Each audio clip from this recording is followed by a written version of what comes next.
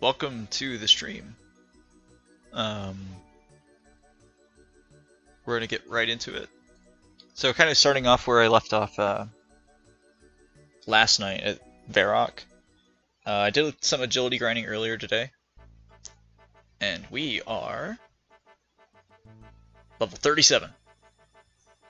My current goal right now is to get to 40, and then move, of course, to Canifis. And I was talking with Ryan earlier about what exactly I'm gonna do here, and it would make the most sense for me to go to the wilderness and do wilderness agility. So there's two mindsets whenever There's two mindsets whenever doing agility, right? You can either go and do rooftop courses all the way through, not break anything, just do rooftop courses all the way, because you'll get your marks of grace. And marks of grace you really want to do.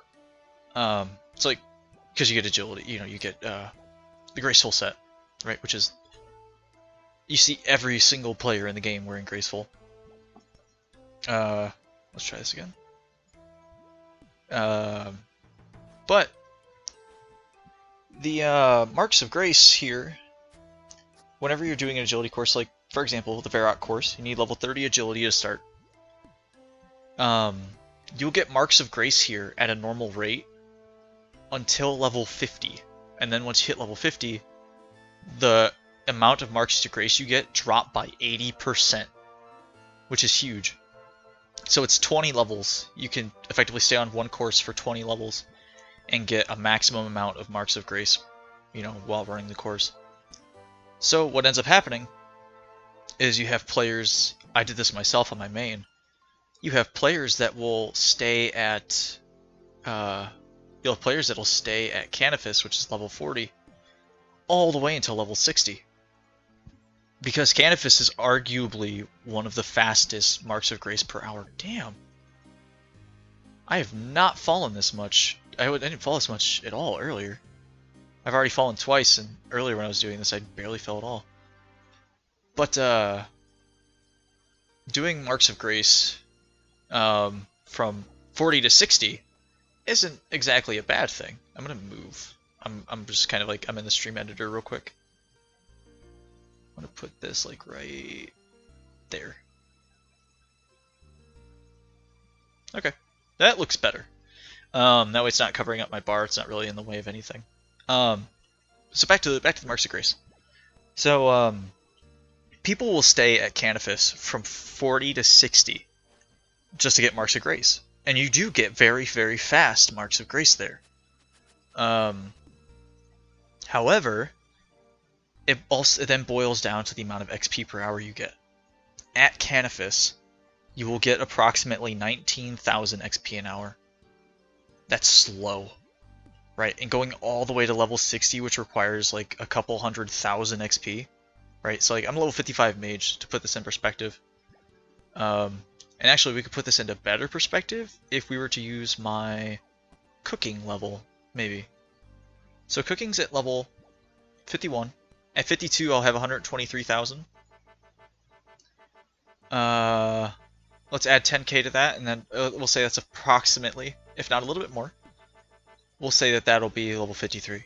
So 23,000. Let's add 11k to it. We'll round it out to about 135k XP to level 53. Now, as you go further and further in RuneScape, the amount of XP you need per level, it doubles every 7 levels. So like, level 60 is halfway, or level 53 is halfway to level 60, right? There's a 7 level gap there. So to put that in perspective, people are staying at Canifis from 40 to 60, right? Oh wait, I'm fucking up this math. The initial point of doing that is to say that if we're approximating that level 53 is about 135,000 XP, then we can approximate then that level 60 is 270,000 XP, right? 270k XP for level 60. and you hit level 40 at 39,000, which means you get 240,000 XP.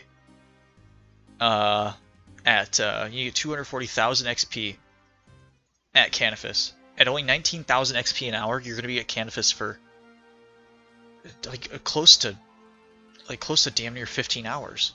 You know, if not a little bit more. And actually probably a little bit less than 15. Maybe like 12 or 13 hours. However, at level 52, oh wait, no, that's that would only be if you were going from 53 to 60, right? Because you could start Canifis at level 40, right? Oh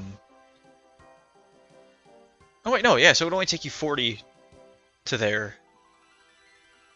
Yeah, it would, never mind. From level 40 to level 60 would take you about 12 or so hours of Canifis grinding, just running that course. Whereas once you get to level 52, you can do the Wilderness course. The Wilderness Agility course, I mean, you don't need to have any items for it or anything like that. You just got to be in the wilderness. And it's deep, deep wildy, like level 52 wild or something. You know, it's all the way at the top. I can actually show the world map here in a little bit. Just kind of put in perspective of where this is. Wilderness course is right there. That is the Wilderness course. Let's keep moving. So the Wilderness course offers, at level 52, offers 40,000-ish XP an hour.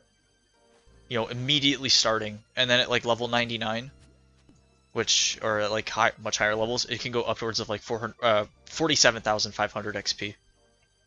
So you're making close to two and a third times the amount of XP at the Wilderness Agility course than you would at Canifis. And that's at level 42, right? So it would only take you about 3 hours to get from, oh no, that's at 52. It would only take you about 3 hours to get from 52 to 60. Whereas if you were to stay at Canifis, it would take you about 8. And so the argument then pops up. Do I stay at Canifis, get terrible XP rates, but get more Marks of Grace? Or do I blast through Agility in the Wilderness and then get do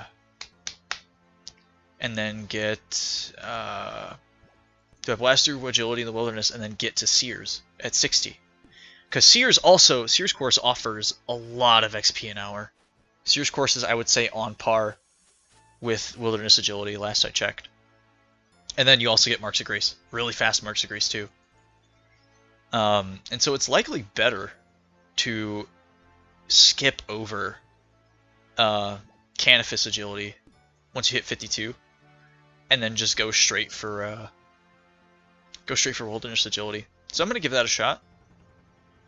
We still have a ways to go until we even do that though, because we have to get to 40 Agility,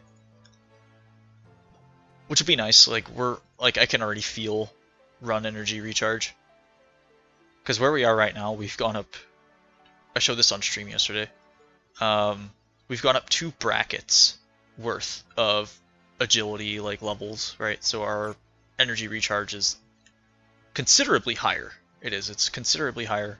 We went from about 5 seconds per percentage to about 4.2 seconds per percentage. So it's just about, I would say, 20% faster. A little bit less than 20% faster.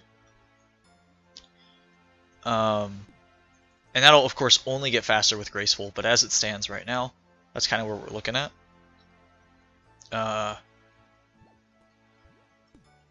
But that'll definitely be apparent, right? If my run energies are recharging 20% faster, I'm definitely going to feel it. Or, you know, of course, a little bit less than 20. But that'll be good. I'll hit 40, and then I'll do Priest and Peril, and I'll unlock Mauritania. And from there, it'll just be a matter of going to Canifis, which I have easy access to. We'll go to Canifis, and we'll start agility training there. I might carry some food on hand while training agility in Canifis, just because it's such a small course and you're hitting obstacles a lot faster. Like you'll experience more fails as compared to like this. But I'll also get a lot more marks of grace. This is all of the marks that I have right now. I only have 24. We've already gained like 2 so far. But yeah, we've already gained a few, so we're looking good there. The first piece I think is at 30 that we can get, the first piece of Graceful. And that is those are either the boots or the gloves. And I'm going to get the boots last. And the reason for this is because I already have the boots of lightness. And the boots of lightness already give more agility, or already give more weight reduction than the graceful boots do. If you didn't know that, boots of lightness give about, I think it's a -4.5 kilogram weight reduction, whereas the graceful boots only give the graceful boots only give like a -3 kilogram reduction, right? Woohoo! We hit 38. This is gonna be a long grind. This is gonna be a long grind. We're gonna be on this for a while. At least like 12 hours or so, I would say, if not more. My goal is to hit 70. So that means I'll get graceful and I'll come back and I'll do more agility. But my goal is to hit 70, so that way I don't have to touch it anymore, right? I'll unlock Peril dungeon shortcut, which is gonna be the big thing, right? We'll get Peril dungeon unlocked and then be good to go. But yeah, we'll unlock graceful boots last, because the graceful set effect doesn't kick in until you have all of the pieces of the set. I think, right? Is that the case? Oh wait, did they rework that? I think they might have reworked that. I remember seeing stuff on the old school subreddit. It was a down period when I wasn't playing. Where there was a proposed agility rework, or at least not a rework, but like a graceful rework, where instead of you getting the set effect upon having all the pieces equipped, there was a proposed thing about having the set take effect as you wear more and more pieces. So like if you only have the boots on, you only get, like a 5th or a 6th of the set effect. I'm gonna look this up real quick. Graceful. Okay. So graceful. I don't really care about obtaining it. Changes. Maybe this is where I'll find it. Each piece gives an individual boost with an additional 10% bonus for wearing the complete outfit to match the previous 30% boost. Okay. So then, never mind. I will actually, whichever piece is the lowest, I'll want to buy first.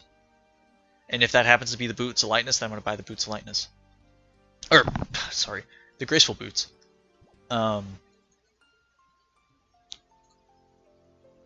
So we're actually looking at the cheapest piece is the gloves, and then it'll be the hood, and then it'll be the boots or the cape. So I'll buy the cape first, and then I'll buy the boots. I didn't know that it came in piecemeal like that. I felt like I could feel it in my heart, I could feel that was the change that had happened, but I couldn't, I wasn't sure, and I didn't want to throw a statement out, because if I said that and I was just like, I'm going to stick to my guns here, I'd be like cementing myself in the ideas of like, I'm not going to change. I am, however, doubtful that we will get 25, or that we'll get 30 marks of grace. That's 6 more marks in 2 levels. I'm doubtful, or I guess more so like I'm cautiously optimistic, right? Like if we get it, that's awesome. I'll go to Birthwarp and I'll buy my first piece of graceful, which will just be the gloves. And the gloves will offer, you know, some weight reduction. They'll offer, you know, 3 kilograms of weight reduction, which will still be useful. And then we'll, you know, we'll have, I think it says it's 3% run energy restoration rate.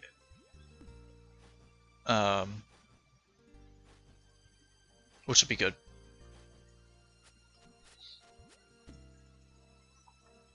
And that every little bit will help, right? It'll help with my current run. If I you know, I do manage to get a piece of Graceful before I start Priest and Peril, that'll help out too, because I'll be able to run a little bit faster, you know, or not faster, but a little bit longer. Or at least my run of recharge faster. I don't think your run actively recharges while you are running. It's like right now, because I'm moving, my run won't recharge at the same time. I don't think it works like that. I used to think it did, but I don't think it does. But that's okay. Hope everyone's doing well. I currently see that I have 0 viewers in this stream, but that's okay. 0 viewer lifestyle. I'm doing pretty good. Actually doing really good. Shit. Well, not anymore. I fell off the fucking wall. But, no, doing actually really well. Our semester here is coming to a close, so I have just exams to grade. Exams and like other papers and stuff need grading, and then I'm done, which is awesome. And I'll be heading back home to go visit some family over the holidays. Actually be leaving tomorrow night. Very late tomorrow night. I think I'm gonna mute this Discord.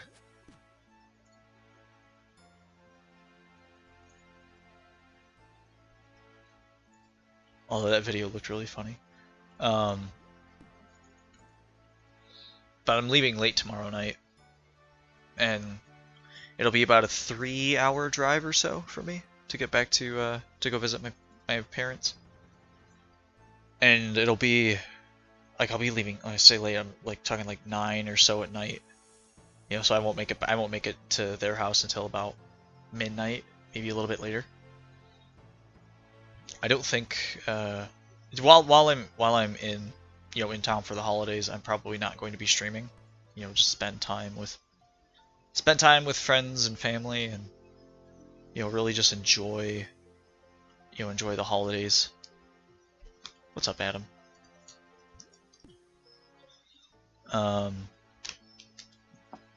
You know, just kind of take it easy. If I do end up playing, then I end up playing, you know, which I'm sure I will. But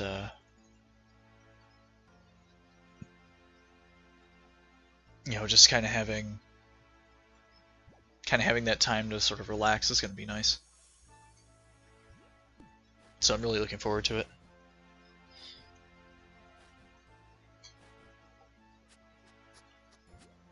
And likely be a down period of no streaming for, I would say, maybe two weeks or so.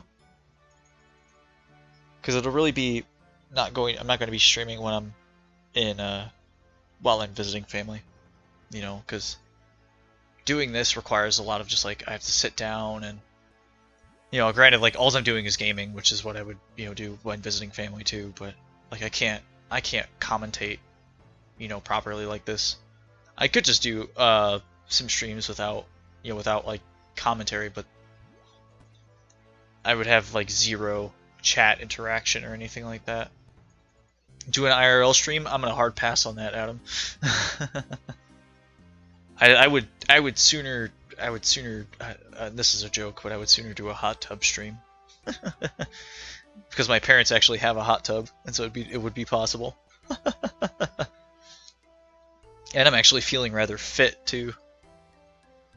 Ever since coming back to school, I've picked up a bicycle and I've started riding around everywhere, and you know, I even more recent time I've also been my office for my building is on the 8th floor, and typically I just take the stairs from the 1st floor all the way up to the 8th floor. I'll take the stairs, and I get up there and I'm out of breath and everything. You know what? Why not? Let's learn how to do jumping jacks. Come on, drill instructor. You got it, man. Let's rock and roll. What are you gonna make me do? Jog on the mat. You got it. But yeah, I'll hike up 8 flights of stairs. Star jumps. Okay. I'll hike up 8 flights of stairs, and sometimes I'll do it more than once a day. I remember the first time when I came to this university, I did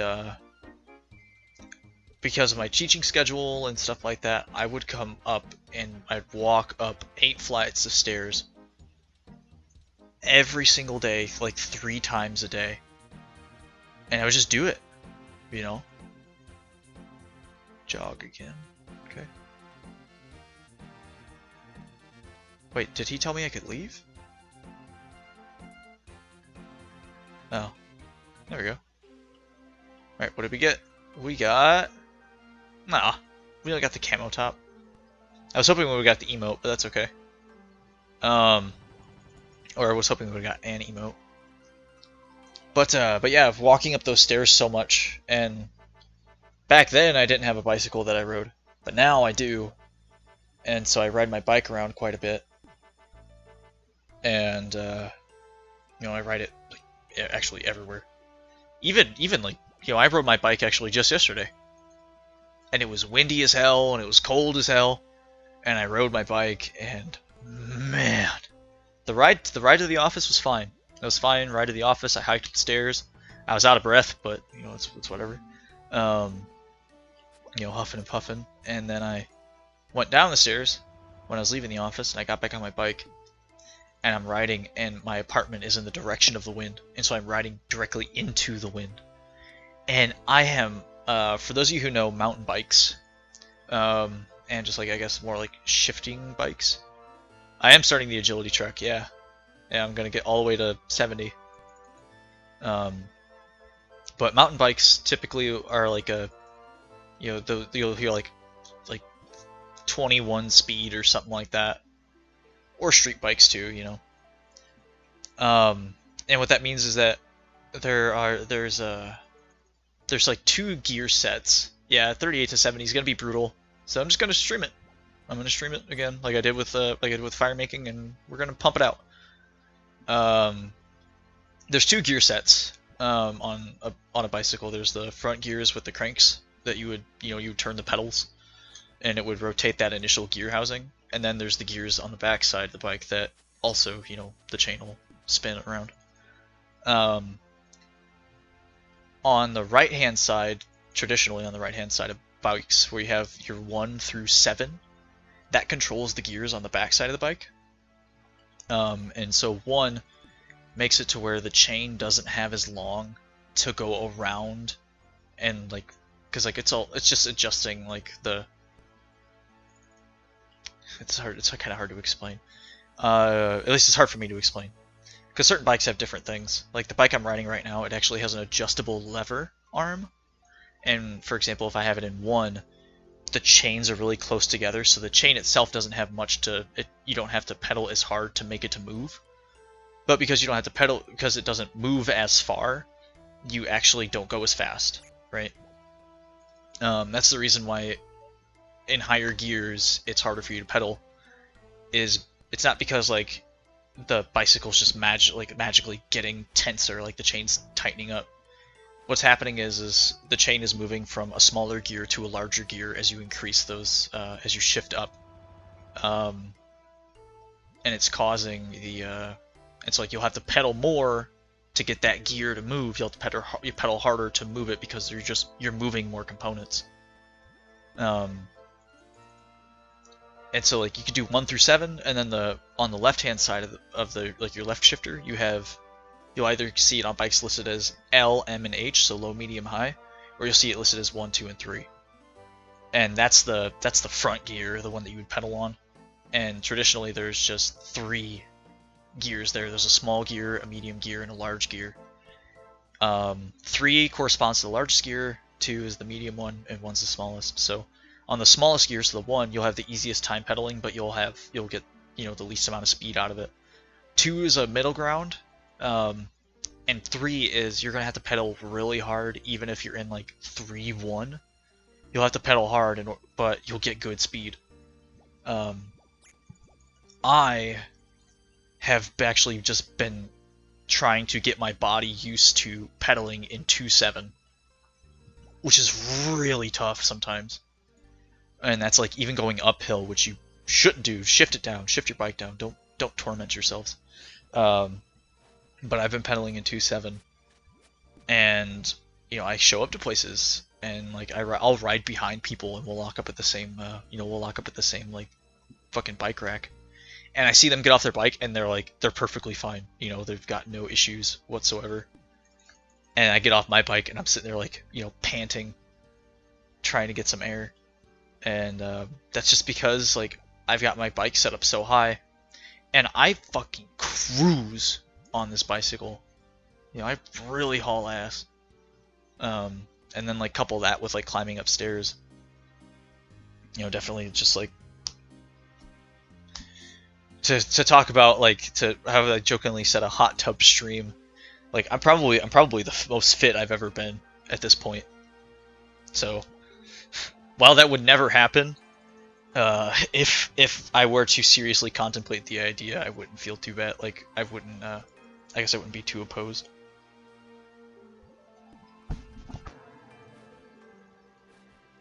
I'm gonna watch a video real quick a friend sent me.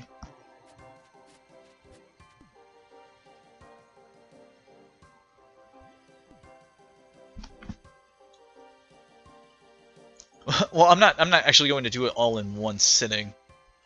For those of you who are watching right now, because I know there's a couple of them. Yeah, right. I can't do that. I would literally be streaming until like 8 a.m. tomorrow. That's gonna be a hard no for me, dog. Because I really just want to get 70 agility so I don't have to train it anymore. It's the same mentality that Ryan has. I'll gladly grind. I'll grind hours of agility tonight. I have no qualms about doing that. Like, right, this is kind of just mindless, That's the thing about agility. Everyone's like, I hate agility, blah blah blah. But at the same time, agility is just really mindless stuff.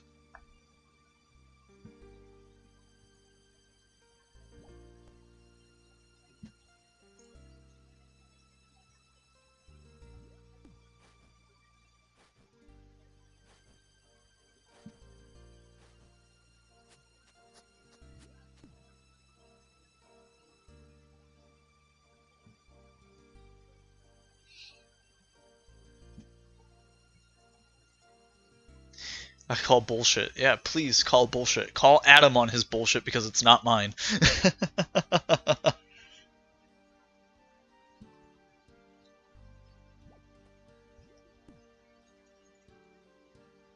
Yeah, it is. You're right.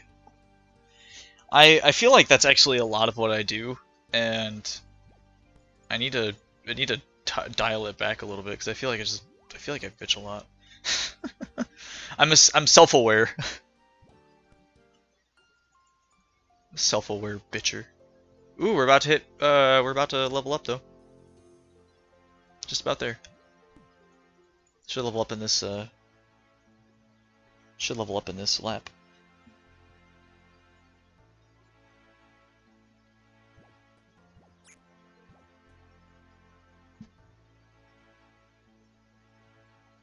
Oh, whoops.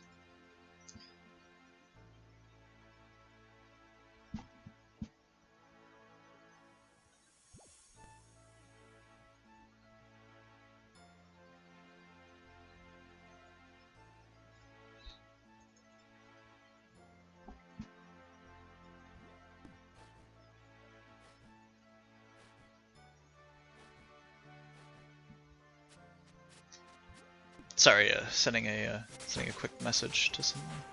Hey, there we go, 39 agility. Every level we gain is another step closer to faster run energy recharge.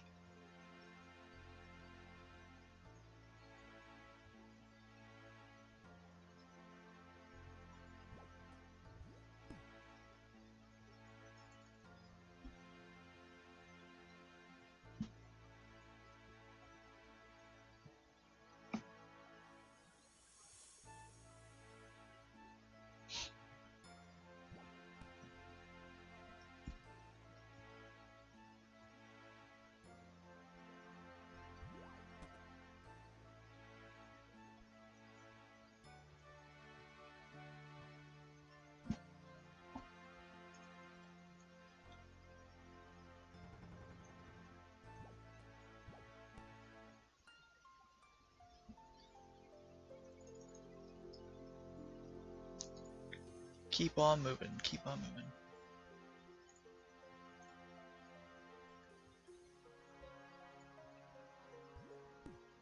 I think Ryan might be at work. I think he's at work because he's not on Discord. I was in chat with him earlier.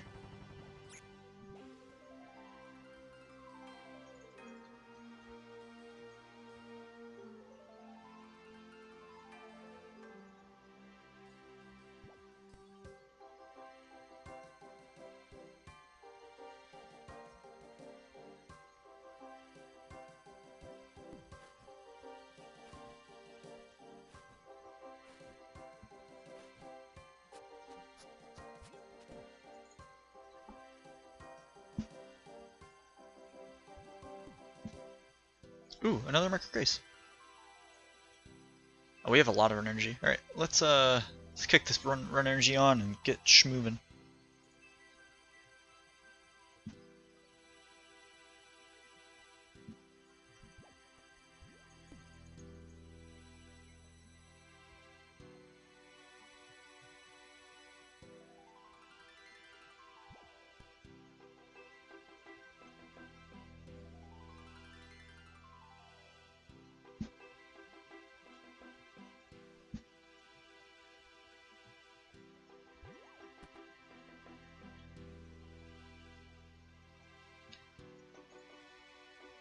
Hey, called it. I knew he was at work.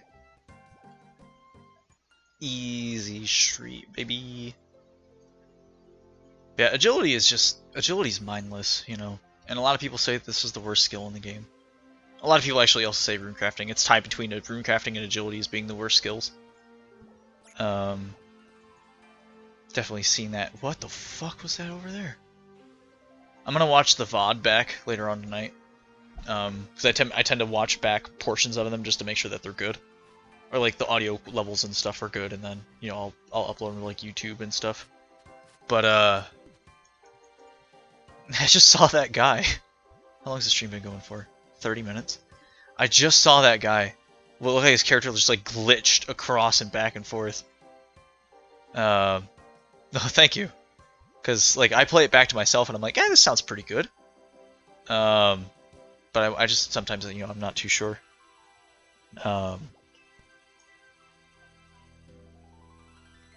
But I'm gonna play it back this time to see if I can't see that glitch of that, or that visual glitch of that guy just like warping across the gap.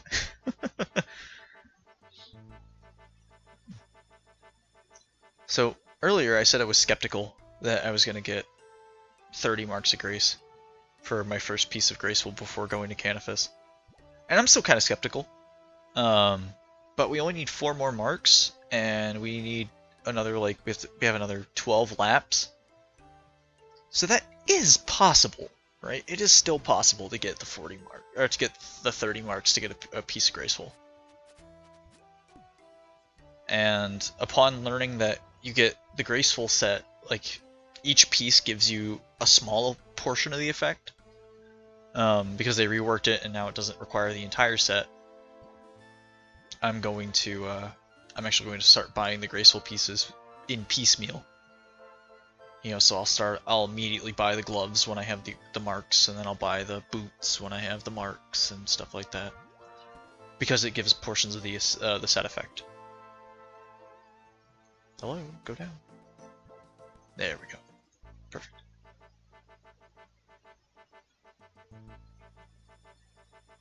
But yeah, regarding the argument of agility versus runecrafting as being the two worst skills in the game, I would say that, like, regarding training them, like, the worst two skills to train are definitely, you know, agility and runecrafting. You know, by far, I would agree they are the two worst skills to train.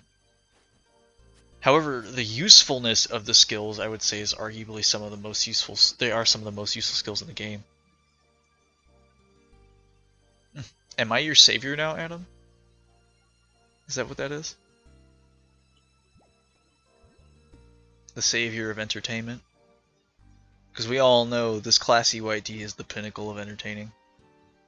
You know?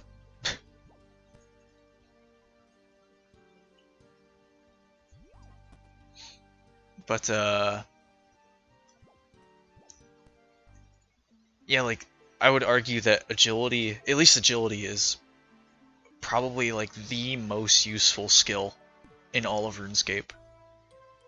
With runecrafting being in the top, with runecrafting also being high up there. And hearing that statement, you might be like, this dude's on fucking crack. There's no way that runecrafting is one of the most useful skills in the game. And to a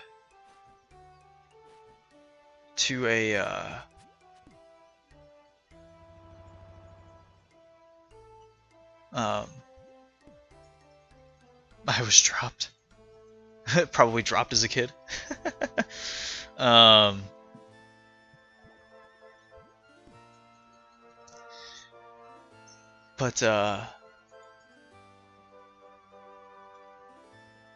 more than once down some stairs. What's up? But like, so for agility's case, right? In the moment you start Tutorial Island, if you flick on that run button, you're using agility. It is like the first skill that you will use, and you're not even realizing that you're using it. And then, like, and agility's gonna make you run fast. Well, it'll make you run longer, right? So you'll get to places faster.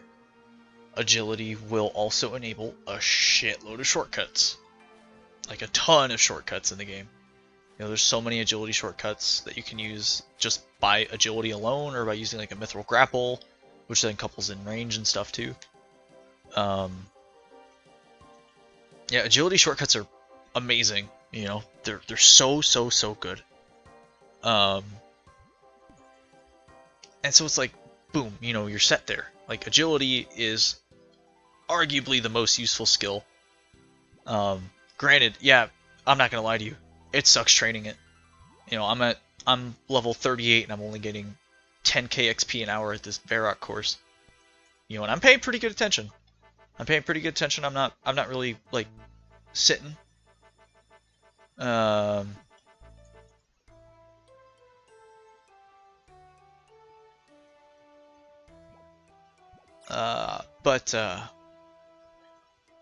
Yeah, like, it's like, agility's just super fucking useful, but it's such a slog to train.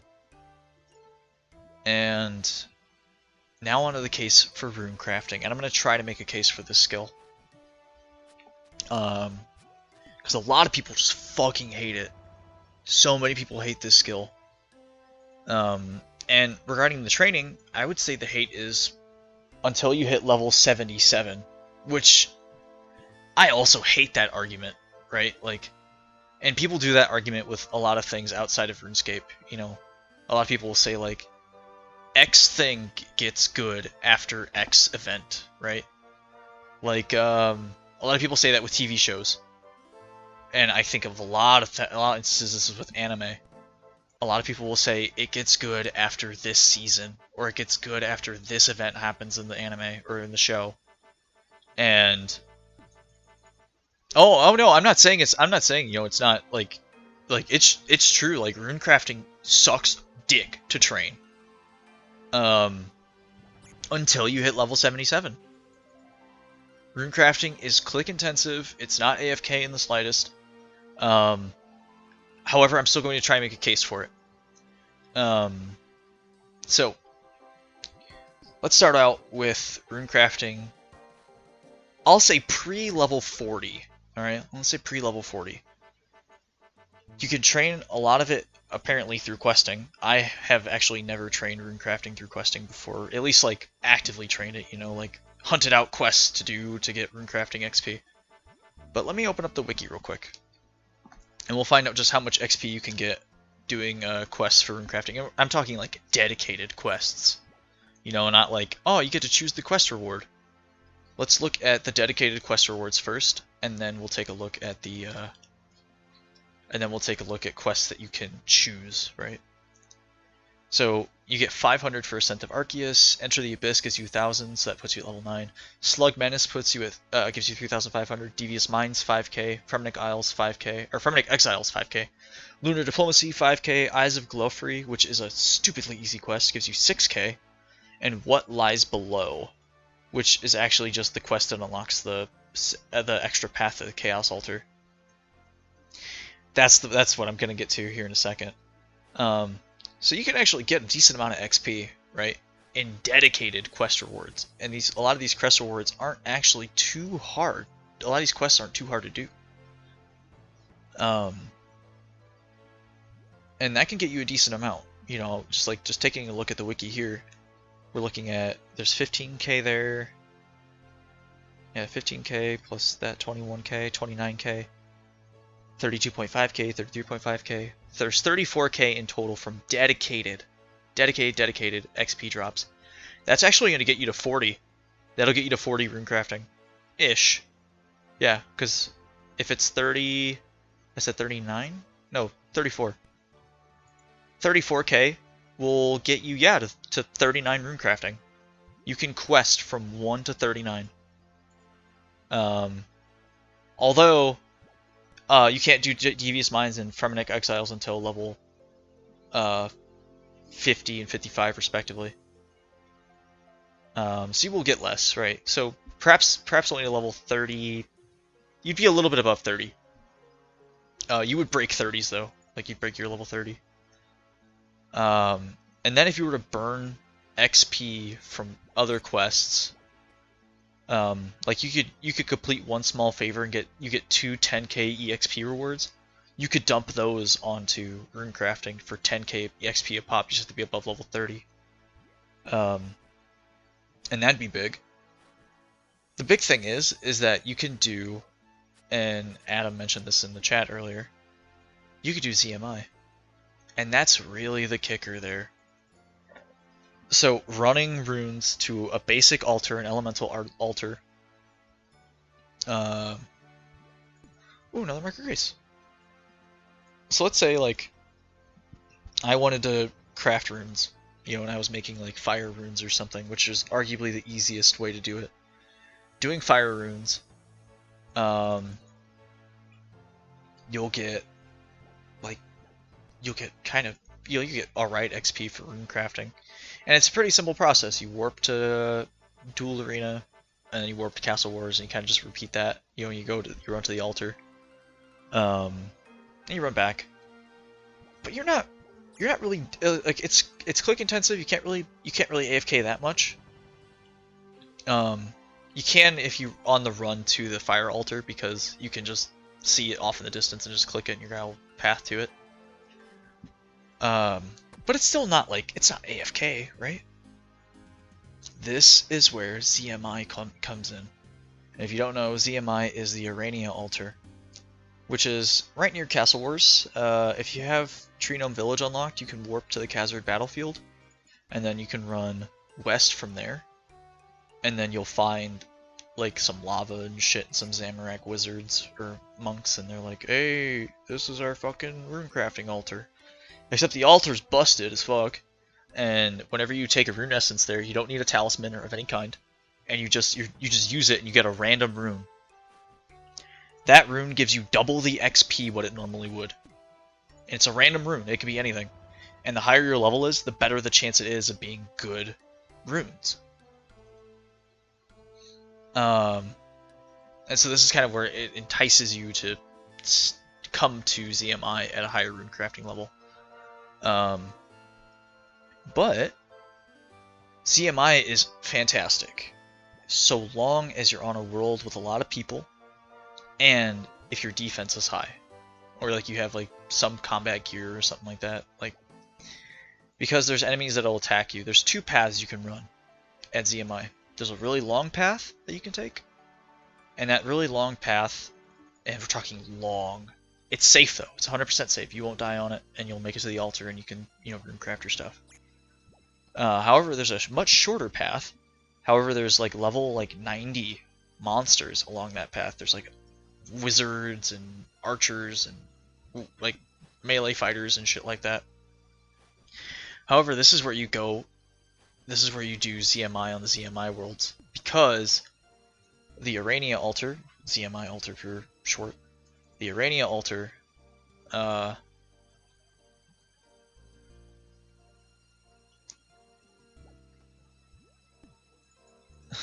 Adam, don't make this weird. You're making me break my concentration. What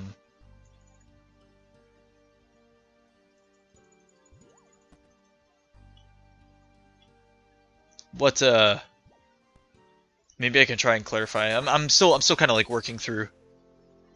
But the short path at ZMI, you'll get attacked. So what you do is you go with a big group. You go with a big group of people, and all you do. This is what makes runecrafting bearable at ZMI. Is this ZMI? You can just right-click follow on someone, and then your guy goes. Oh, bumfucked. That's me. My nickname's Gem.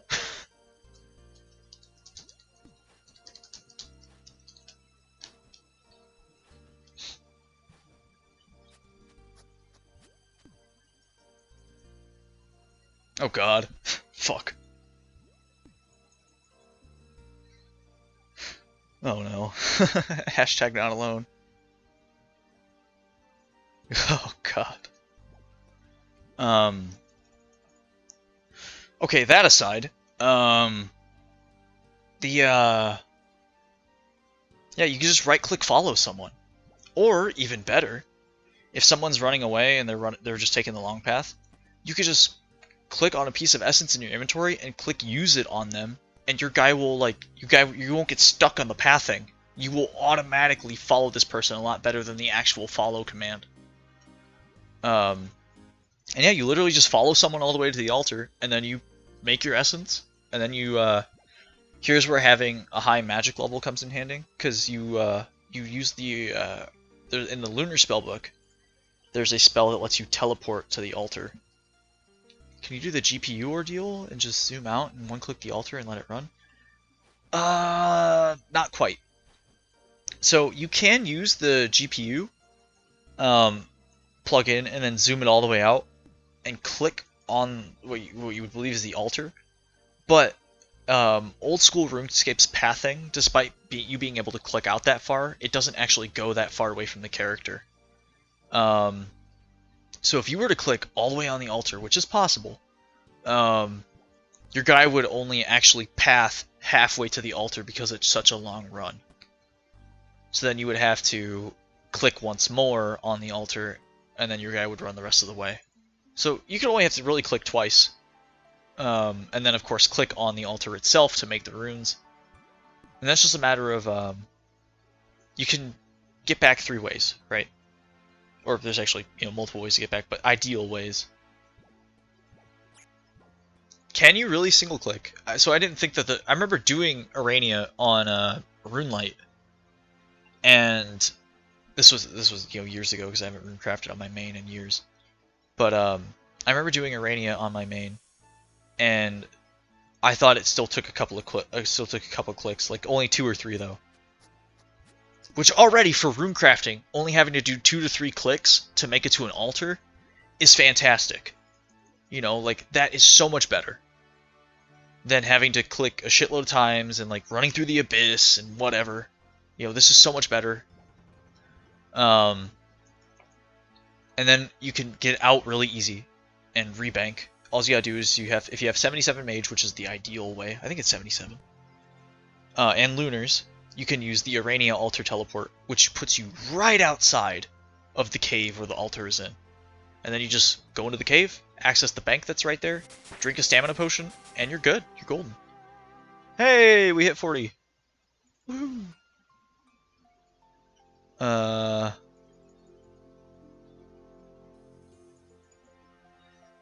But what you can do then from there, or you could either teleport to the altar, you can run back through those paths that I just mentioned, either the long or the short path, and then you can, lastly, which is less ideal, you could like teleport somewhere else, and then run all the way back from there, like Castle Wars, which would be super not ideal, or use a Spirit Tree teleport, which is more ideal than Castle Wars, but still, don't do it. I would highly suggest against doing that. That's gonna feel good having 40 agility. Thanks, man. I came up with it myself. It means literally nothing. You do. The amount of times I've shown it on stream is unreal. Hack me, Dad. Make me regret posting this stuff on here. No. That's a terrible idea. Why would you use your IRL bank pin?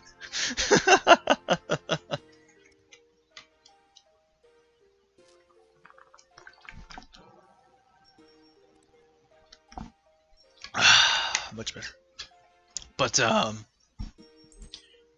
yeah.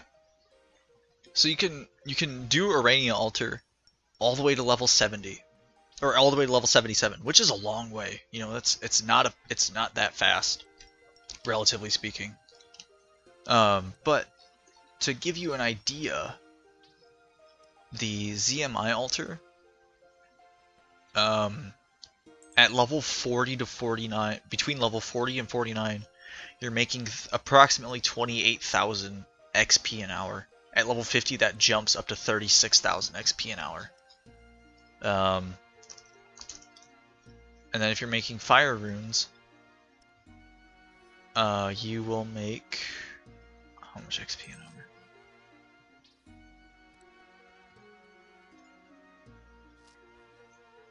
What the hell is it? Maybe I'll look up the fire altar and it'll give me the stats there. Yeah, so fire altar, which is good unless if you do no. No. I don't smoke.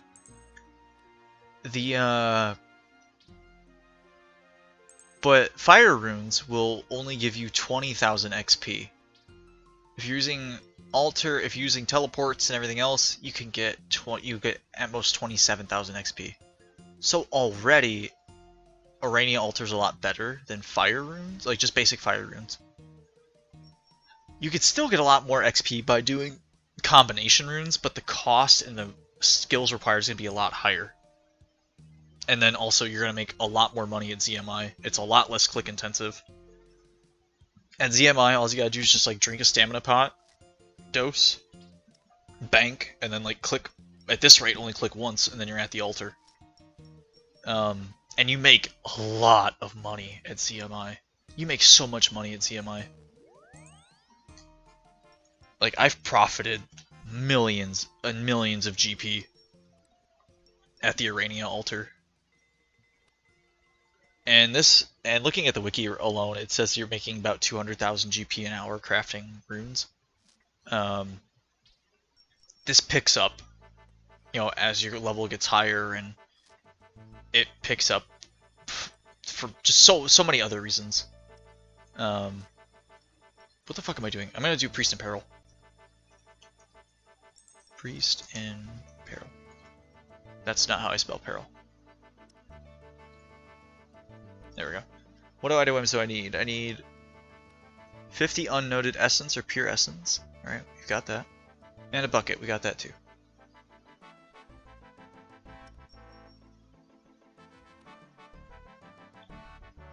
Food, 3 Varrock teleports.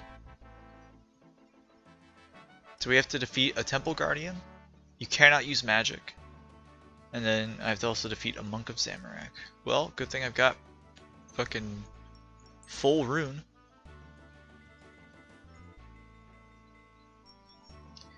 But yeah.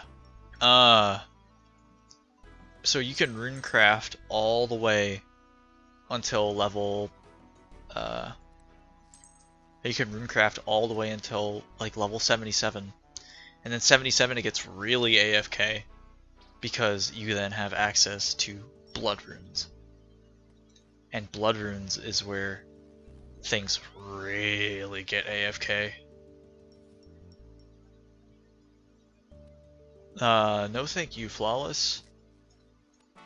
I'm not going to buy followers, primes, and viewers. Nope. That's not how we do things. That is a very not classy move. And I'm pretty sure that's actually just a fucking bot.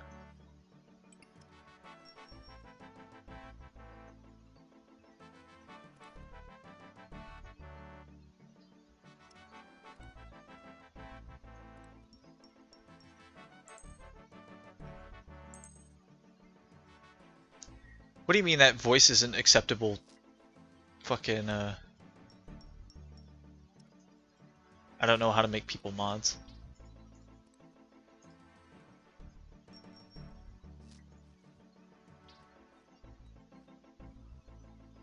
Oh. Alright, Adam, you're a mod now. Do your work. Work for me, slave.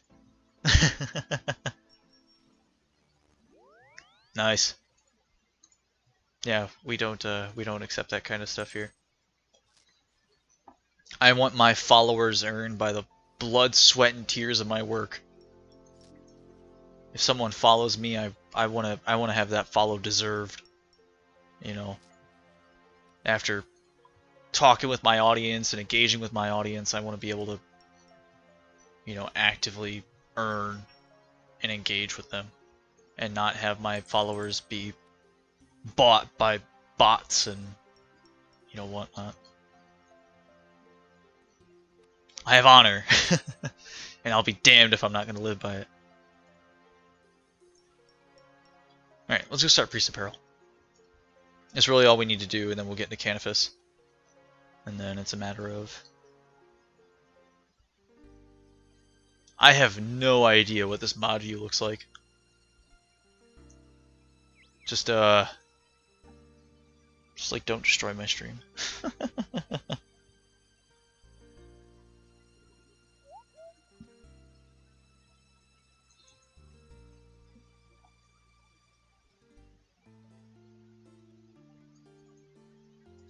You can view the viewers and mods, change chat to emote or followers only, block terms, etc, etc.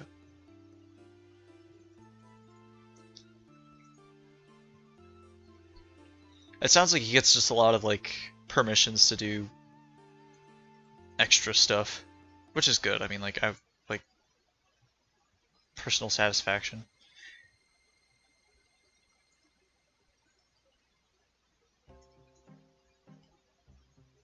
Oh, wait a minute. How do I start this? I don't even actually look at how to start the quest. I probably need to go somewhere else, right? King rolled in Varrock Palace. I didn't even bring teleports with me.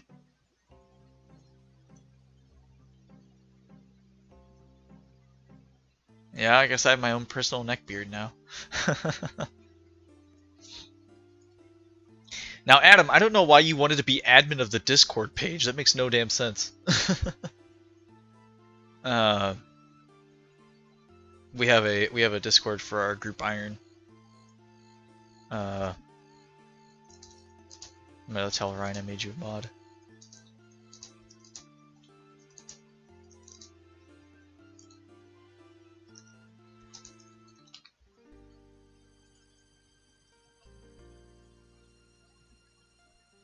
But no, I don't know why you wanted to be the mod of the Discord server so bad, or the admin for the Discord server. It's just a Discord that, like, it's only just us in the group Iron, I think. It's just the group Iron Men that are in there. Yeah, there's only 5 of us, and that's it. And I'm assuming that that's, like, Kenny's in there, and so you could fix it. There's nothing wrong with it. It has a voice chat and a text chat. Both are called general. Yeah, because they're both separated by the categories text and voice chat.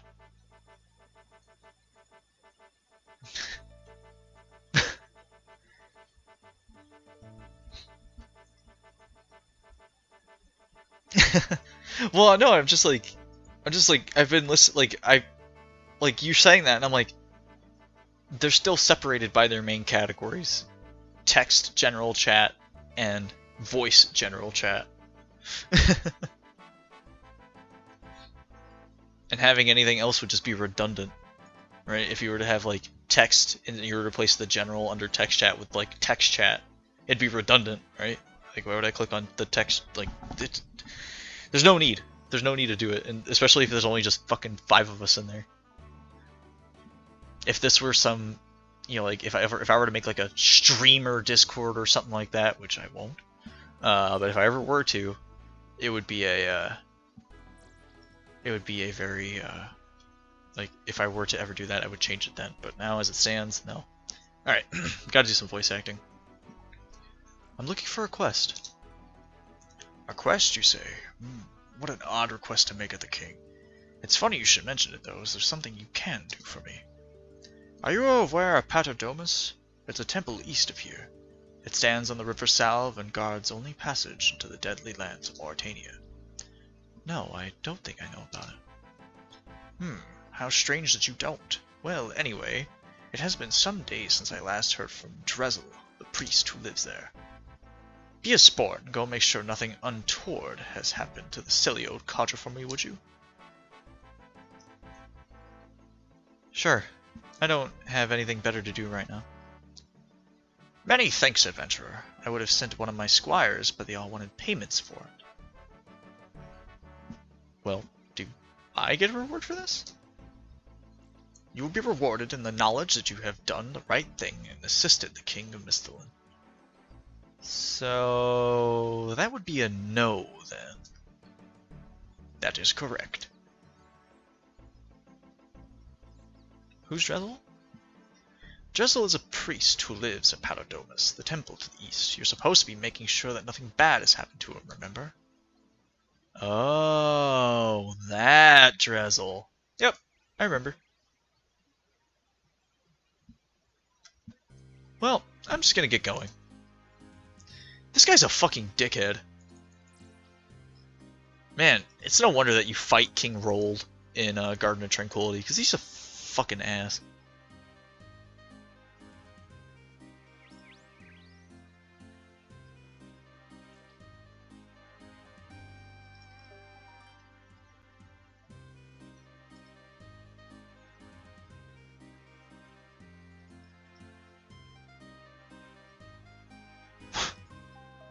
Alright, I do one dialogue for the quest, and next thing I know, you guys are already asking for feet pics. Glad to see that some things never change. They never change. I am going to grab out runes for... I'm just gonna grab them all. Fuck it. We'll grab runes there, and we'll grab these runes here, or the rune essence. And this will just be for whenever I want to teleport to Varrock, because I'm going to need to grab more. It'll ultimately be faster for me to teleport to Varrock instead of walking all the way back to Varrock from Paterdomus. So yeah, we have to go here, and we have to go find Dressel. And in order to do that, we're just going to go, and we're going to yeah,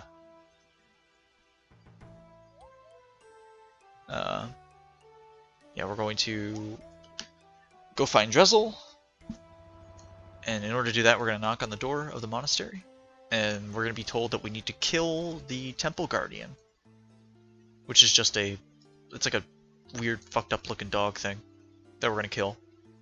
And Dressel's going to be like, what the fuck is wrong with you? That's the one thing that we needed. You know, he's the key to our survival.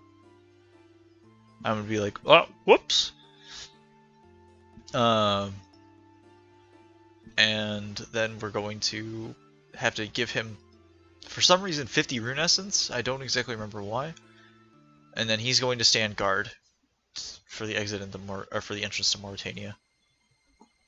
It's funny because they're like, it's the only entrance into Mauritania, and while, yeah, that's true. Like, you have to cross this tiny ass river to get into Mauritania. You know? There's a ferry ring right here in between these two, and it leads to a whole bunch of land.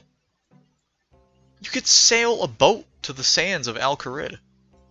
You know? And I guess, like, yeah, it's like Mistalin's like only actual footpath entrance. It is 50 agility. Gem, you gave Adam's sliver of power and look what happened. Yeah, I know.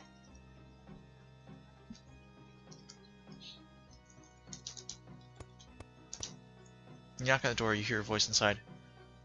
Who are you and what do you want?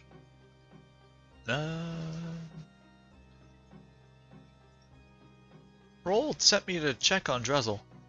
Psst. Hey, who's Rold? Who's Drezel? Isn't Drizzle that dude upstairs? Oh wait, Rold's the king of Mistland, right? He is? Oh man. Hey, you deal with this guy. He's just coming. Wait a second. Hello, my name is Drezel. Drevel. Drezel. I mean Drezel. How can I help you? Well, as I say, the king sent me to make sure that everything's okay with you. And, what would you do if everything wasn't okay with me?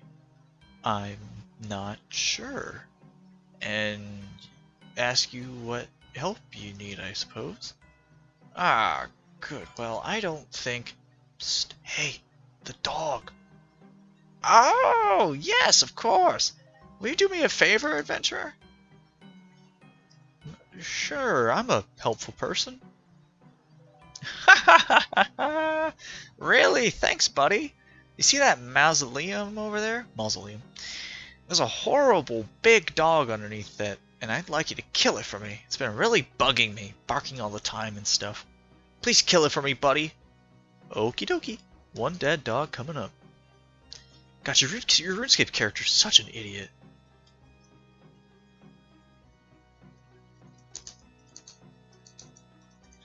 Like, RuneScape's one of those games where, like, the main character, sometimes he has, like, occasionally really badass moments, and also he's a fucking buffoon. Like, look, it's literally called the Temple Guardian. Granted, this dog has a horn, but, you know, he's the Temple Guardian. And we're gonna kill it, because we're dumb. You know, we're not smart adventurers. And then Drezel's gonna be like, what the fuck is wrong with you? Why did you kill my dog? But this is a nice, short, easy quest. It's literally just kill the Temple Guardian, and then we have to kill the Monk of Zamorak, and then we just gotta give him the 50. I should go tell Drezel. The dog's dead. Yeah, then we just gotta give him the 50 rune essence, and then the quest is done. We have access to Mauritania, we'll get the Wolfsbane dagger. Call it good. Alright, here we go. You again? What do you want now? I killed that dog for you. Really? Hey, that's great! Yeah, thanks a lot, buddy! What's so funny? Nothing, buddy. We're just so grateful. Yeah, maybe you should go tell the king what a great job he did, buddy. All these guys saying buddy all the time. It reminds me of the South Park bit when it's just like, I'm not your buddy, guy. Well, I'm not your friend, buddy. I'm not your buddy, pal. It's got that same, that's got that same vibe to it. We'll head into here. Talk to King Rold. Yo, what up? Greetings, Your Majesty. You have news of Drezel for me? Yes, I spoke with the guys at the temple. They said they were being bothered by a dog in the mausoleum, so I went and killed it for them. No problem. You did what? Oh. Are you a complete imbecile? Maybe? That mausoleum contained... wait, oh, that's actually a spelling. That's actually an error there. I'll fix it. That mausoleum contains the only passage between Mauritania and Mistalin. Not only that, it's built right over the source of the River Salve. Did I make a mistake? Yes, you did! Without that dog, there's nothing to stop someone from entering that mausoleum to sabotage the blessings on the river. Thanks to you, all of Mistalin is now at risk. But Drezel told me to. No, you absolute cretin! Obviously some fiend has done something to Drezel and tricked your feeble intellect into helping him kill that guard dog. Now you will get back there and do whatever is necessary to safeguard the kingdom from attack, or I will see you beheaded for high treason. Yes, Your Highness. No, but I assume it's the, I assume the meme is like, Drezel's like living a life of luxury because of the GE tax now. Or it was like, I think I might have actually seen something of it, but it's been a while. So yeah, like the RuneScape character, like our hero, like our adventurer, is a fucking dumbass. You know, he's such an idiot. He just dives headfirst into all sorts of danger, doesn't even think. Oh, that was it. Yeah, all the guards are getting full armor and whips. I'm trying to remember what it was. Why is Cadiz talking to himself? But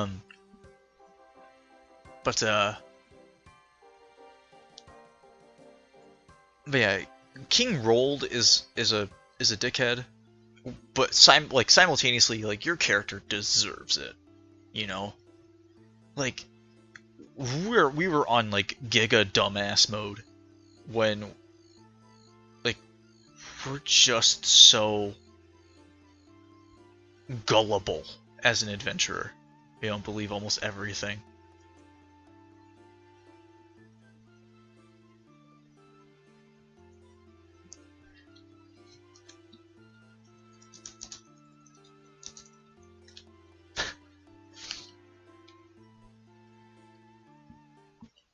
It's not, I don't have a problem with him talking to himself. It's just interesting watching the conversation unfold.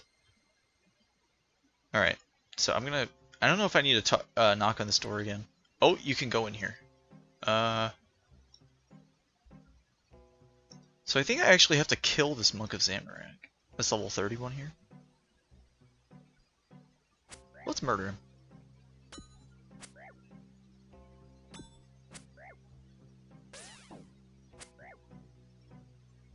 What do you?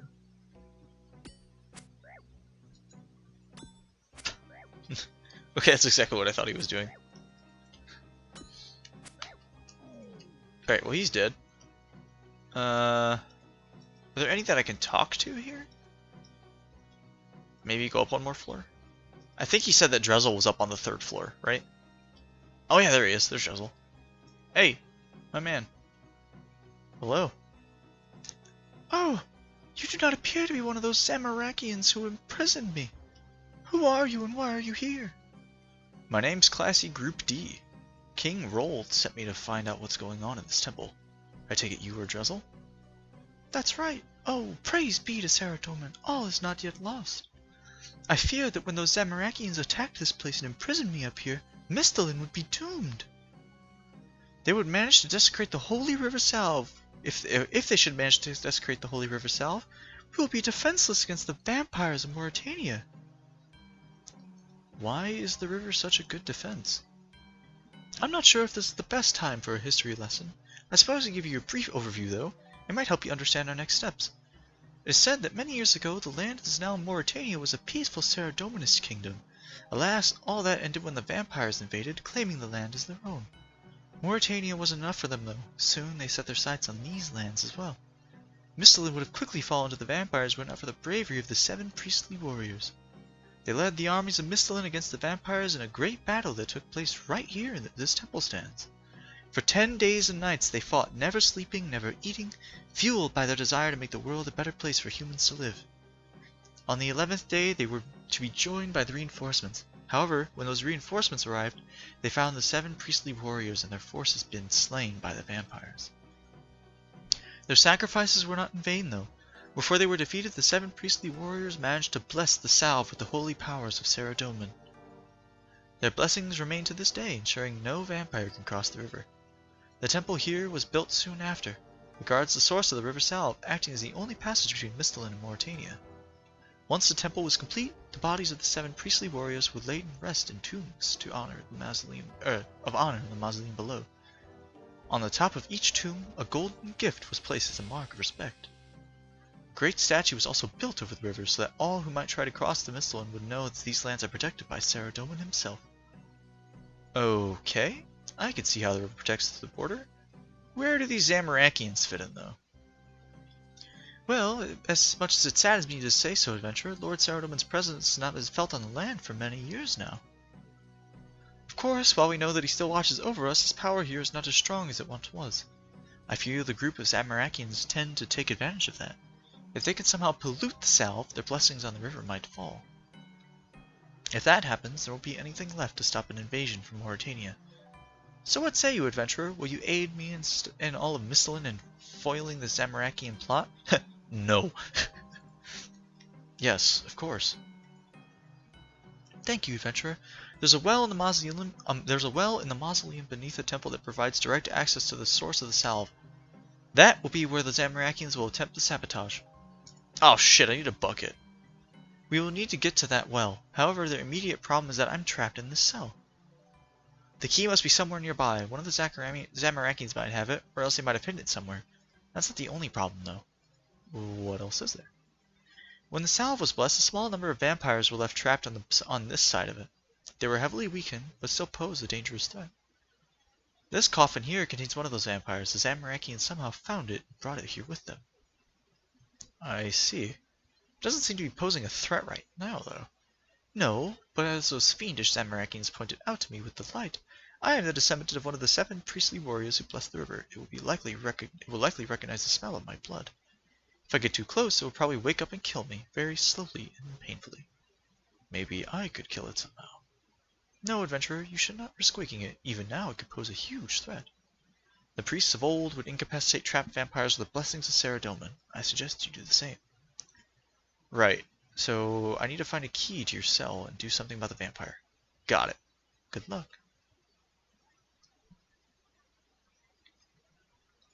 Alright. So, we have people to kill. Let's go! And I'm going to quickly check the...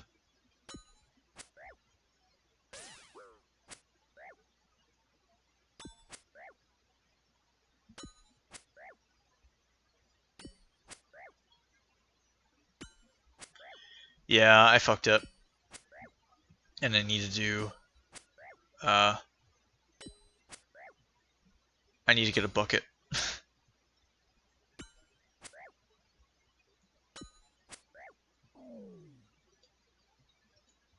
There we go, golden key. I'll drop this pure essence on the ground. Yeah, it's okay. So I have the key here. I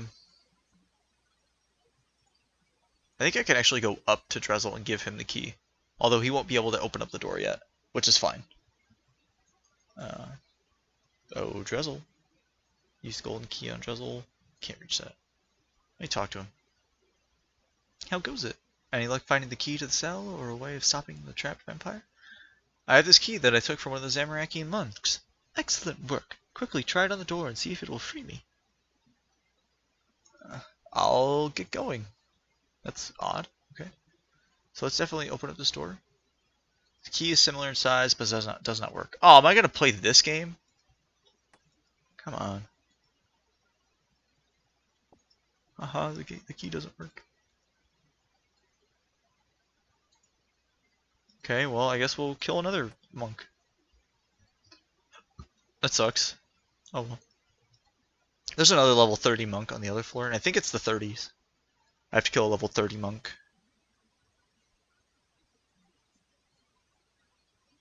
Because that key did not work.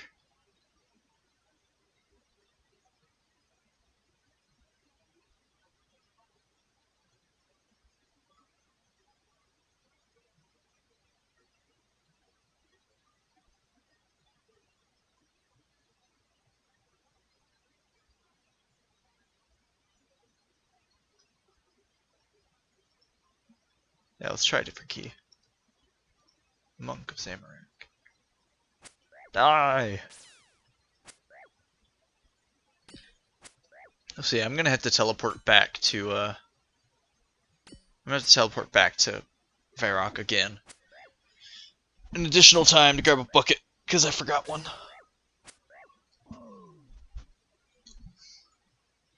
Ooh, I got a Zammy rope bottom. Cool. Not really necessary, but cool. So let's grab the key, and then we'll head up again, and hopefully this is the right key. A replica key made of solid gold. What the fuck? It's the similar size of the lockpick doesn't fit. Am I like fucking this up?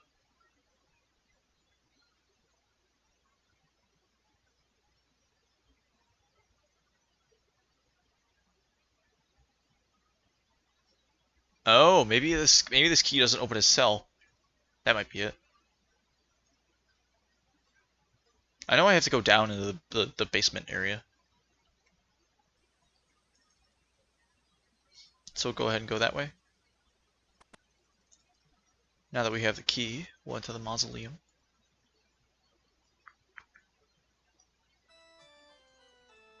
And it might open this door.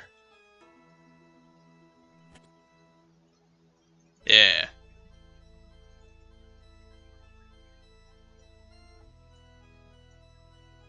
Yep, so here I need the bucket. Yeah. I gotta go back to Varrock again. I think I'm done with combat though, so I can take my armor off and I can actually run a hell of a lot faster. Or longer, again. And so we'll run all the way to, run there once more. We'll get the, we'll deposit, we'll get the bucket of water.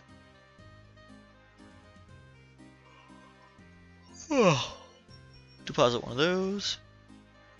Deposit all my worn gear, grab the boots of lightness, equip that. And my bucket. There we go.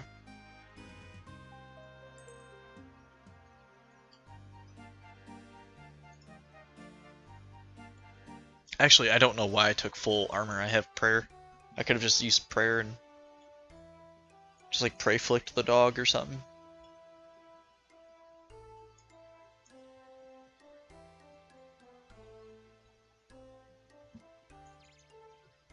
Keep moving, keep moving, keep.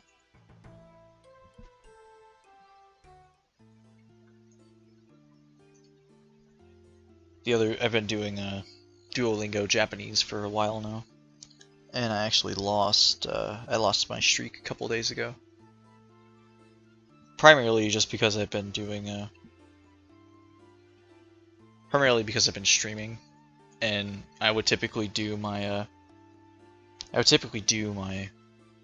Duolingo at night, and with streaming I'm paying a lot of attention to the stream and not so much to my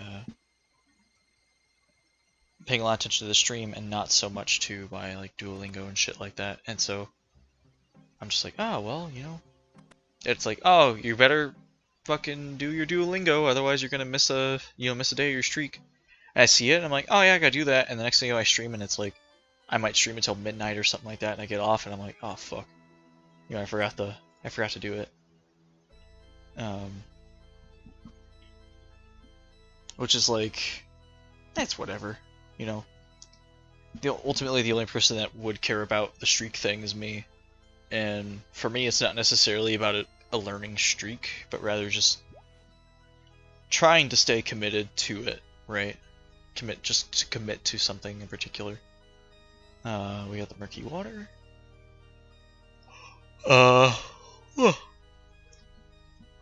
And because like I'm a language teacher, you know, and having like that everyday kind of exposure, I'll definitely argue is good. What up? A mime show? Fuck yeah! Let's go, guys. We're about to mimic this dude. Another guy's here. All right, cool. That was the last box. But yeah, another guy's here too.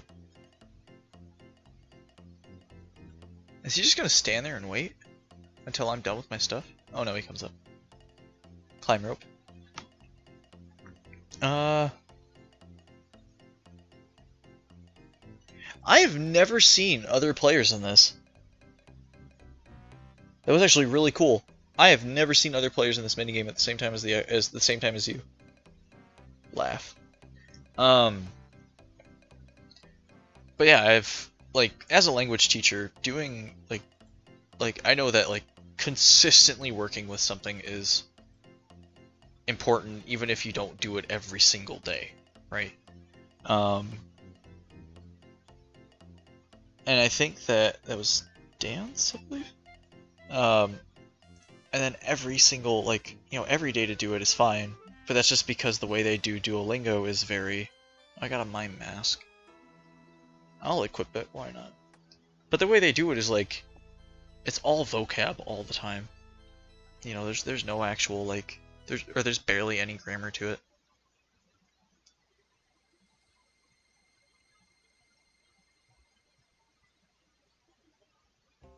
Adam, are you posting clips of someone else's? Oh no, yeah, you clipped the mime show. I don't know why. For a second, I thought you were clipping some, like posting a link to someone else's Twitch, and I was like, bro, I modded you and you're fucking advertising someone else. I was like, God damn it, I'll take those mod privileges away from you. I have some water from the. Oh god, that mask is terrifying. It seems it's been desecrated though. Do you think we could bless it for me? Almost certainly, adventurer, but not from the inside here. You have to find my cell key. Oh, come on, dude.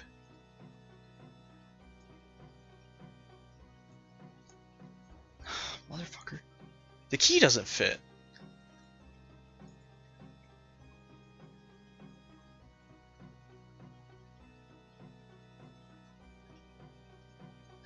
Oh, wait a minute, wait a minute. I'm being dumb. I'm dumb. I know where I gotta go.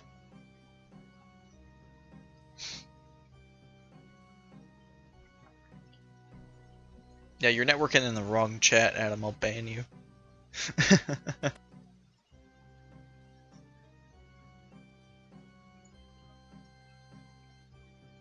So we have a golden key, and it states that it's a replica, right?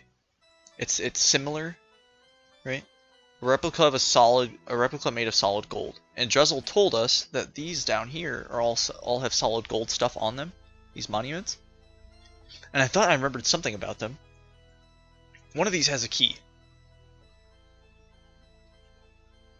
I'm not actually going to ban you. Just fucking around. There we go. There's the key. Alright. So we just use this on here, I think? Yeah, there we go. You swap the gold key for the iron key. That should just be a key, like a key made of solid iron. I love how it tells me that it's used in Priest and Peril. Yeah, we'll take this, and we'll head up and we'll free Drezel, and then we'll have him bless the water for us, and then we'll pour the water onto the coffin, and then we will, and then we'll come back with the required pure essence, give that all to Drezel, and he'll, and we'll be done, and we'll have Canifus unlocked, and then we'll go back to agility training in Canifus. And do another, yeah, a couple hours, I would say, of agility training there. Right, this should work. Let's see. Use the key to unlock the cell door. Oh, thank you, you found the key. Indeed. Alright, Drizzle, bless this water. Alright, we read this dialogue already. Yes, good thinking, adventurer. Give it to me, I will bless it. Phew. He hit it with his holy sword. You pour the blessed water over the coffin. Okay. Alright, Drizzle. Let's rock and roll, buddy. I pour the blessed water over the coffin. I think that should trap the vampire in there long enough for you to escape. Excellent work, adventurer. I am free at last. Let me ensure you the evil vampire is trapped for good. Oh, let me ensure that he is. I will then meet you down in the mausoleum. Okay, well, let's just go to the mausoleum then. And I have my bucket, which is good. Head down here. And then... I forgot that I can clear off that magic goal. I have my magic XP and... no tracker. And same with agility, because we're just going to update that. We'll update that to, say, 70. Or actually, we'll update it to 52. Because that'll be when we'll go to Wilderness Agility. And then from Wilderness Agility, we'll set a tracker from 52 to 60. And then once we go to Sears, we'll set a tracker from 60 to 70. And that'll be the big portion. That'll be the biggest portion of the grind. Is going to be that Sears grind. Alright, I'm taking this mask off. It just looks... it just looks terrifying. It also covers up my sick sideburns. Alright, Drizzle, come here. Ah, classy Group D. Glad you made it. Things are worse than I feared. I'm not sure if I will be able to repair the damage. Why? What's happened? Sadly, with the guard dog gone, there was nothing to stop the Zamarakians from entering the mausoleum. From what I can tell, they have used some kind of evil potion to pollute the south. The well is built right over the source of the river. That means that their potion will spread all the way down the south, disrupting the blessings placed upon it. Before long, there will be nothing to stop the vampires from invading Mistalin at their leisure. What can we do to prevent that? The passage is currently the only route between Mauritania and Mistalin. The barrier here draws power from the river. I have managed to reinforce the barrier, but I must continue focusing on it to keep it intact. Although the passage is safe for now, I do not know how long I will be able to keep it that way. The passage could be the least of our worries soon, though. Before long, the vampires will be able to cross at any point of the river. We won't be able to reinforce all of it. Couldn't you bless the river to purify it? Like you did with the water I took from the well? No, that wouldn't work. The power I have from Ceridoma is not great enough to cleanse an entire river of this foul Zamarakian pollutant. However, I do have one other idea. What's that? I believe we might be able to soak up the evil magic that the potion has released into the river. I'm sure you know of rune stones used by mages to power their spells. The essence used to create these stones absorbs magical potential from the runic altars to be released later. And do you think that we could use some rune essence to absorb the magic they release into the south? Exactly.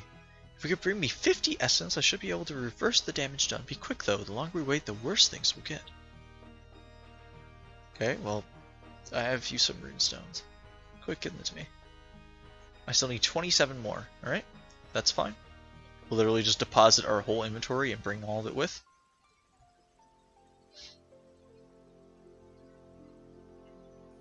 Then we'll drop this cursed mask in our bank. Right, in our swagger tab that we have going. So I have a little like swag tab. A fashionscape tab, if you will. Right here. And all it has is like minigame stuff and my skill capes. Which is still like, you know, it's still some pretty fly gear. I'm actually gonna get my fire making cape out again. Just because running around with a skill cape just feels satisfying. Alright, he needs 27 essence, so I'll just get that there. And I should still be below the weight because rune essence doesn't have any weight. The cape does, but it's very marginal. And so we'll keep going. Keep on schmoving.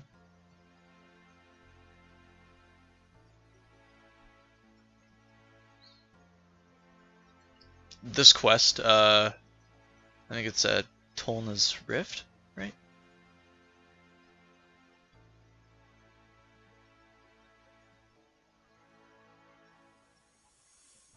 It's something. What is it? It's not what lies below. Watchtower or underground pass.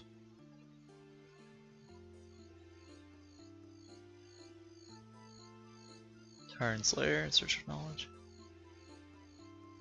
What is that quest called? I'll just kind of scroll through here and see if I can't find it. Let's just start going. Animal magnetism. No.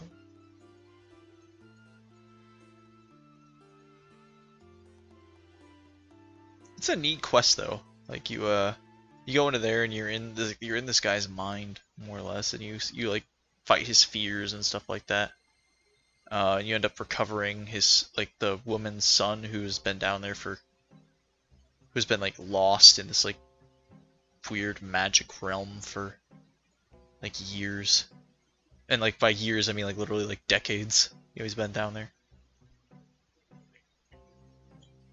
It's not Horror from the Deep. That's the quest that unlocks Dagonoth. Well, not unlocks it, but gives you like Dagonoth stuff, the lighthouse. I thought it was Tolna's Rift, but Poor Seed of Interest, no.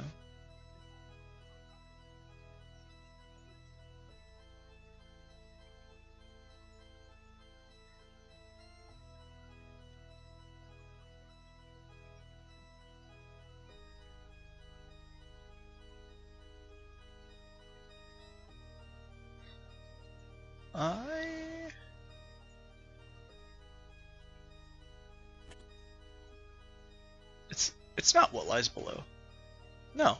Yeah. It's not What Lies Below. I know it's not that one. I don't remember what spell that is. Or not spell. I don't remember what quest that is. I thought it was called Tolna's Rift, though. I brought you more essence. Quickly, give them to me. Excellent. That should do it. I'll bless these stones and place them in the well. With the river safe, Miss Sloane should be protected from the vampires once more. Please take this dagger. It has been handed down within my family for generations and is filled with the power of Sarat Doman. You'll find that it has the ability to prevent werewolves from adopting their wolf form in combat. Hopefully it comes in useful.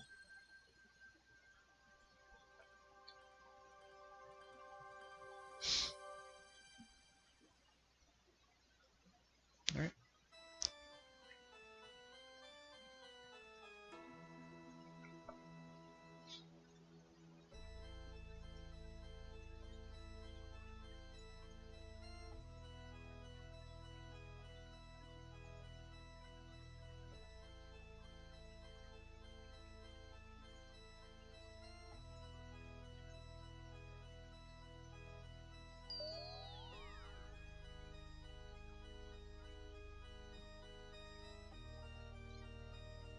Alright, let's see. I should be able to pass through this gate. Unless he's gonna tell me to wait and give me the food. Nope, okay. I love how he's like, this is the only safe passage, and then you can cross the bridge here, then you can just go up the railing and completely go through the mausoleum. There we go, Priest of Peril's done. You know what that means? It's time for more agility training. Welcome to Canifis, gang.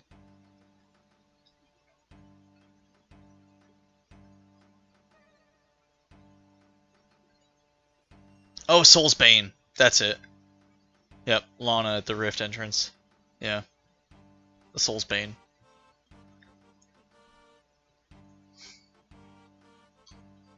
Thank you, thank you, thank you. Drop the Wolfbane dagger in my questing tab, and I'll put it up here with my Excalibur and my Silverlight. Call it good? Alright. Well, let's do it. Wow, look at all these people. Here we go. Time to run some agility. Oh wait, not yet. Oh shit, I already activated it. Fuck. Oh, okay. It just fucking like stuck me there. Alright, so we're gonna set our agility goal to level 52. Set to level 52. And it could be from our current goal, or our current XP, that's fine. Because that's gonna be the level that we will unlock. We'll unlock the wilderness agility. Fuck. Yeah, get ready for that. That's gonna happen a lot. I remember this music track is ingrained in my head.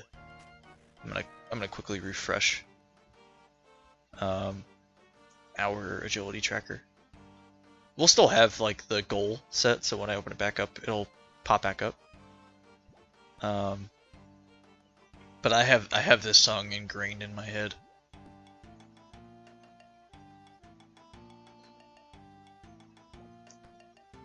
This is one of the most scuffed animations.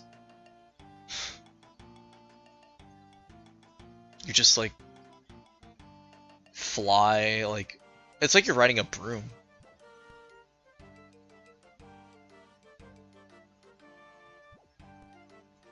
There you go.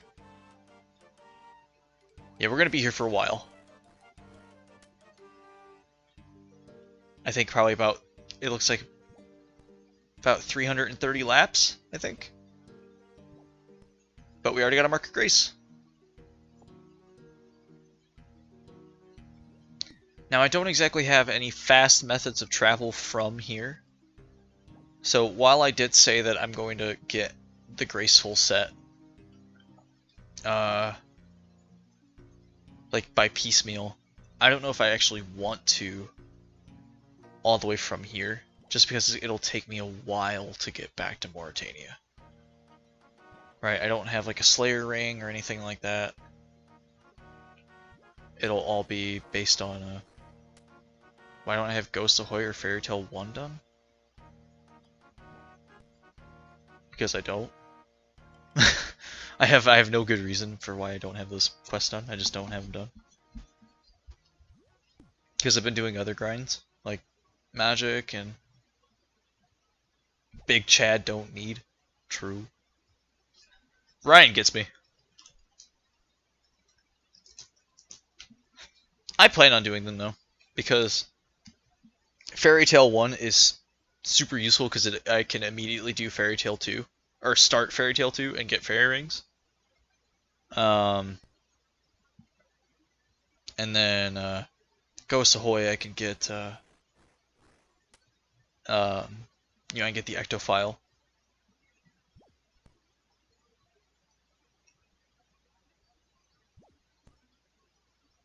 But I just haven't done it yet. You know, there's no reason why I haven't done it, just save for the fact that I haven't. Okay, that was a concern I was actually so I had the concern that my run energy would not recharge enough doing this agility course, and because there isn't that much running between the obstacles as compared to the Varrock course, and with rooftop agility, your run energy recharges about like 1 or 2% every agility obstacle you do successfully. So like, my run energy is, slowly, but is, recharging. Ooh, another grace. I mark a grace. And it's actually, I have a net positive here. So, like, ever so slowly we're gaining run energy back. But yeah, there's so many people here, right? And so many people will stay. Fuck. That's disappointing. That's going to be something that's going to happen a lot. We're going to fall right there, and we're going to lose the big XP reward, which is that lap finish. Because they put that obstacle right there that you could fail. That'll happen a lot. I think that happened to Cadiz when he was doing this. He failed the final obstacle like 5 or so times in a row. As I were reading it in our group chat, he's just like, I fucking hate this so much. And it's like understandably so, you know, it's a big chunk of XP that you're missing. Like that was all these jumps gave me like maybe 11 or 12 XP, and then this 175. You know, massive bump in XP. So like let's look. Yeah, 10 XP. And then 8. Another 8. 10.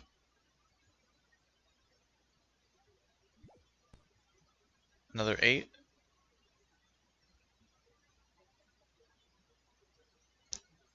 Another 10.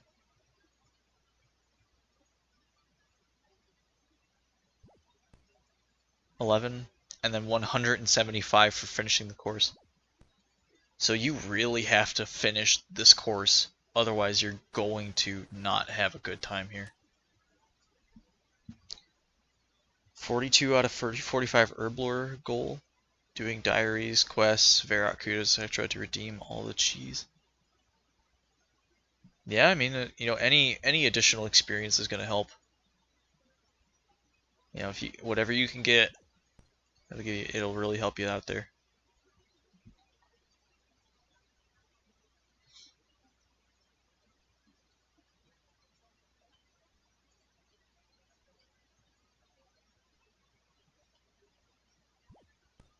Is there no music right now? What the hell?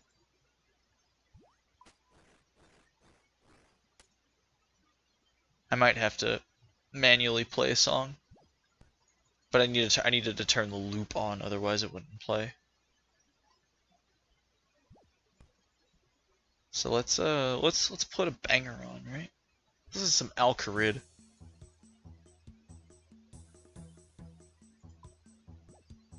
Then we'll switch back to auto and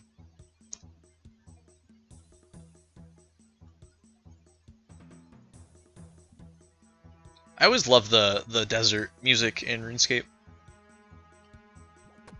I feel like they did a really good job at personifying like a desert mindset whenever you listen to the desert tracks. And I talked about this, like I think it was actually just last stream, right before I got off, that like the Al-Kharid music is really good, and then just brought to light that there's like 673 actual music tracks, plus an additional like 40 something jingles that play as well, intermittently throughout the game. And so like RuneScape has a lot of music in it. And it's music like this, but it has a lot of music nonetheless. That's something I will always be like grateful for whenever I play games and stuff, is the composers that make the music for games. Because you need a really good sound design, you know, for a lot of games, and some games just have shit sound design, but others have really good sound design, you know. And there's some things in RuneScape that sound fucking weird, you know. Like I think about every time the character takes damage, they sound like a weird mutated frog. Which sounds a lot better in RS3 because it's actually the sound of some guy like going, or like your character going like, ah, you know, taking damage. But in old school, you take damage and you're just like, rear. And it's funny. It's just really funny. But the music though, that you can listen to in RuneScape is really good, and there's a lot of very good tracks for so many different parts of the game. Like right now, listening to the desert track, and of course it's not fitting because we're in a swamp, right? We're in Mauritania. But if we were in the desert, like this would feel really fitting for the zone and the atmosphere. There are some tracks, like when you're fighting, like when the track that plays when you fight Elvarg is like, it's intense because she is the final boss for the Dragon Slayer questline, and she's like the final boss for free to play. You know? And what's more fitting then to fight the final boss of free-to-play and listen to, I think it's... I'm gonna play that real quick. I'm pretty sure it's Attack 2.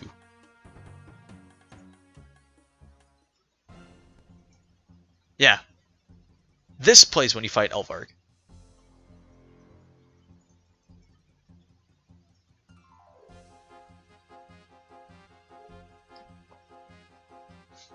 Like, this is such a fitting theme.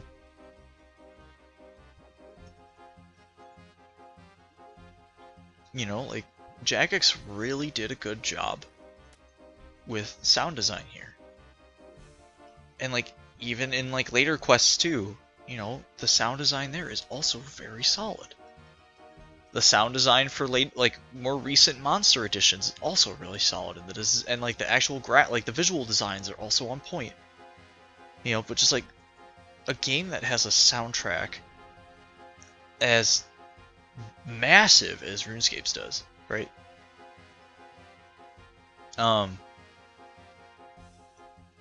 It actually makes me curious just how long duration-wise the album is for RuneScape, and you can actually find this info online too. If we go to YouTube and just type in like old school RuneScape soundtrack, which I'm gonna do once I hit that really fucking funny pole vault section.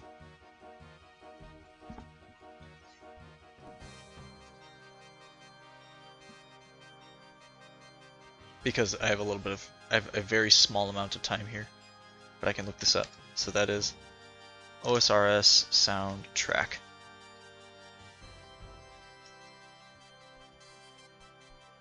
So I'm seeing there's 2 hours of music there.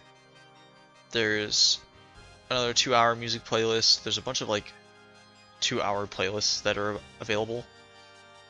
It might actually be off Spotify. Might be off Spotify. I realize I'm saying auf Spotify and not on Spotify. So I was like, that sounded weird, because I'm using the German word for on. In the sense of like you would find it on like Spotify. Let's see. Open up the search feature and RuneScape. Oh, this is the old school RuneScape classics page. That's not what I'm looking for.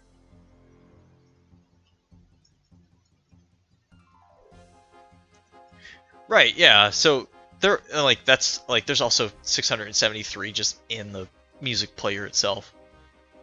What I'm saying is like how long, like how many hours of music is it actually? Does the wiki say?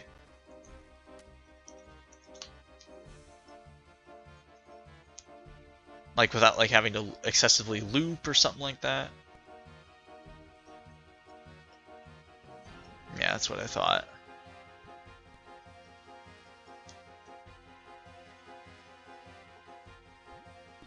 And you would have to like...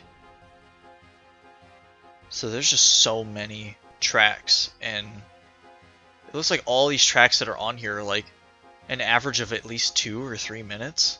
You know, let's say 3 minutes. There's actually quite a few that are, you know, 4-minute plus. But if we say at a bare minimum of 3 minutes per track, you know, and we have 678 tracks, that is 678 times 3 divided by, and that's 2,034 minutes divided by 60. That is damn near 34 hours of music that is in old school RuneScape. You know, and so many players, like myself, I've done this for a long time, have played with music off. Oh, strange plant. I don't know whose that is. I don't think it's mine, and I don't need it. But so many players throughout RuneScape have played with music off, and haven't heard a lot of newer music that Jagex has released. Son of a bitch! God damn it. And it's like, with there being 34 hours of music, at least. You know, again, we really lowballed it there and said each music track is only fucking 3 minutes when there's a lot that are 4 and a lot that are 5 and even some that are 6 minutes long. You know, it's definitely not not something that like we'd want to write off. Is this gonna? No, it is actually looping it. Oh, it was manual because I chose the song last time. Let's listen to Attack 1.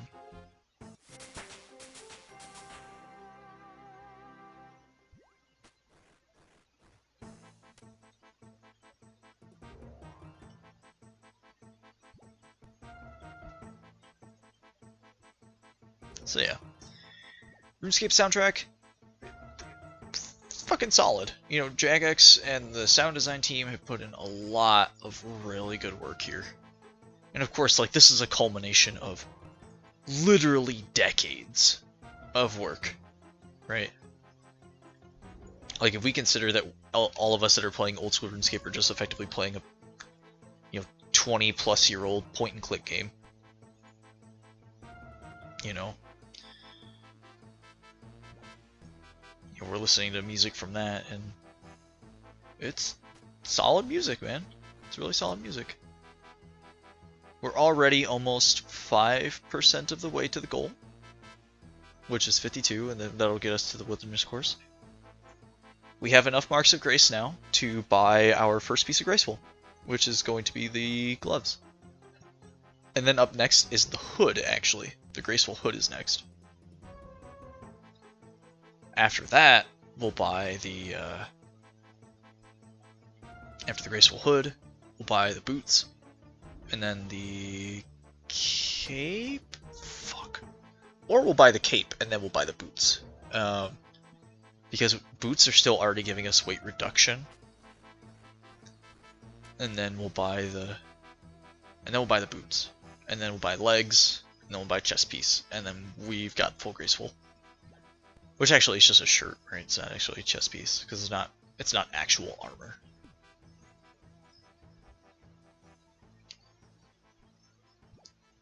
So like I mentioned a lot earlier in the stream, because we've been streaming for a couple hours now, I think. Oh, just about 2 hours.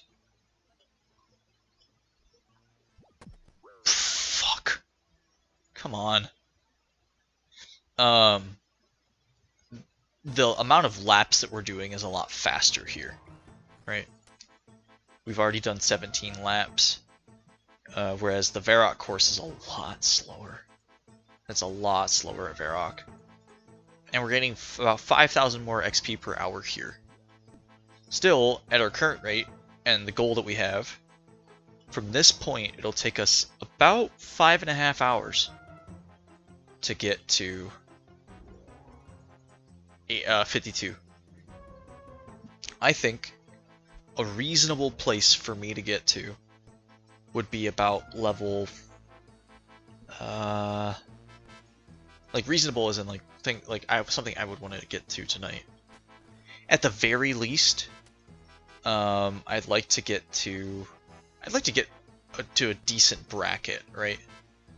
And so I'll pull up the agility and just like bracket areas and kind of see where I want to go. Because I was escaping a little bit today already, and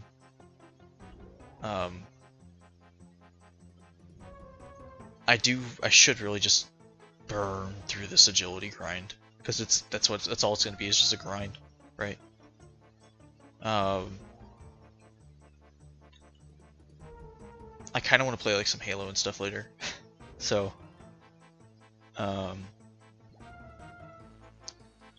gonna go until I find a decent stopping point for myself.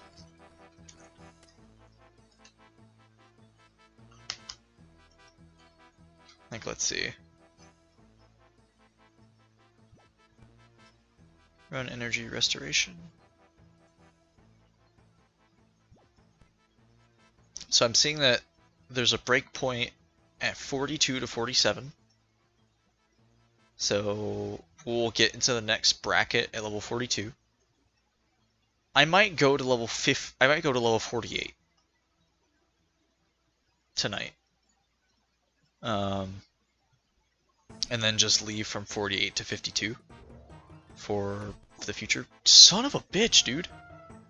That is like, we failed that jump out 4 times, which is like a good like 600 XP that we just haven't gotten.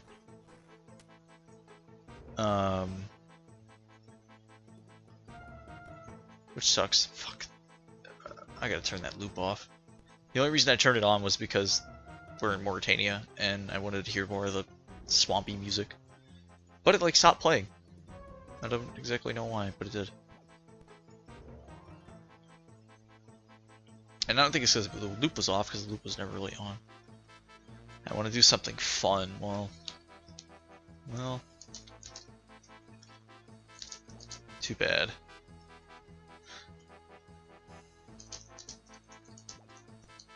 The grind consumes all. And that's a really bleak mindset, you know? That's not one that I actually, like, I don't actually subscribe to that. You know, that thought of we're grinding in RuneScape so we can't have fun. I'm stealing from farmers in hopes of strawberry seeds. Good call. Those strawberry seeds will come in handy for that farming training a lot later on.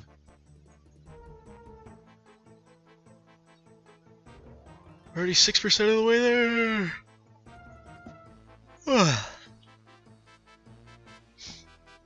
That guy is living his best life. Doing agility at the same time as... agility at the same time as... magic. Or magic at the same time as agility. Did you imagine if you high elked your pet?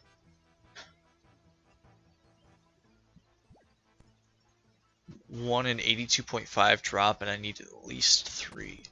Ow, come on. You should be able to get them though. I mean, like, just keep on getting at it. What's your farming? What's your thieving level?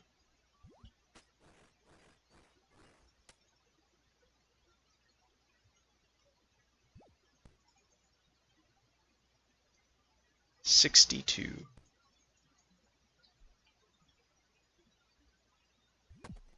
Son of a bitch, man! It's not playing any music at all. I think the RuneScape player is just broken.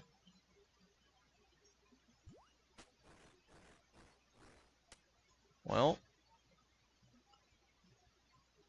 that's unfortunate. I could try and log out and log back in. See if that'll fix it. I don't really want to though, but I could. Hey, a marker grace for my troubles. The game knew I failed that jump twice in a row and was like, all right, you know what? We'll toss him a bone.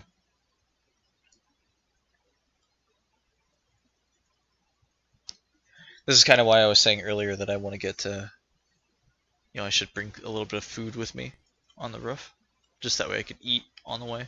But as long as we don't fail too much, our HP should restore by itself. 62 should be good thieving though, Adam, for master farmers. And that's just, I think that's just a matter of getting the drop. That's all you gotta do, man, is just get the drop. It's easy. But at the speed at which you pickpocket, though, you should see strawberry seeds pop up pretty quick.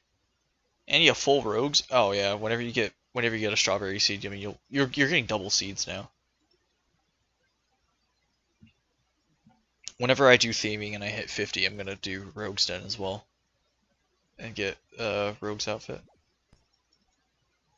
Just because the double thieved items is way too useful to pass up. I'm an Iron Man. I stand alone, except for this guy who also has a fire making cape. You know, I stand with him and like the millions of other Iron Men who also have fire making capes. I bet that guy's name also has something iron in it, right? Like it's gotta be. It's Iron Man mandate that you have iron in your name somewhere if you're an Iron Man.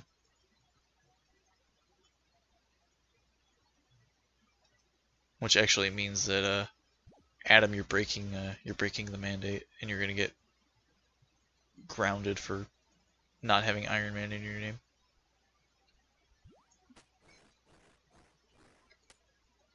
That's just something you always see, like, all the times. Some people have, like, Iron in their name, or... I always like seeing the, like, the FE, and then a name or something like that, or a name in FE, because it's the periodic table Iron. I'm like, it's kind of refreshing. That guy's name is Come Come Go Burr. I don't know what to make of that, to be honest.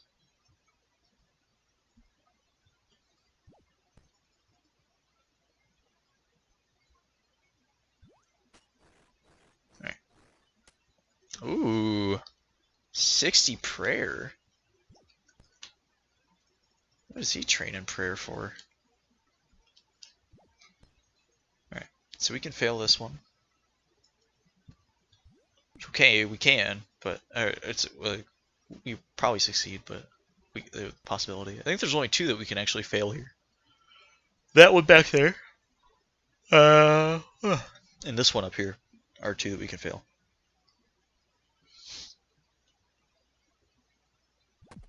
God damn it, I knew that was going to happen. I could feel it in my gut that I was going to fall. Look at all those guys that did it.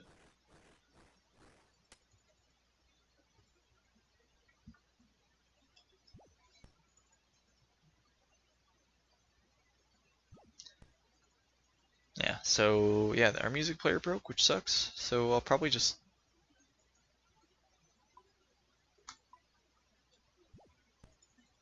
Yeah, like it's not even choosing any music. Listen to this. Oh, that's a good song. Another solid song by the RuneScape team.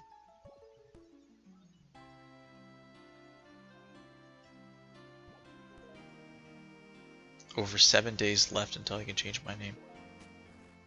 Do I have to leave the group for 7 days? Yeah, see ya.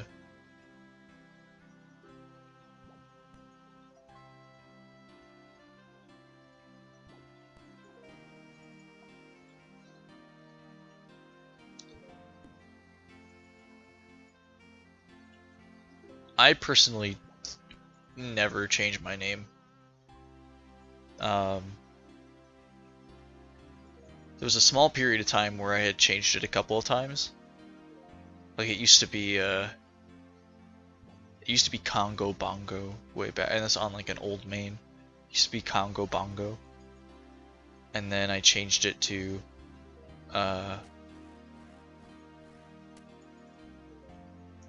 what did I change it to after that? It was Congo Bongo, and then I changed it to... Maybe I changed it to just Classy White D. I always find it confusing whenever people change their names a lot. Because, like, especially if it's like, you know, just like online usernames and stuff. I don't know who people have for... you know, I don't know what their usernames are whenever they change it. Like, for example, Cadiz, Large Iron Sack in our group, or Large Insack, has changed his main's name a lot. His main's name got changed a lot. And I know him in real life, and I logged into RuneScape, and he messaged me, and like through friends chat, and he's like, "Hey man, how's it going?" And I'm like, I have this guy added. I don't know who he is though, at all, in the slightest.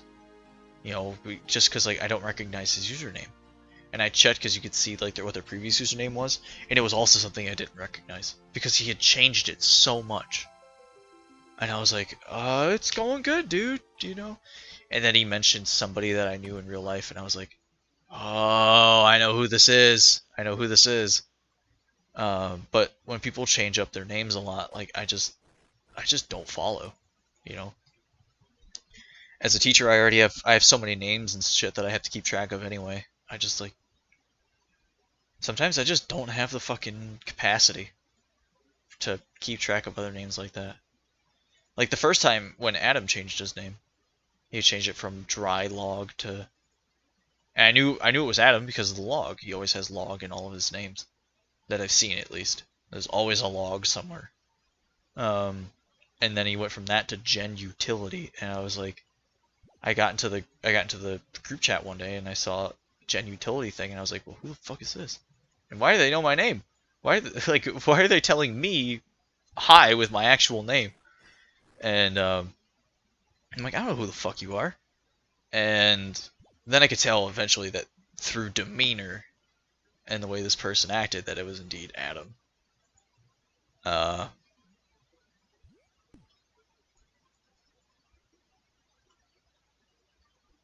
You have to do background food shit.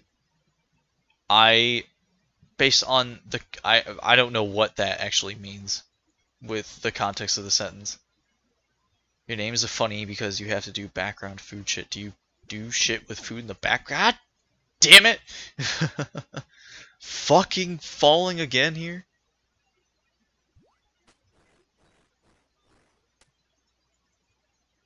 Do you want food or not? Quest stuff too.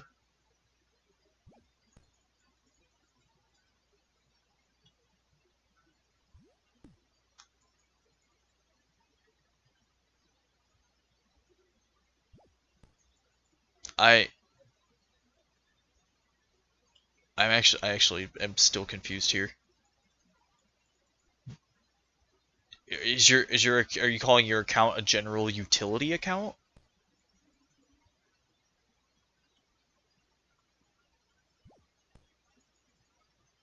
Yes. Oh, okay. That was super unclear. At least to me, it was unclear.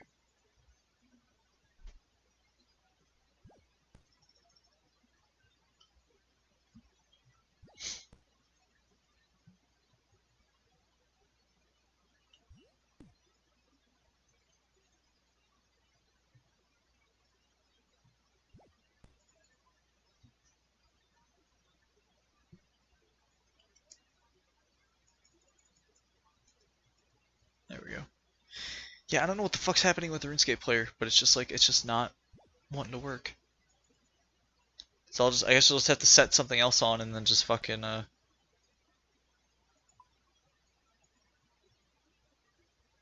there. We activated something.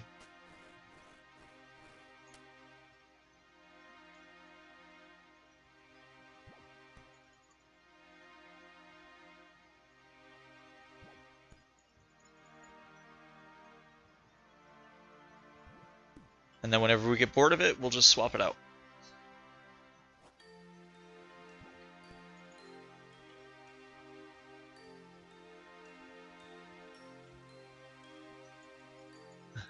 But yeah, I personally just struggle with name changes.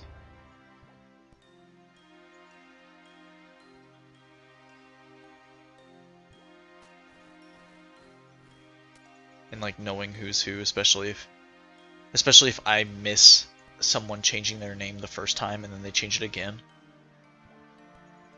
Like I think some guy I used to know would change his name a lot, and then he would like send me a PM and would be like, "Hey, you know, how's it going?" And I've never met the guy before in real life. I've only met him through RuneScape. But apparently he lives like in the area of, you know, like in my area, in my hometown. And I was like, oh, you know, it's going good. And it's just that like that really weird like I don't know who this guy is. The same feeling as it was with, like, you know, talking with Cadiz. It's like I don't know. Yeah, I can't tell who you are because your username is changed multiple times since I've last logged in.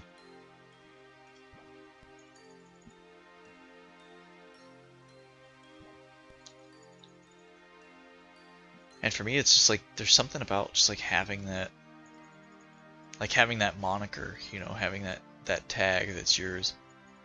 Or I am that classy white D, you know, and I have been since like 2015, you know, 2015, 2016.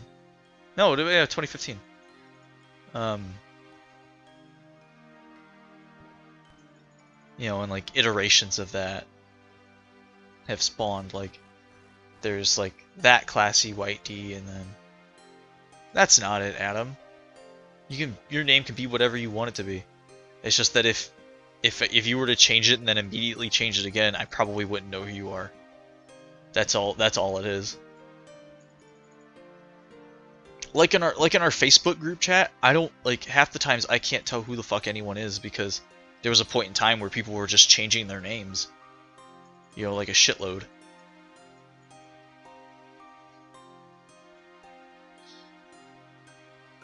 But for me personally, I feel like a name, you know, is something that carries weight, you know, and like the name is something that when you find something that's yours, you know, you keep it and you can make iterations of it, right?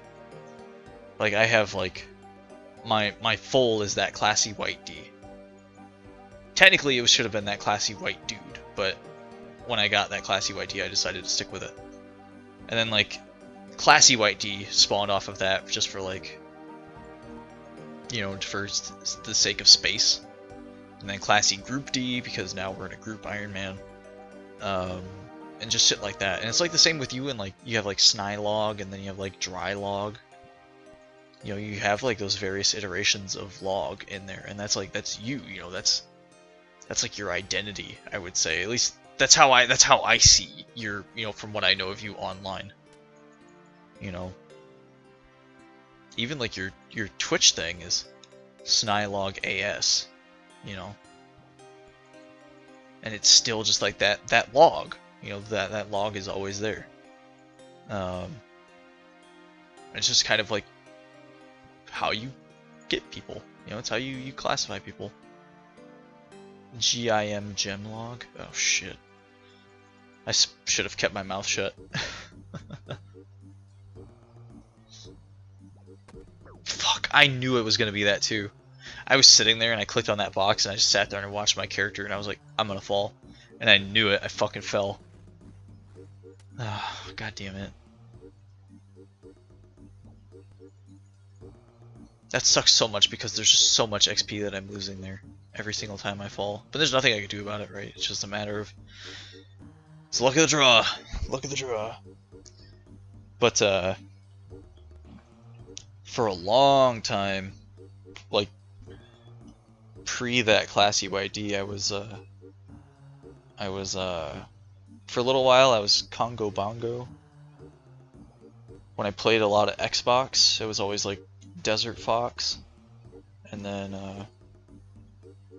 even before that, my actual OG username, and you could still, if you search for my, YouTube, you could search for it in YouTube by doing like YouTube/Gem Fireball 09, and that was like my old online handle. You know, that was the name of that was the name of the YouTube account, and you know, the YouTube channel and stuff like that. And it was so just long ago. Good night, Adam.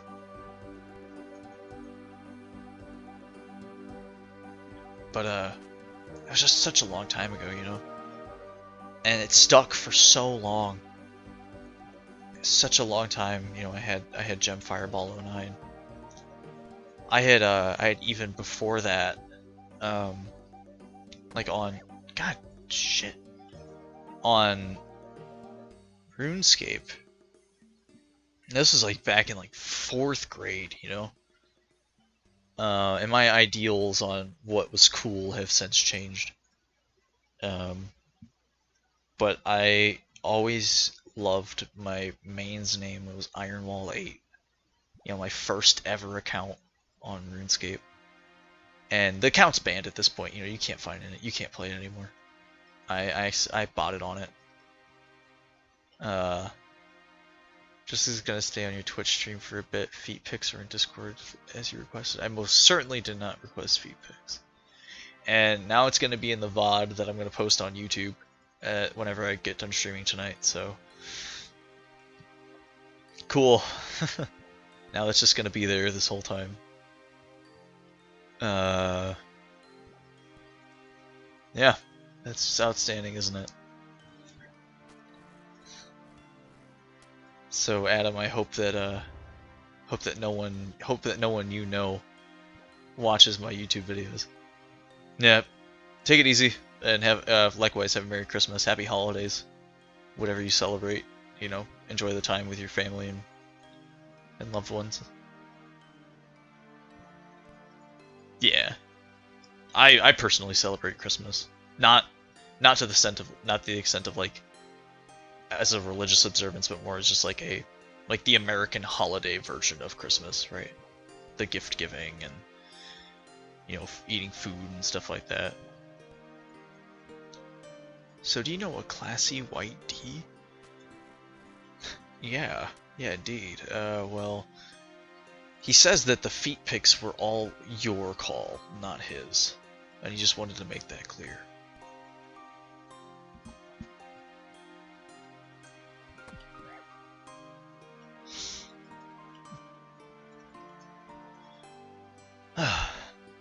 Yeah, I had Iron Wall 8 as my first ever RuneScape main.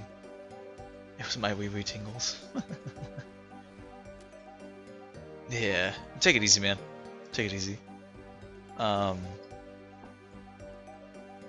Iron Wall 8 was my first RuneScape main, and like I said, I got him banned. I was dumb and I bought it on the account. I think it was like it was half out of a thing of boredom. I got bored and I was always hearing about bots, and that was like back when like bots were rampant. There were bots like everywhere, like pre-bot nuke and stuff like that. That's kind of what we're talking. Back in the days of Epic Bot, and I'm gonna disclaimer: I do not condone botting. Botting is bad. It's bad. It's bad practice. If you bot for the sake of accomplishment, don't do it, because there's no accomplishment in just letting that kind of work itself out. Son of a bitch. There's no accomplishment in botting. None whatsoever. And if you're botting for GP, shame on you.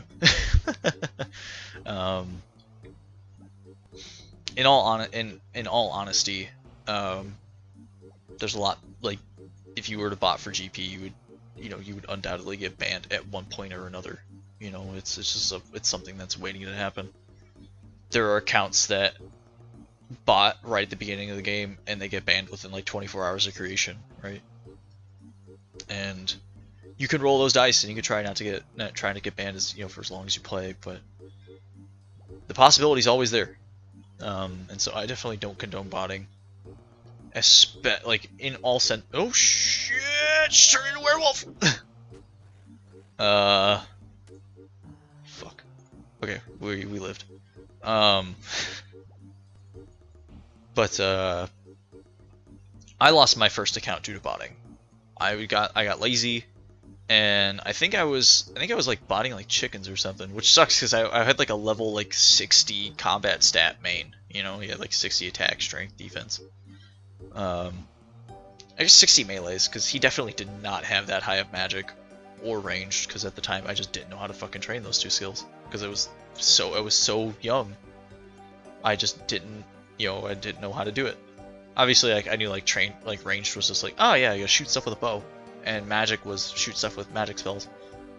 But that was like, in particular for magic, that was like pre-magic rune packs. Like that was pre like buying 100 mind runes at a time or some shit like that, and having to really fight for shop stock, and it was just a fucking like, it was an ordeal, and like I just didn't train magic because I didn't really know how, and I only ever had like wizard robes. I never got mystics. And so that's just kind of put the mindset of where I was, and I had decided to bot. I was training fishing, and I was like, I could train fishing overnight if I ran a bot. And terrible idea. and I would run fishing bots at Barbarian Village, and then I would run chicken killing bots at Chickens in Lumberge at like Fred's like chickens, and program it to like pick up the feathers and stuff like that. And I got banned killing chickens. And that was what started it started like a small spiral of me just constantly botting on accounts and getting them all banned. And it got so bad, and I feel really bad for this, and my cousin gives me shit for this too, to this day, which he should. I logged into my cousin's account. I'd got his login information, and I botted on his account, and I got it banned. And I still feel really, really bad to this day, you know. He's since made a new account, but he always gives me shit. And he laughs about it, you know. We both laugh about it, but you know. Well, also to be fair, like I did that on my cousin's account. My cousin also stole that account from someone else. It was pretty fucking. He was pretty genius at how he did it. So my cousin, he was in Edgeville, and he had an account that had it had really high, or it had decent like melee stats and whatnot. And this guy in Edgeville was there, and the account's name was Atomic Surges. And my cousin was like, you know what? Or like they were just kind of chilling out in Edgeville Bank, and this guy, the Atomic Surges account, didn't have much of any other stats, but it had like 70 something ranged. And this guy was like, hey, I'm willing to trade accounts with somebody. And my cousin was like, yeah, I'll trade accounts with you. And my cousin, who's, I think he's just about a year, if not 2 years, no, you know, he's a little bit younger than that. He's a couple years younger than I am. My cousin was like, yeah, I'll trade accounts with you. So my cousin and this guy exchanged usernames and passwords. Well, at the time it was pretty much just passwords because you didn't need the username, right? Because everybody's username was displayed. They exchanged passwords in Edgeville Bank. They just fucking do it, and they both log out of each other's accounts and they log in. Like the passwords were legit. Both of them trusted each other enough to give them their passwords, and they're like, all right, yeah, cool. You know, this is gonna be a lot of fun. You know, thanks for trading accounts. And they log out, and overnight, while assumedly the previous owner of Atomic Surges was asleep, my cousin went into the player support center for his old account and changed his fucking password. And he changed the password for the Atomic Surges account too. And so he just fucking stole this guy's account, and he stole his own. Technically stole. He never or changed the password on his old account.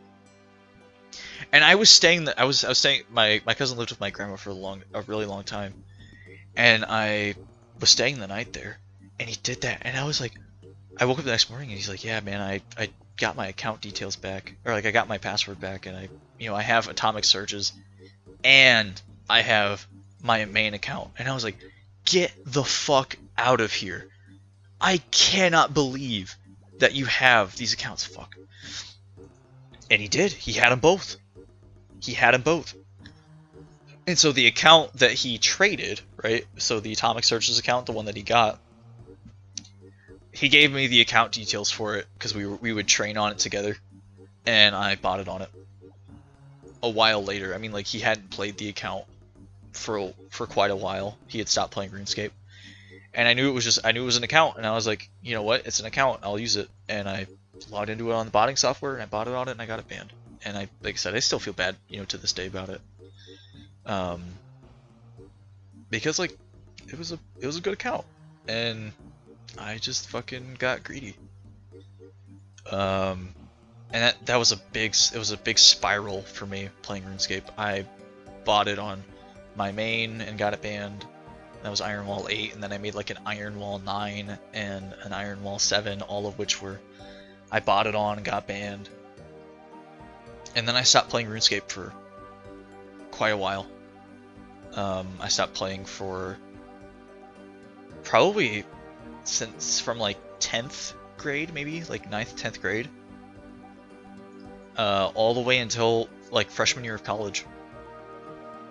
Because at that point, old school RuneScape had come out, and I made an account, and it's my current main, and it was a main account, and I'd used my Xbox handle for it for the initial username, and then I was like, all right, you know what? I'm not gonna bot anymore. You know, I learned my lesson pretty much, and I didn't bot at all. You know, I played the game normally, and it felt good. You know, it felt really good. And changed my name a couple of times until I finally got to Classy White D. But like that account is like a new testament to, you know, my love and enjoyment for this game. The game that I've dropped literally like thousands of hours in. And like this account is growing in playtime as well. Like we're already at 4 days and 22 hours. You know, so we're over 100 hours playtime at this point. Fuck. A lot of it was at Winter Toad.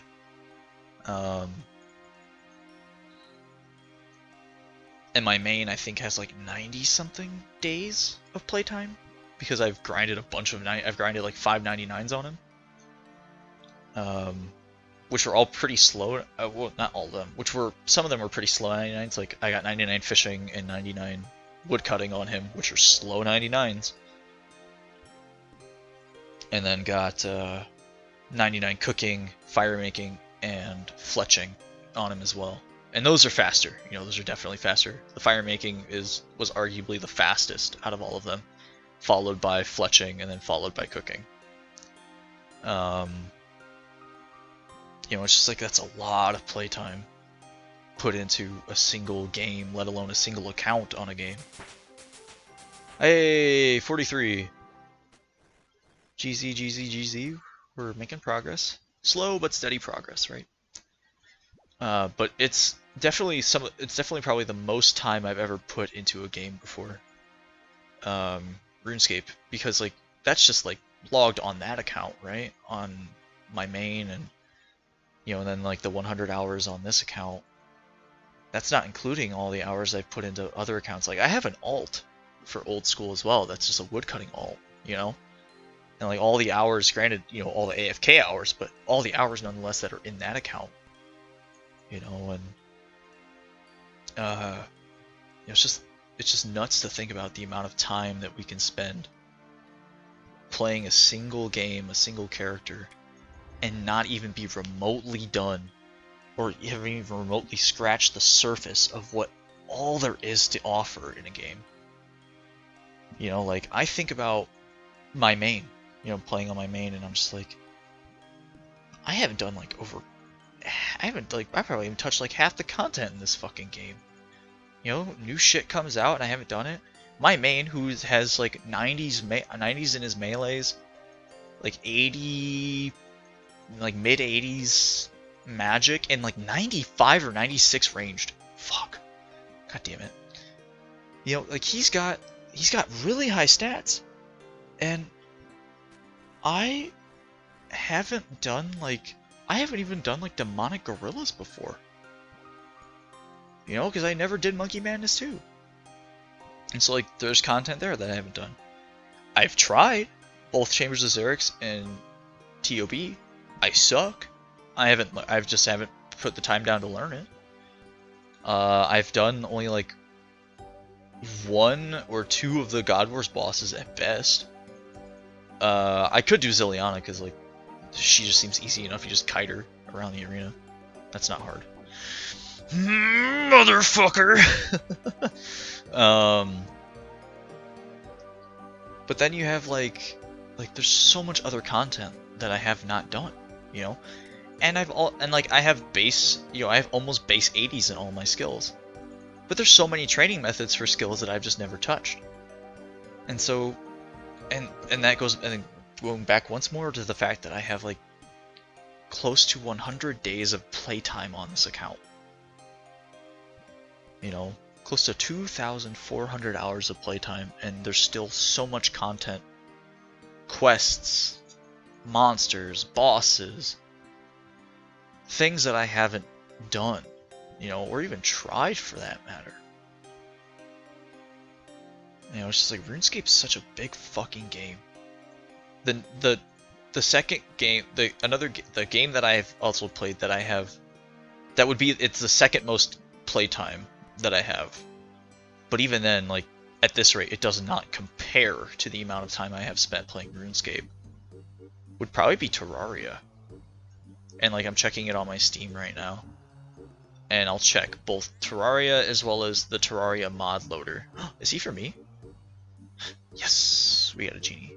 And I think we can use it on Herblore. Yeah, and we can level up Herblore to level 17. So we'll do that real quick while we're running around.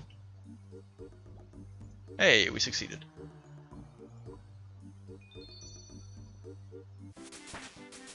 Yay! 17 Herblore. But yeah, we got like Terraria, I have 1,600 hours in game time there. 1,600 hours in the base game. And then Steam released a T-mod loader for it, which I have another 38 hours in. And so I have 1,700 hours in Terraria. That is still like 700 hours off of my goddamn RuneScape time. You know? Oh, man. It's just this game. I'll be right back. I have to send some people a couple of messages.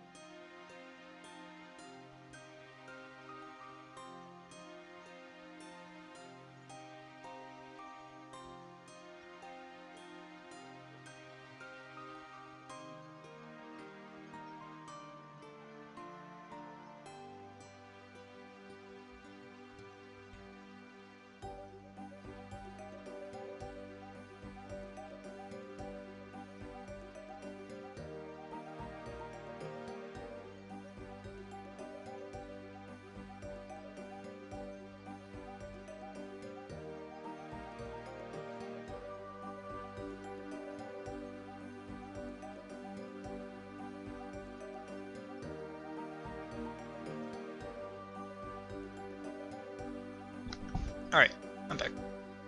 I just had to send a couple of messages. That's the thing about streaming that I don't think I was actually I don't think I was used to. You know, I didn't think I would get used to it. Is it takes a decent amount of like concentration and stuff, you know, to actively like stream. Like I don't want to like. You know, running a stream is fine, and it's a lot different than making actual just videos, right? Because I'm a lot more used to the YouTube video maker scene, motherfucking jump, and like for that, like it's my own pace at how I want to make videos, and a lot of my videos that I make on YouTube, if you haven't checked it out, you know, shameless plug, check out my YouTube channel. For those of you who are watching on the VOD, if you decide to watch the VOD later, you know, do whatever. I'd appreciate it nonetheless. But a lot of my YouTube videos are styled in the way that like there's no commentary.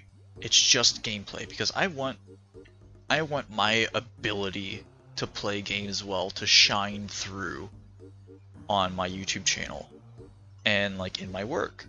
And so that's like I have videos online that are like you know, like I have a guide to getting all of the blue orb fragments in Devil May Cry 4, you know, and that's got a couple hundred, if not a couple thousand views, maybe 1,000. And I've done a playthrough of Oddworld Abe's Exodus, and rescued every single Mudakin, and through the powers of editing magic, it looks like I haven't died a single time in that video. To be fair, I didn't die much throughout that whole game because I played it so many times and I know enemy patterns and where to move and how to move and stuff like that. And so it wasn't hard.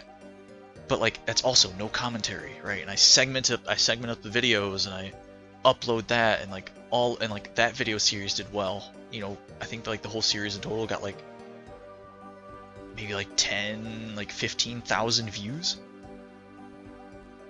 And then like and like all that's just like, it's just no commentary gameplay, because I want my gameplay to be the important part here. And with YouTube videos, I could decide when I wanted to record. I didn't have to actively like, you know, be doing commentary like this. I swear to God, man. I could see why Cadiz was getting pissed, because this is fucking annoying. But like, it's just Twitch streaming, and like, granted, I don't even need to be, you know, fucking being so active in this stuff. I have it says I have one person viewing, and I'm pretty sure it's still just Adam who's lurking in the chat. And if it's not, then whoever's actually viewing the stream, hi, welcome. I'll directly address you for now. But it's a matter of like playing and actively addressing somebody while playing. And I don't mind doing that. And actually, it's what made I mentioned this on a stream a couple of weeks ago when I was doing Winter Toad and I started streaming Old School. I'm streaming Old School as a way to like keep my sanity in check, right, with these grinds. Because it's giving me a means of just chatting, right? And it's something that I'm really enjoying, even though I am only effectively just talking to myself, unless if someone's in the chat. Which I'm actually going to very quickly turn on my keyboard and say like hello to my chat. That's something I should probably do. Hello, chat. Whether there's actual chat in there, or again, the one person is actually just kind of like a rogue element just floating, it doesn't really matter. But a lot of just like what I'm doing here with like the mindless chatter is helping me stay somewhat focused on the grind.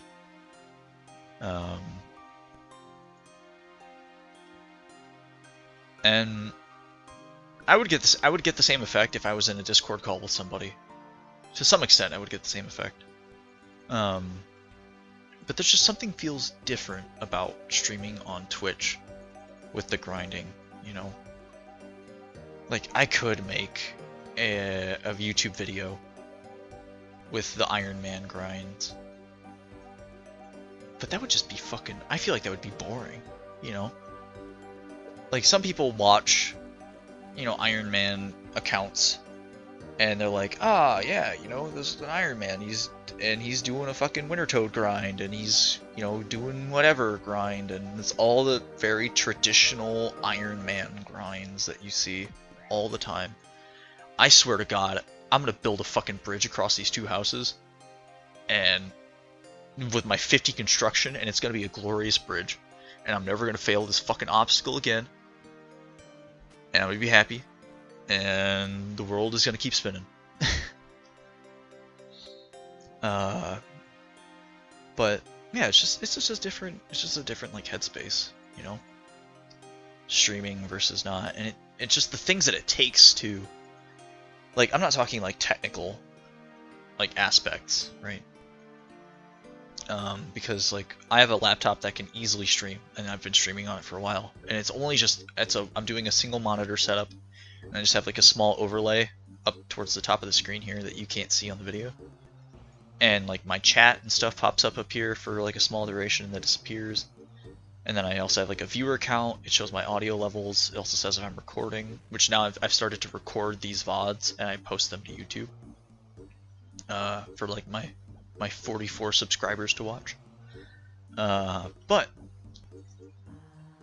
like it's just like it's different, right?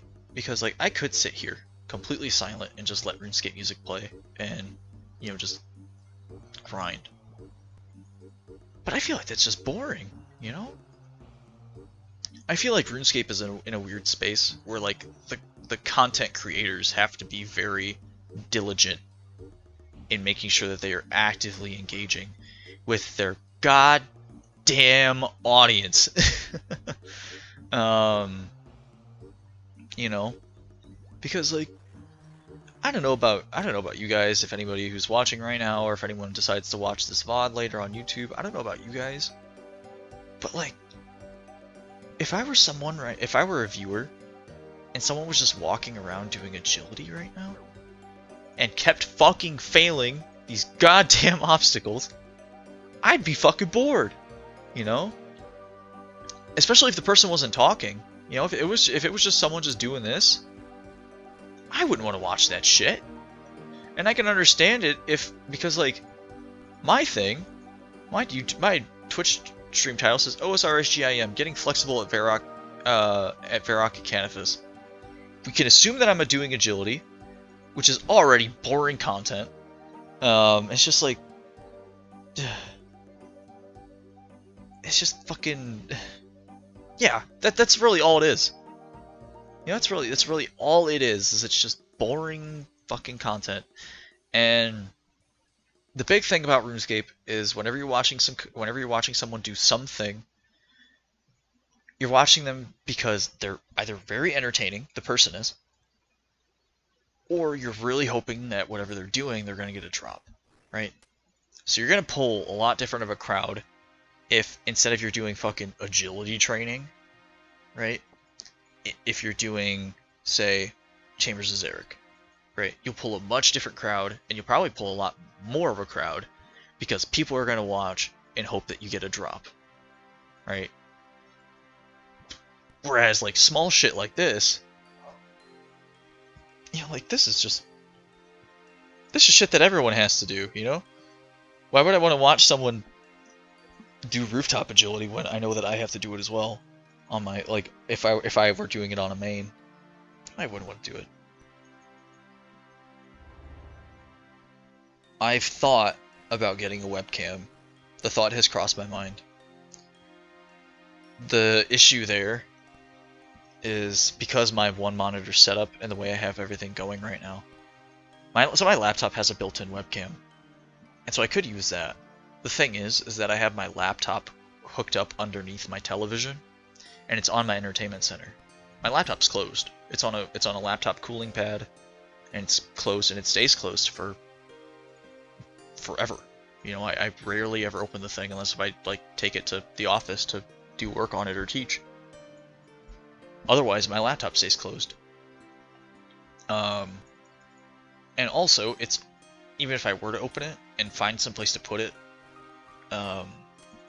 it would be currently all the way across on the other side of my entertainment center.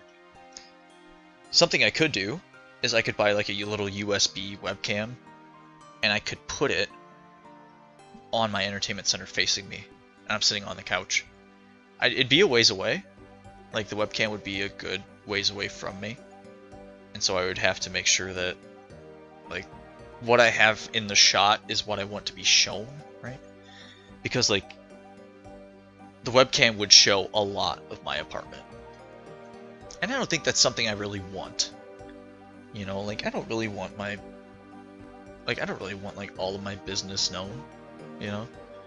I don't want people to go look around and see, like, for example, like, on this, I have a small wall next to me that has, like, some shelf space on it, and there's cards, and, like, there's Christmas cards from people and their families, and, you know, pictures and things like that on there, and I don't want people to you know, I don't want people that I don't know to see that kind of stuff, that kind of personal stuff about me. You know, like if people know my name, that's fine. You know, my at least in like RuneScape, you know, my group members are always saying like my name in chat, or at least my nickname in chat, so that's fine. You know, even if people were to see like me, like my face, you know, I wouldn't give a shit. That's fine. You know, like I said, like, you know, people see my face all the time when I teach.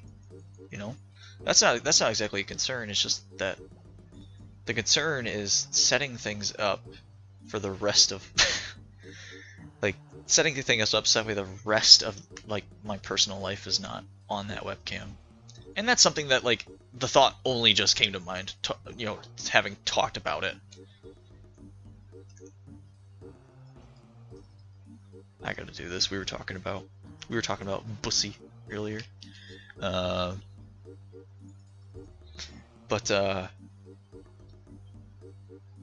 yeah, like, and then also, yeah, again, just like all the stuff that the camera would just be like really far away. I'd have to like zoom it in on myself.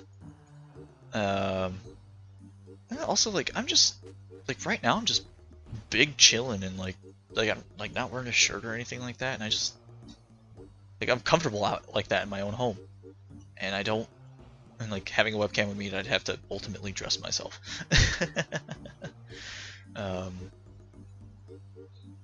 And you know, people want to be comfortable, and this streaming thing and making videos has always just been a hobby. It's never been anything more than a hobby. I've not tried to get I've not tried to, you know, make like a career out of this or anything.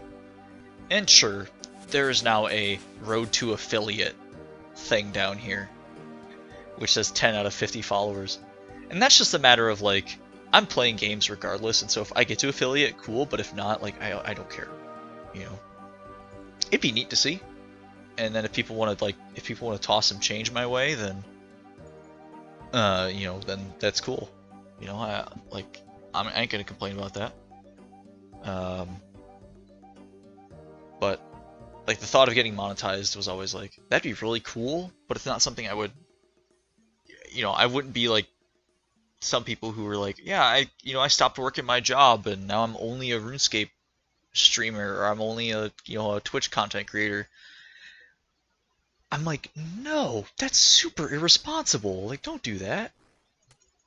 You know, but some people they do it and they really kick off and they have a great career. But for me, that's not something I've ever been really interested in. You know, if I can just make content that's entertaining for people, no matter how many people or how few, you know, if I can make content, then I would, you know, that makes me happy. And that's ultimately what I want to do with this, like, because I'm playing for enjoyment myself. Except, well, now I'm fucking hating this because I keep falling out these goddamn times. But yeah, I just want to make, you know, I want to make content that's enjoyable. And whether that be like through actual gameplay or now through these Twitch streams, just through like commentating and actually chatting with, you know, people that come into the stream, and they, you know, some people will join into a stream and they'll watch streamers, and the streamers have like thousands of people or hundreds of people in the chat going, and like they feel like they can't get a word in with the streamer at all. And then I have people join into my chat, and I've had that happen when playing Noita, when playing RuneScape as well. People are like, hey, you know, how's it going? And, you know, I've had long, like hour-long conversations with these people, and all in the stream, they'll be like, you know, hey, thanks, you know, thanks for just like, you know, being able to chat with us. And it's something that as a small Twitch, it's something that as a really small streamer I can do, right? I can actively chat with every single member of my chat as they come in and they say stuff, because I only have, like, apparently I still only have one person viewing, right? So if whoever was viewing was actually like, hey, you know, how's it going? I could talk to them, and actually hold a very good conversation, especially because now I have my chat on low latency mode. I'm gonna check this real quick though, and then I'll get back onto that. He ranked Adam down. His neck beard was growing, and he started sweating as soon as you modded him.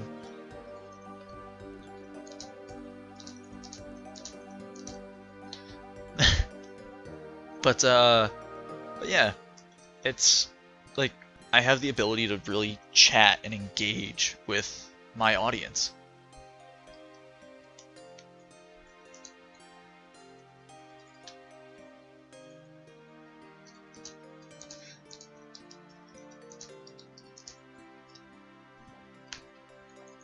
And I feel like that's something that is nice that a lot of people really want. You know, they want that engagement with the content creator. You know, because I know, like, I would want the same thing if I was watching a Twitch stream. I would want to be able to put a message in the chat, and then have that streamer see it and like say something about it, you know, or talk about it, or answer a question or something like that. You know, I would want that. And having that really small chat, that really small follower base, the one or two people that always tune in to a stream, you know, and they're like, hey, how's it going? You know, like, I've had a couple of people tune in. For example, when I played Noita, a guy named Elric, I think Elric the Great, joins in, and it's nice because he'll join in, and I'll be doing something fucking crazy in Noita, like making a literal sun, and he, like, a sun high in the sky, you know, burning the burning orb that will eventually die out, but could also easily kill us all. You know, I'll be making a literal sun in Noita, and he'll be like, what the hell are you doing? And I'll just be like, oh, hey, Elric, how's it going? And then I'll throw an explosive into it. And then, like, for a while, Marin would tune into the stream, and now Marin's in our RuneScape clan chat, you know? And they tuned in while I was streaming 99 Winter Toad. And, like, Winter Toad streaming is content you could find literally anywhere, you know? Probably hundreds, of content creators have made Winter Toad content. You know, you could go anywhere and find it. And Marin tuned into my stream and stayed. I don't know why they stayed. Assumingly just because, like, they were literally the only person in the chat, and I was able to actively engage with, you know, my audience, with Marin. And then, like, Marin joined in on the 99 fire making party, and, you know, joined in with screenshots, and, like, I have screenshots of me, my Iron Man group, and Marin, you know, a fellow, like, a Twitch viewer, you know, because they were there and, you know, kind of like cheer me on and just, like, help keep me sane during the boring ass grind.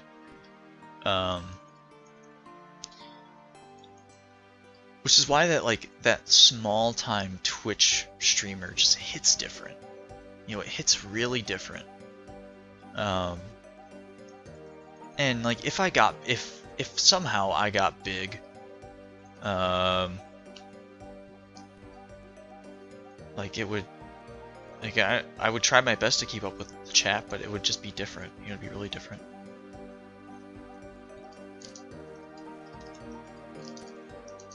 I'm gonna answer this real quick.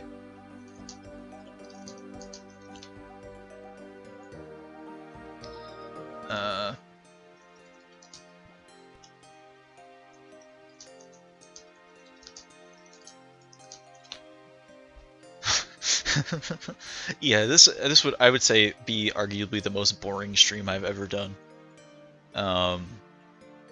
And I feel like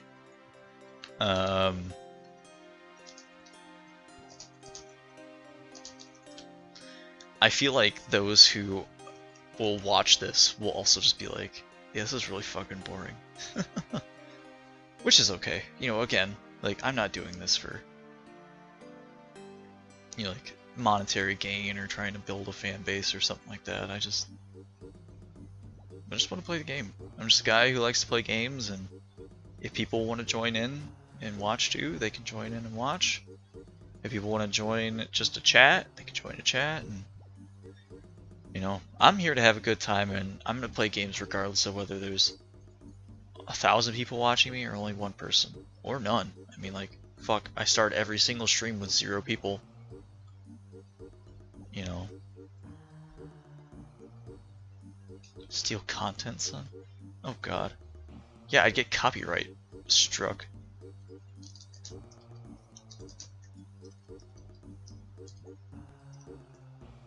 Well, I can't spell, what the fuck? Multiple copyright bans. I was speaking a lot of German today, and so my mind is kind of like on like a German. Oh shit. No. So my mind is on like a German mode, and I don't have so like my English spelling is a little off kilter at the moment, at least. It normalizes. Other streamers do it all the time. The problem is that I only have a 1 monitor setup.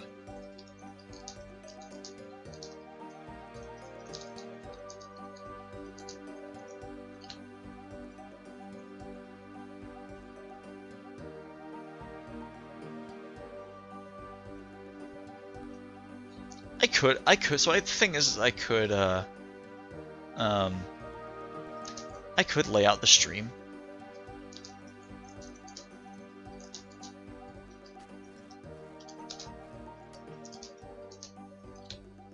But it would take time, you know? And it's also not my style. This is going back to just kind of like what I want to do with this, right? It's like Ryan's suggesting that I could have like a YouTube fails or like Twitch fails or something like that up in the background. And I could, you know, and then there's some funny content there. But it's just not me, you know? It's not me. I'd much rather have... I'm also going to change the song. We've been listening to Book of Spells for a while. Let's listen to Camelot. Let's not listen to Camelot. What is this one?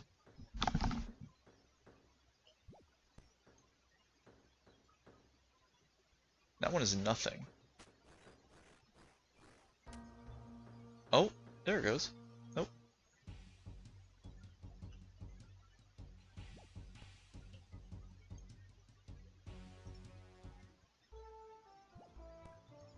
I'm looking for a single one. There's a song that I'm looking for. It's a rather pleasant song. I think it's Dream? Yeah, we'll listen to this for a little bit.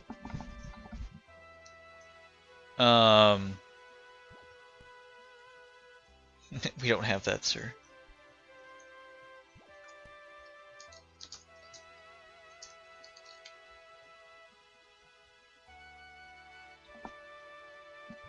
Yeah, I mean, that's just like having like a little media thing going with like some like a YouTube video in it or whatnot is just it's just not what I'm about, you know?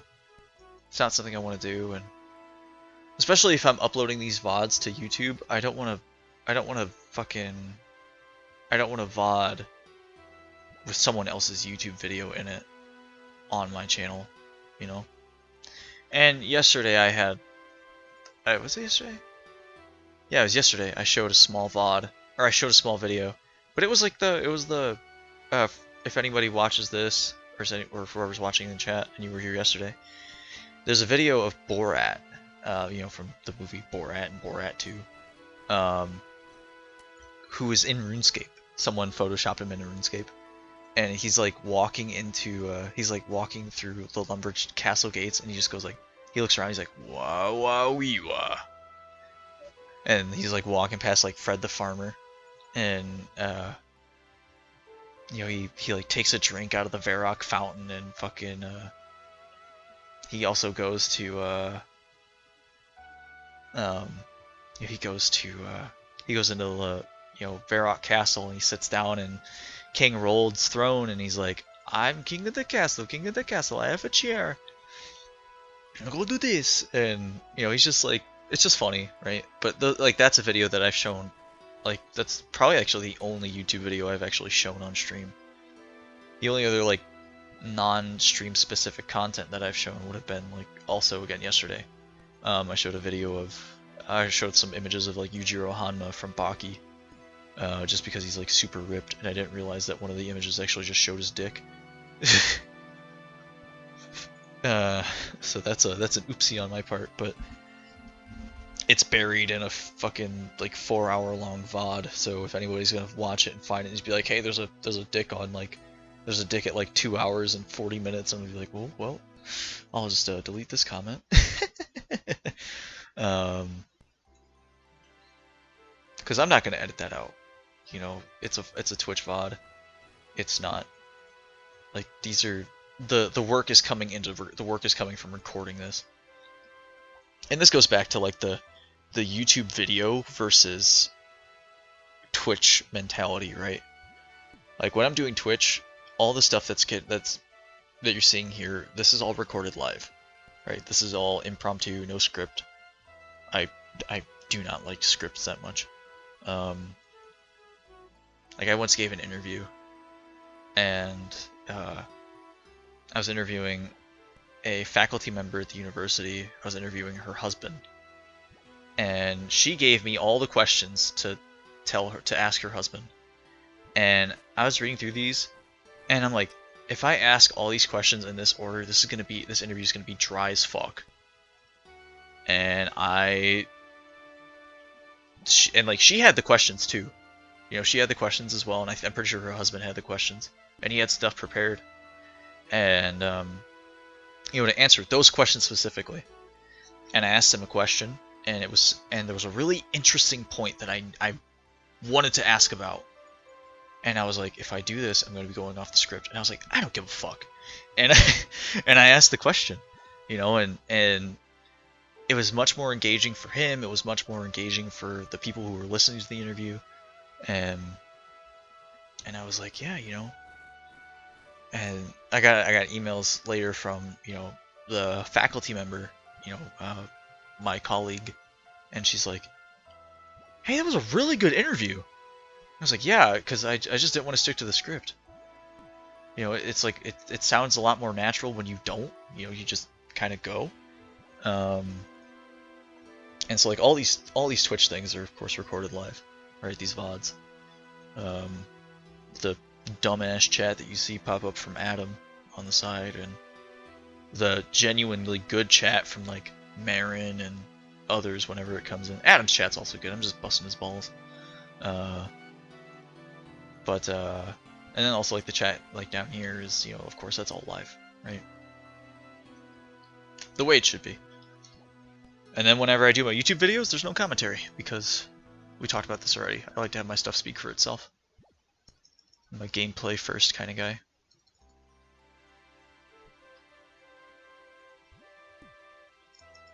But so where are we at with the grind?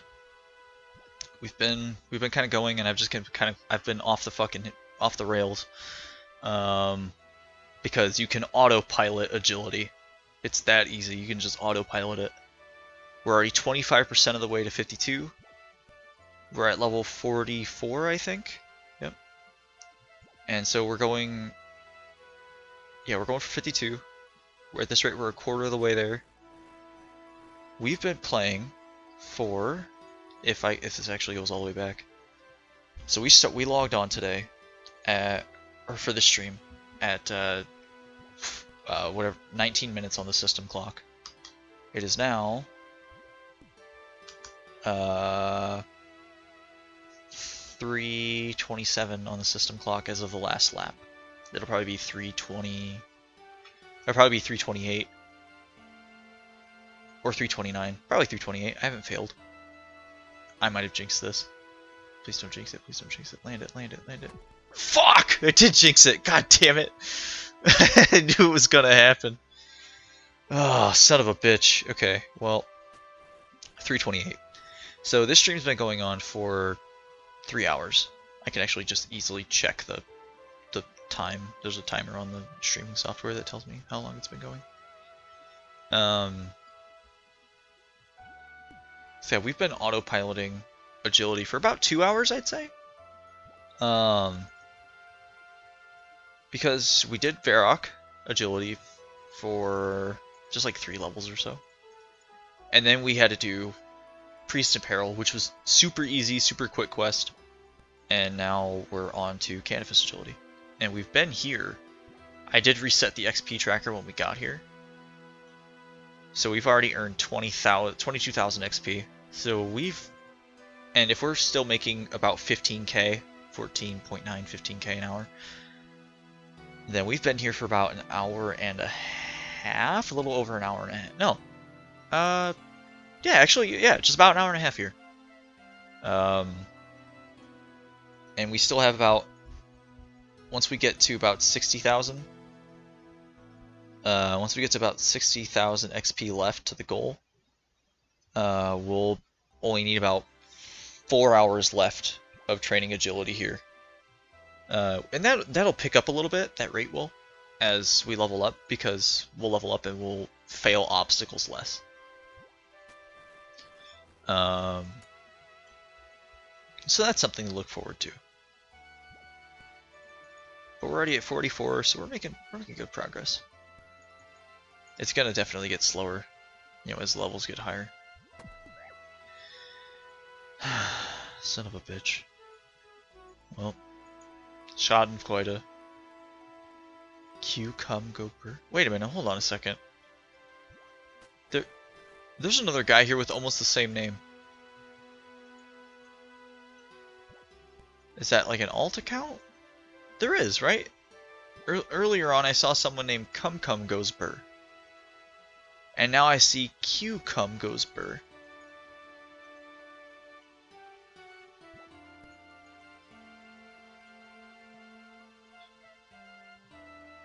Oh, wait a minute. I finally get that name. Cucum Goes Burr. At first I was thinking it was like, you know, a naughty name. But then, upon further reflection, I realized that it's Cucumber. And it's not naughty. I've just got a dirty mind. Yeah, there is. Cucum Goes Burr. That must have actually been the same person. I'm just misinterpreting their name. I'm actually pretty tired. I didn't do much today.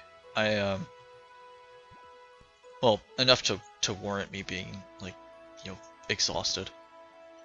I met up with a friend and we went for a hike. Went for a walk, more or less. It wasn't exactly like a hike. It was a good distance though. We were walking for a while. But I went with her and her dog and we went for a walk. It was my first time walking with her. It was nice. We went for a walk and then went back up and you know, we had some tea and just kind of chatted for a while. It was a super pleasant experience, and the dog's super cute too, and you know, and he's all over me. He's just a small little dachshund, dachshund terrier mix, I think. But he's just the cutest thing, and you know, he's all over me. And I show up, and she's like, "Yeah, you know, he's gonna be really excited on the walk, so you know, don't get your hopes up that he's gonna be all over you." And I show up, and you know, she's already waiting outside for me, and I go over to meet her, and her dog just comes at me, and I mean, like, you know, if he's a dachshund and a terrier mix, I mean, like, he's small. He is small. Like, his legs are only like a couple of inches off the ground. Like his stomach's only a couple inches off the ground. And he you know, he runs up and he's like jumping at me and whatnot, and you know, I'm petting him, and he's just kind of like spinning around, and we start walking, you know, and then he focuses more on the walk itself. And we get back, you know, we finish the walk, and you know, she's like, "Do you want to come up for like some tea?" And I was like, "Yeah, sure." Come upstairs, and I'm taking off my jacket, and this dog is again just all over me, and he's so adorable. And I'm like, "Yes, come to me, puppy." I really love dogs. I do. They're definitely my favorite. They're definitely my favorite domestic animal. and I make specifications for this because of my actual favorite animal. But like my best friend is also she and her husband just got a puppy, and the puppy's name is May, and it's a silver lab. So kind of like it's lighter than a chocolate lab, but it's still going to be like brownish, I think. But I mean, like, this puppy is a puppy. Like, it's only, it's only like, I don't know exactly how old it is, but it's still really small. It's a really small puppy. And if it's gonna be a lab, it's gonna be a big dog, you know. But it's so damn cute. It is so cute. And when I head back to go visit my family and friends over the winter break, or over the winter, I'll go to visit my friends and I'll see this dog. And I'm going to try to develop a relationship with this dog like I have with my friends, the same best friend, with her mom and dad's dog. And so her mom and dad have a golden retriever whose name is Jessie. And Jessie's a sweet, sweet, sweet girl. She's really calm for the most part. And she's like maybe like 5 at this point, I think, maybe 5. And she's fixed as well, so her energy's, it's not as high as it would normally be. But I used to be around Jessie a lot when she was a puppy, a small puppy. And I would also watch her occasionally as well, and I was just always around this dog while it was growing up. But because I would travel away for college, there would be a period of like I'd see this dog for quite frequently, maybe like every couple of days or so I would see this dog. And I love animals. I love, pretty much anything that's really furry. I like being able to pet something that's soft and run my hands through like, really soft fur. And Jessie, being a golden retriever, helped out in that front because she was really soft. And I would just always like pet her and stuff, and I'd just show her love and affection. And 45 agility. And so I would just show her, love and affection, but then I would leave for college for, a couple of months. And then I'd come back for maybe like a break, and I'd see my friends and family, and I'd see this dog again.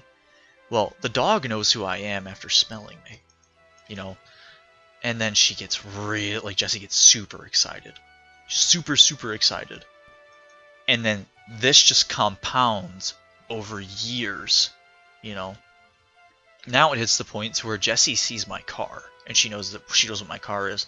And I don't see this dog for months. And I show up, and Jessie is just going hog wild.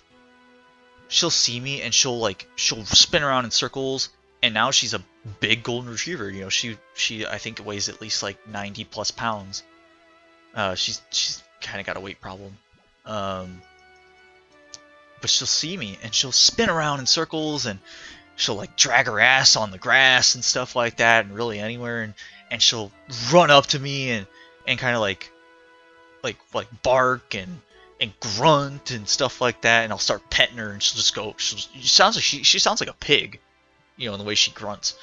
But she runs at me, and she knows that it's me, and other people show up, and Jessie's like, oh hey, it's this other person.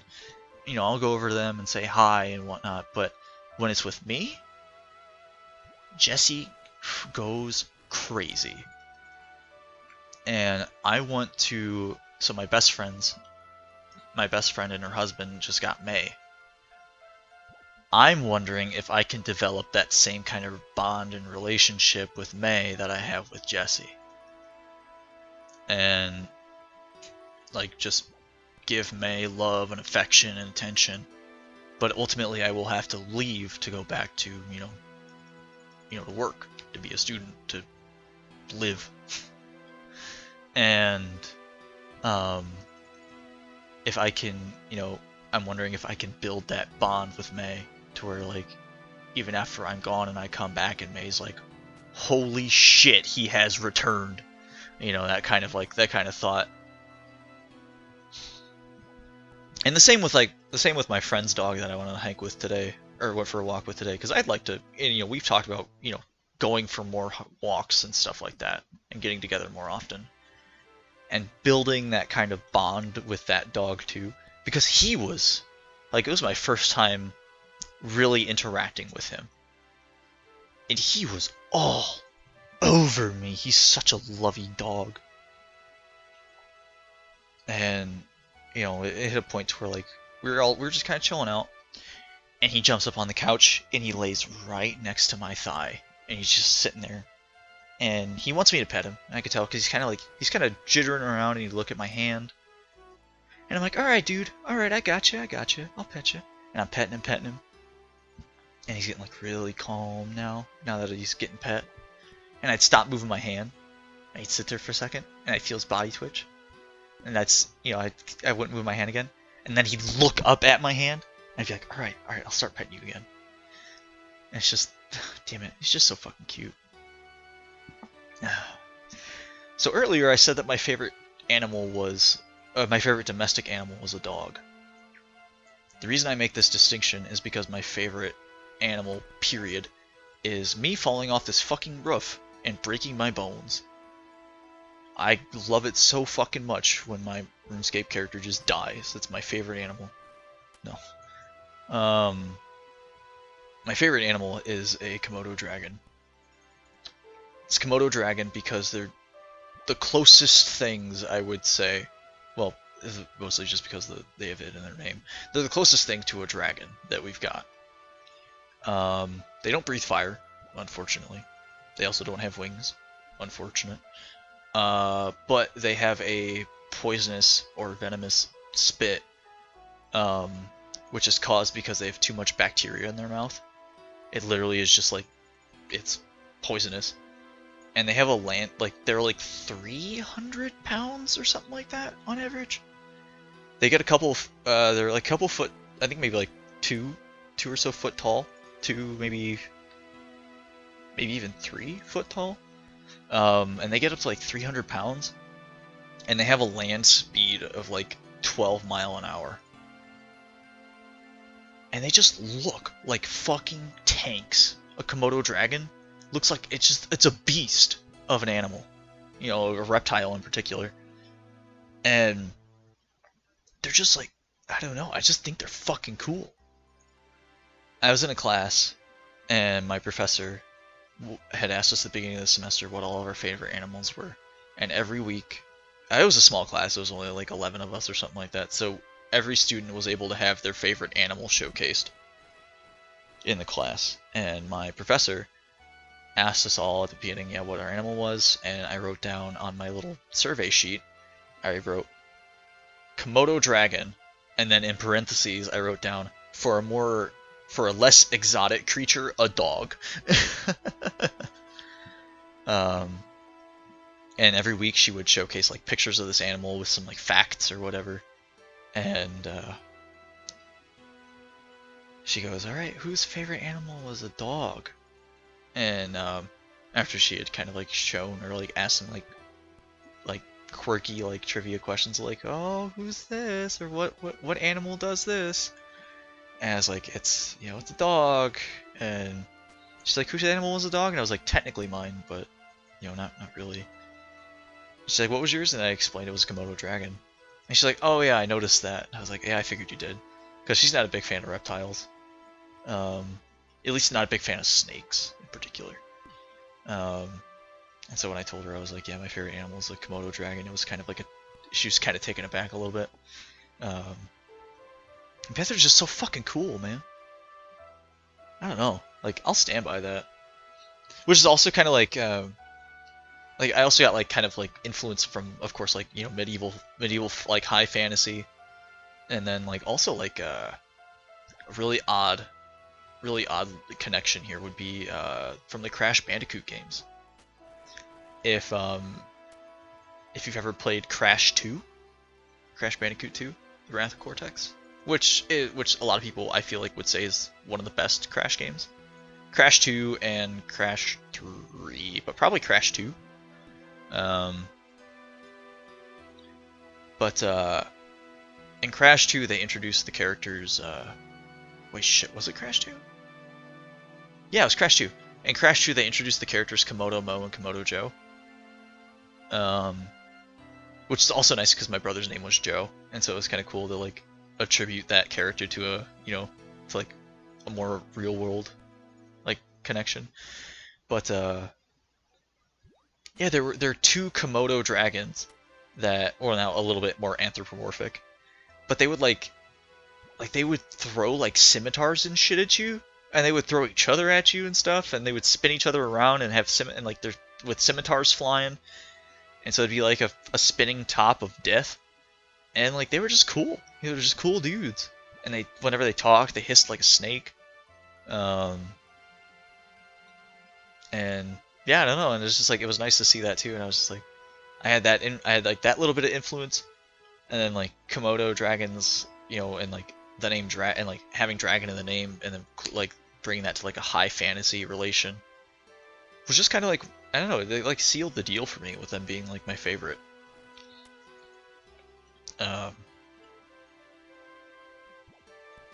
But like definitely like domestic animal wise, a dog I'd have to say is my favorite. Just something that I can like. Then I guess you could do that with like any animal, right? Like you could, as long as it's accustomed to you. And like the temper, and like that your animal's well tempered, like just being able to kind of like really give it love and affection and stuff like that. Because there are some pets that aren't super big fans of constantly being pet and loved on all the time. There are some pets that would just much rather, like my best friend, the same one who has May. She has a cat and a dog named Milo. Or named Autumn and Milo, respectively. Now, Autumn does like to get loved on, but she's a cat, and a lot of cats are kind of like you can love me as so long as I let you love me, and then when I don't want any more affection, then I'm gonna walk away, which is, fine. But like, she's one of those cats, but more so only for Casey and her husband, but rather but like, and like for other people there's a lot less affection. Like I think only once Autumn has ever laid in my lap,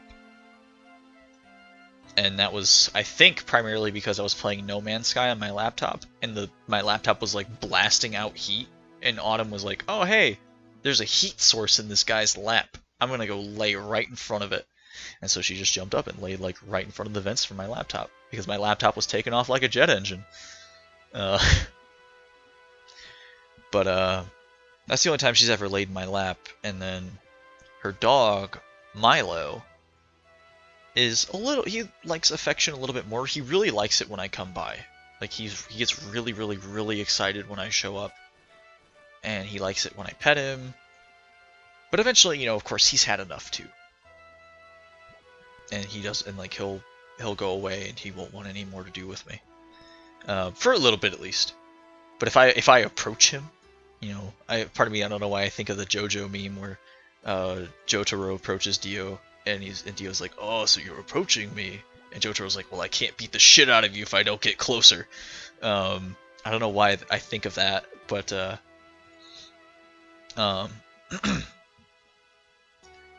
for Milo, in the sense, like, if I'm Jotaro and Milo is Dio, Milo rolls over on his belly and he's like, ah, yes, please approach me.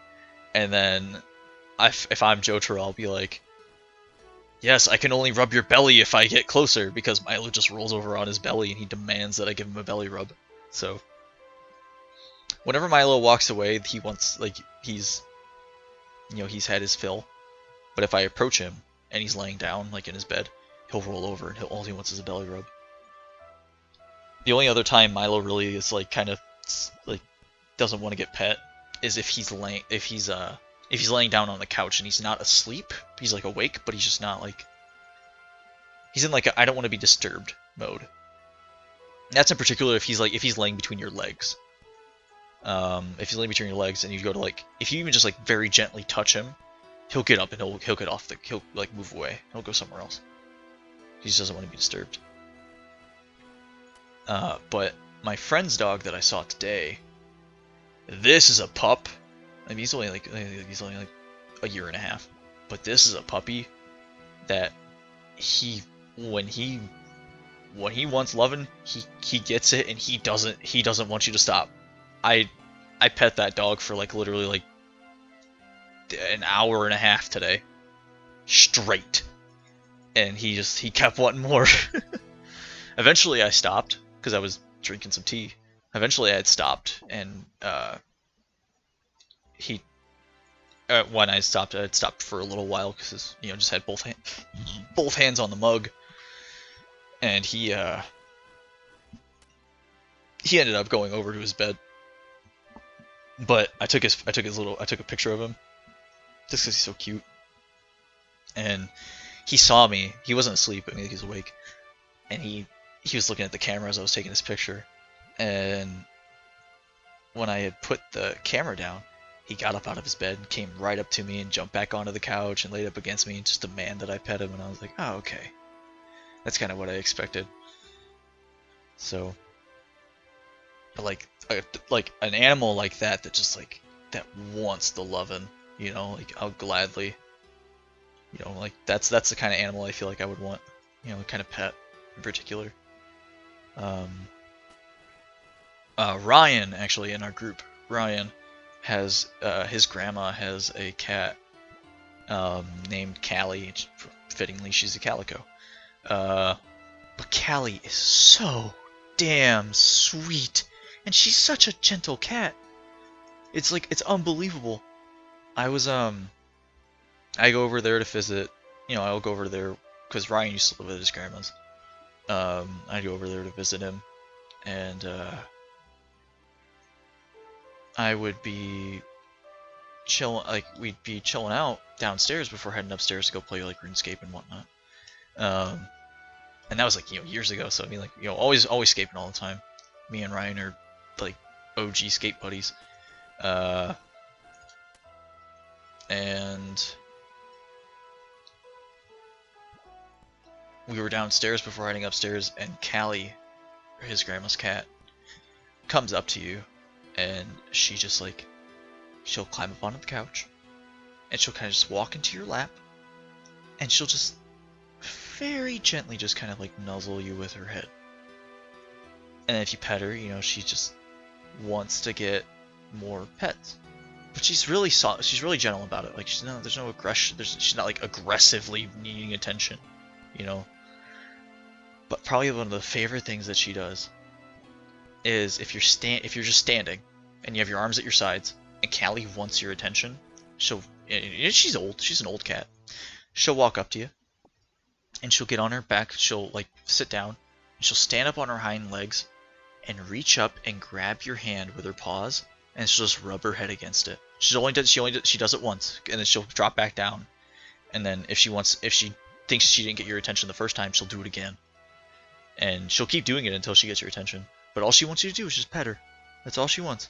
And she's just so gentle about it. Like she'll just pause on hand and then just rub her head across your hand, and then she comes back. She just lands back down on the ground. And it's the sweetest fucking thing, man. Like it's so goddamn cute. I part of me part of me is glad that I'm not like a manly man, one that can't appreciate like a cute cat and like a cute animal and like stuff like that, because like that shit's kind of sad,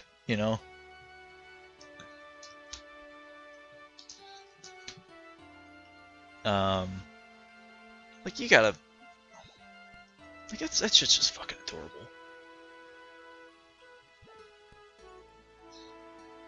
And like my brother has a dog, and his dog is also his dog is kind of like my friend's dog, except a lot more aggressive. In the way in that he wants attention. More so I guess aggressive in the way how he seeks attention. Like he sees me, and he'll bark, and he's always super hyperactive. He'll only bark until he actually gets up to me. But he gets up to me, and he'll kind of just be like, his legs will be pitter pattering on the floor constantly, and I just put my hand on, I put one hand on I just put my hands on both sides of his head, and I just start rubbing, and then he just stops. He's still, because that's all he wanted. He wanted someone to just kind of like massage his head, you know, and like I'll provide. And if you stop, he's like the pitter patter starts again. And he just wants you to. He like instantly goes for your hands, and not to like bite or anything, but just like put his head there because he wants you to keep rubbing his head. He's again a really cute dog. But it's definitely more on the like aggressive attention-seeking spectrum. He's also super fucking hairy. He's really, really hairy. Because he's a what the fuck kind of dog is he? It's like he's not a shepherd. He's something in that family.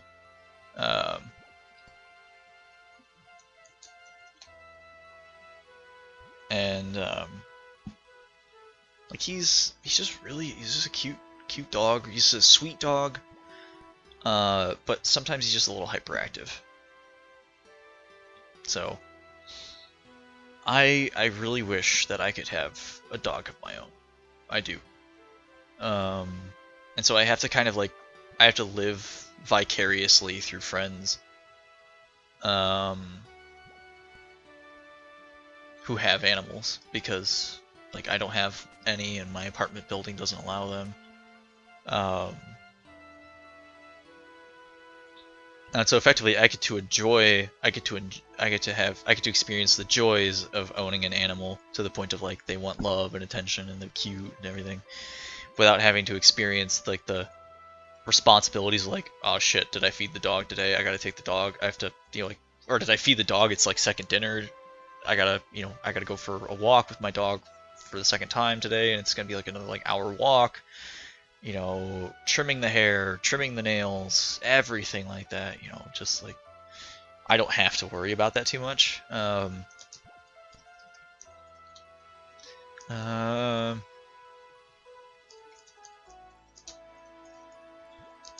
gonna message back to this. So my energy recharges faster than it depletes here.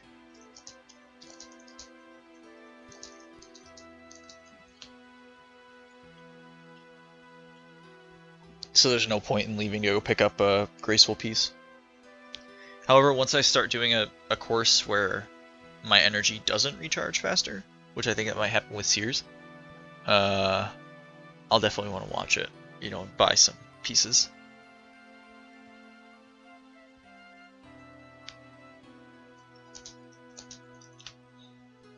But yeah, I wish I could have a dog of my own, but I just, like, right now where I'm living, I don't have the, like, I don't have the space, period. Like, even if my landlords did allow us to have animals here, I do not have the space, because right now I'm just in like a studio, which is actually a decent sized studio. It's got some good size to it, but it's a studio nonetheless.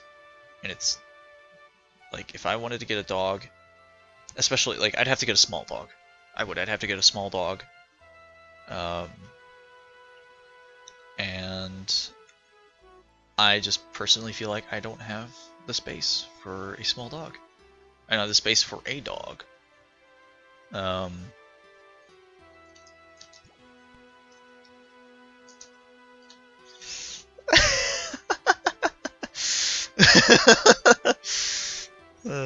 So earlier, I was chatting with Ryan. I was doing some agility. I grinded from 31 to, oh no, I left off where I left off on stream.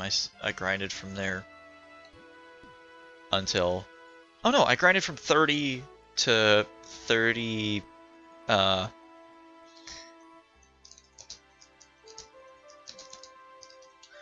um, I grinded from that all the way to I got to 37 or 38, and I had to get off because I went for that walk. And our group members have been calling Ryan a bot because he's been grinding so damn much. He grinds. He has the most game time out of any of us, and he grinded out agility and one other skill all in one sitting. Maybe it was just magic. He was just blasting magic. And our group mates were like, man, Ryan's running a bot. Beep boop, beep boop. And I was talking with him in Discord. It was just like, beep boop, motherfucker, you're a bot. And I was just fucking laughing my ass off, man. I hadn't laughed that good in a while, and like I could tell it was a good laugh because afterwards my face was hurting. You know, it was one of those ones like I could feel like my eyes were, you know, like they were like tearing up a little bit, and I was like, man, that was just so damn funny. It was so funny, and like it shouldn't have been that funny. It shouldn't have been, but I was just vibing, you know. We were in a group chat, we were in Discord just talking, and you know, over voice, and you know, he's just like beep boop, I'm a bot. And it just fucking, it's something in me just snapped, and I just lost it. I was just laughing my ass off. Oh, it's so fucking funny. And so here, because now I'm doing the agility. He's like, see, we can handle the grind. We're real men. And then immediately after, I started typing beep boop, and he put in beep boop too. And so we're on the fucking same wavelength. I don't know what they had with an issue. I had fun with agility.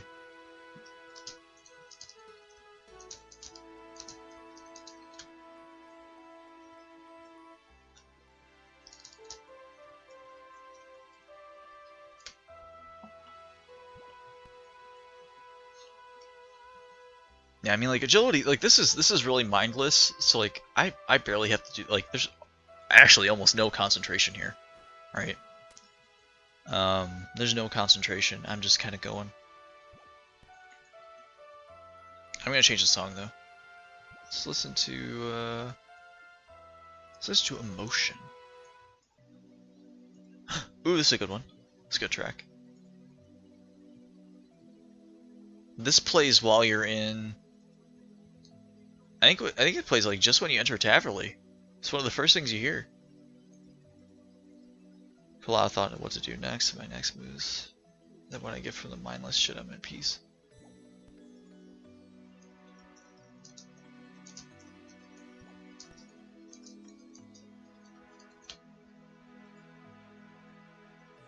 Yeah, right now chopping wood, peaceful.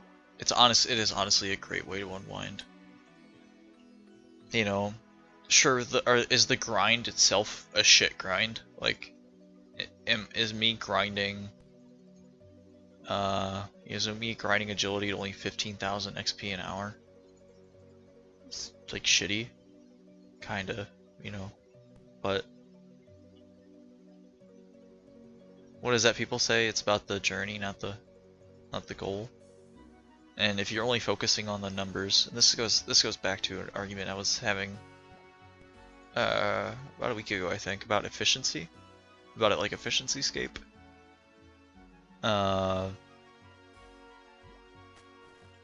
I just can't, like, there's something about like thinking about efficiency scape and thinking like, oh yeah, this grind's, you know, I'm only getting 15,000 XP an hour, and I'm gonna have to be on this grind for, I'm gonna have to be here for like a little under 4 hours, you know. Like, there's something about just like constantly having that in the back of your head that really makes this shit take a long time. you know.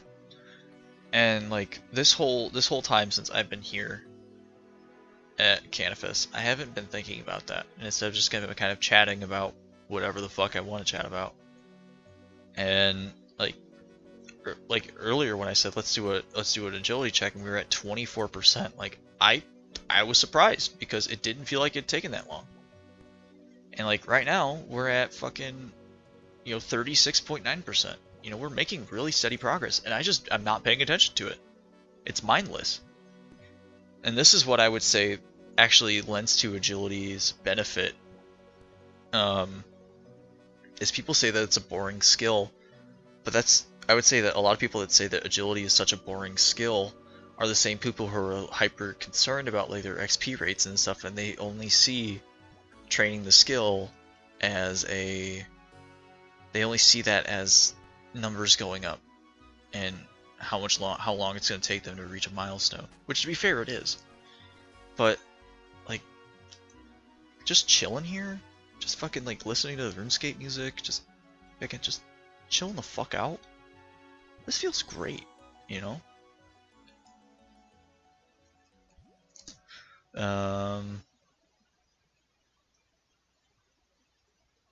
I'd like to make plans with Ryan when I get back into town.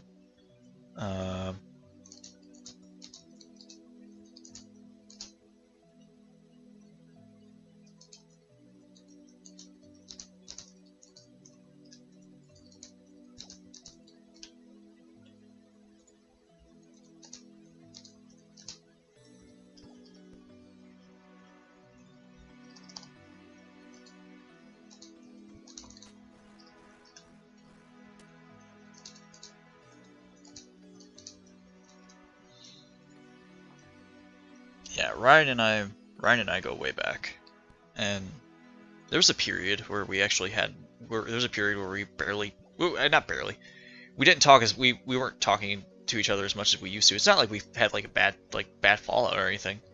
It was just like it was around high school, and like he and I met over RuneScape, and then we met in real life afterwards, and so it was like a star-crossed like lovers kind of friendship. Like it was just destined to happen. And like Ryan and I, we're like entering high school, we're still really good friends, but we just started hanging out with different people. And so we just kind of like not necessarily drifted apart, but we just hung out a lot less and talked a lot less with each other. But I mean, we were still great friends. And then when I got into college, when we graduated and I went to college, and Ryan started going to college too, but at a different place. We started playing RuneScape again. We reconnected. And there were times where like we would take a break from RuneScape and we actually wouldn't talk to each other for a while. But like the moment we start chatting to each other, I mean, like it's nothing's changed. And Ryan's one of those friends that I always really love hanging out with, because a lot of times when I'm chilling out with him, it's a really chill. Like it is chilling out. We hang out and we'll watch anime and play video games.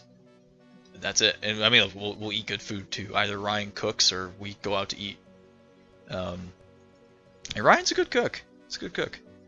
He'll make a lot of like really good chicken dishes and shit like that. And, I once went over and he and his fiance were making we made sushi. We all made sushi together, and that was really good. And, it's just really good people to hang out with. And even if like I'm honest, like there's a lot of it. If like we don't chill out or something like that, a lot of that's on me. Because whenever I go back to like visit friends and family for a small break or something, a lot of times I book myself pretty heavy, and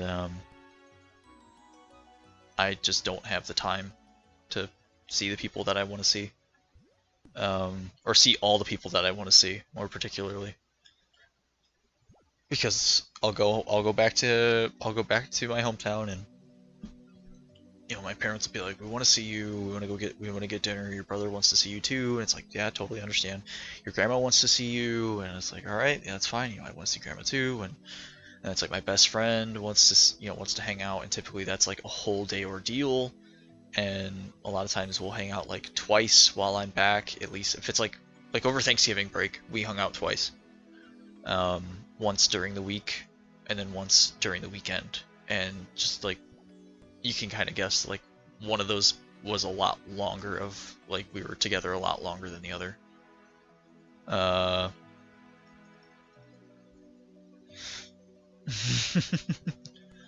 And so like unfortunately I didn't get the chance to see Ryan, and that's on me for booking so many things, and like I feel bad, and so but it goes back again to like, even if I don't see Ryan, I mean like he sometimes he'll give me shit for it. He'll be like, oh, I didn't even know you were in town because you didn't tell me, asshole. And it's like, yeah, you're right, I didn't. But I mean, we still hung out. We still hung out. My brother's birthday was over Thanksgiving, and we went to a casino, and I went and picked up Ryan, and we all went to the casino and gambled. I lost whatever money was given to me. I fucked up, and I followed my mom around on penny slots, which was a bad decision. And then I went over to Ryan, who was playing virtual blackjack, and that was a good decision, but I just got fucked over by the system.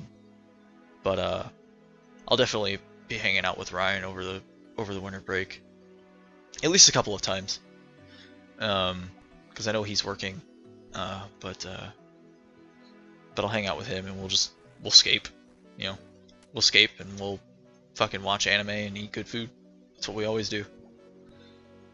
Some things never change, and Ryan's definitely one of those like friends who, like, no matter like how old you are or where you go in life, you're always like, Ryan's that friend who, like, I can go, we can hang out together, typically go over to his place, and we'll eat good food, listen to good music, bullshit, and fucking play RuneScape, and watch anime, and like that's it. And it's that constant, that you really need. You need something like that in a friendship.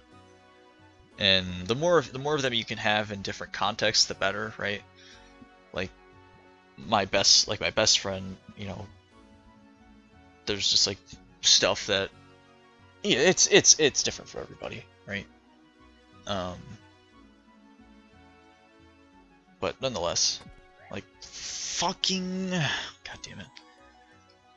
So my brother likes to send out TikToks, which isn't a problem, and they're funny, but he sent so fucking many of them, and it's like, damn it, dude, chill the fuck out.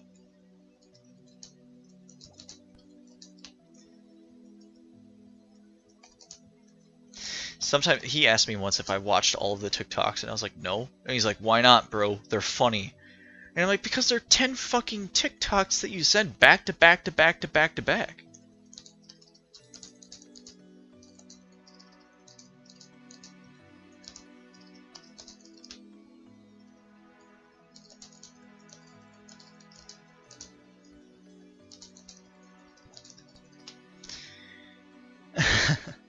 And yeah, like, the TikToks that he sends me are funny, but I'm just like, god damn it, dude. Like, there's just so fucking many TikToks. It's just a lot. It's tough to fucking watch them all.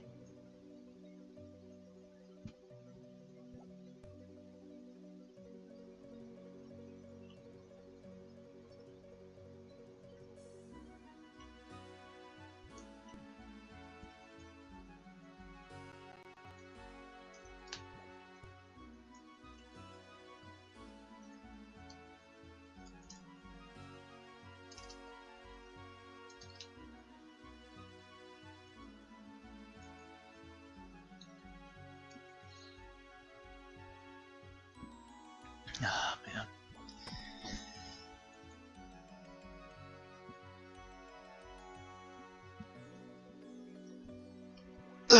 Okay. I gotta get up and stretch. I've just been sitting for so fucking long. So I'm just gonna put my mouse on my thigh and just kind of stretch. If you haven't gotten up and moved yet, get up and move. This is your commander speaking. Your captain of the stream. Your captain of the VOD. And I'm telling you to fucking move. Stand up. Do some jumping jacks or something, or just fucking touch your toes. Or just put your feet on a table or something, and just kind of stretch and, you know, don't be fucking stinky.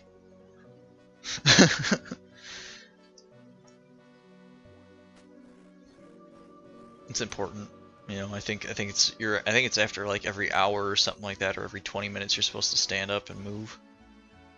And with streaming, I get really bad about that because I'm not, you know, like I'm just sitting in the same spot all the fucking time. Just sit back down.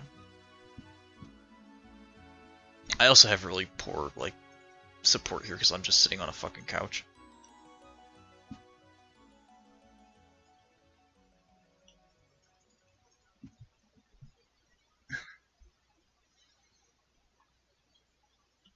But yeah, I think it's like every hour or so, or even every 20 minutes, you're supposed to stand up and move around,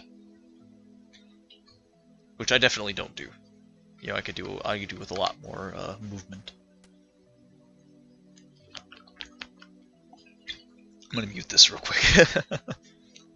I started taking a drink and I was like, wait, my microphone's totally picking this up, so I'll be right back.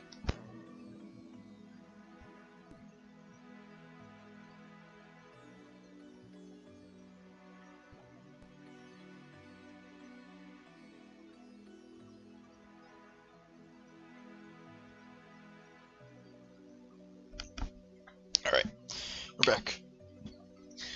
I'm a recreational hydro homie, which ultimately just boils down to me saying I drink a lot of water.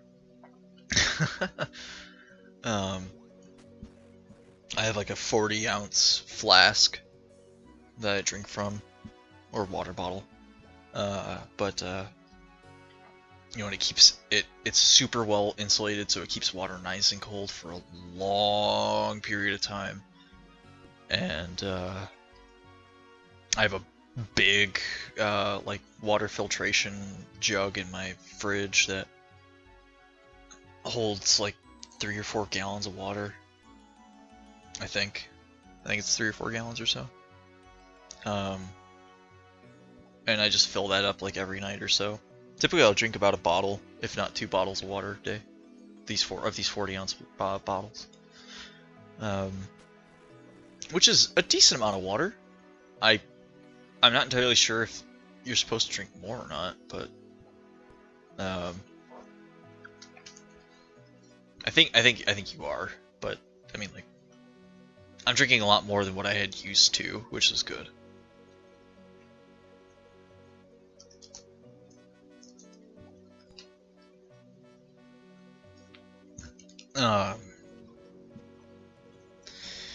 But there's a subreddit called r/hydro homies, and it's just for people who are water drinking enthusiasts. And some of the shit you find on there is pretty funny. There's always someone who's like, "Am I a hydro homie?" And it's like a video of someone just like drinking a big ass fucking thing of water. And some girl on there the other day was like, "Am I a?" It was another like, "Am I a hydro homie?" And she's sitting there and she's holding what looks like a very small, like, bottle. It's got like a little like screw off thing, and then you can drink from the little spout. Well, what was off the camera that she showed, a little bit after, she unscrewed the thing, and as she tilted the bottle back, it was like a big ass like fucking like 10-gallon fucking like jug that was just like on this like little spout, and she just tilted the whole thing back and just took like a big swig from it and dropped it back down and ended the video, and it's like, holy shit. But I always see something on that subreddit, and it's a meme that's like, it's like someone says they're having a headache, and it's a fish from SpongeBob busting through the Krusty Krab, and he's like, "Did you drink enough water?" Like drinking water is the only reason why people have headaches. I mean, like, it's a fun subreddit, and that's like a fun concept too, to like to kind of play with, you know. Because I personally, like, I guess on the topic of headaches, I get a lot of headaches. But they're very and I guess not a lot. Well, I don't actually know what the normal amount of headaches is, so. My headaches are systematic. And by that, I mean, like, I know what causes a headache, and I will know from the start of a day whether I will have a headache or not. So by this, I mean, first, the systematicity of it. If I wake up in the morning, and I don't, and, like, I try to fight getting up. I knew that was going to happen. I try to fight getting up. Like, if I wake up in the morning, and I'm like, I don't want to wake up yet, and I try to go back to bed, I will most certainly wake up, or if I do manage to fall back asleep, I'll most certainly wake up, and I'll have this feeling in my head. It's not a headache at the moment. It's not. It doesn't even hurt. I just have a feeling, and I know I'm going to have a headache later on. I do, and sure as shit, later on in the day, I'll have a headache. It's because, like, it's just because I'm fighting waking up.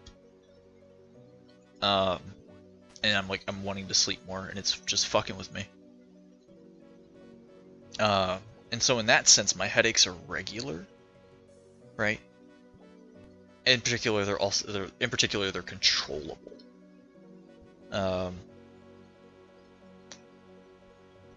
And no matter, like, how much water I drink or shit like that, that doesn't help it one bit, because, like, I'm almost always hydrated, because I drink so much out of this fucking water bottle.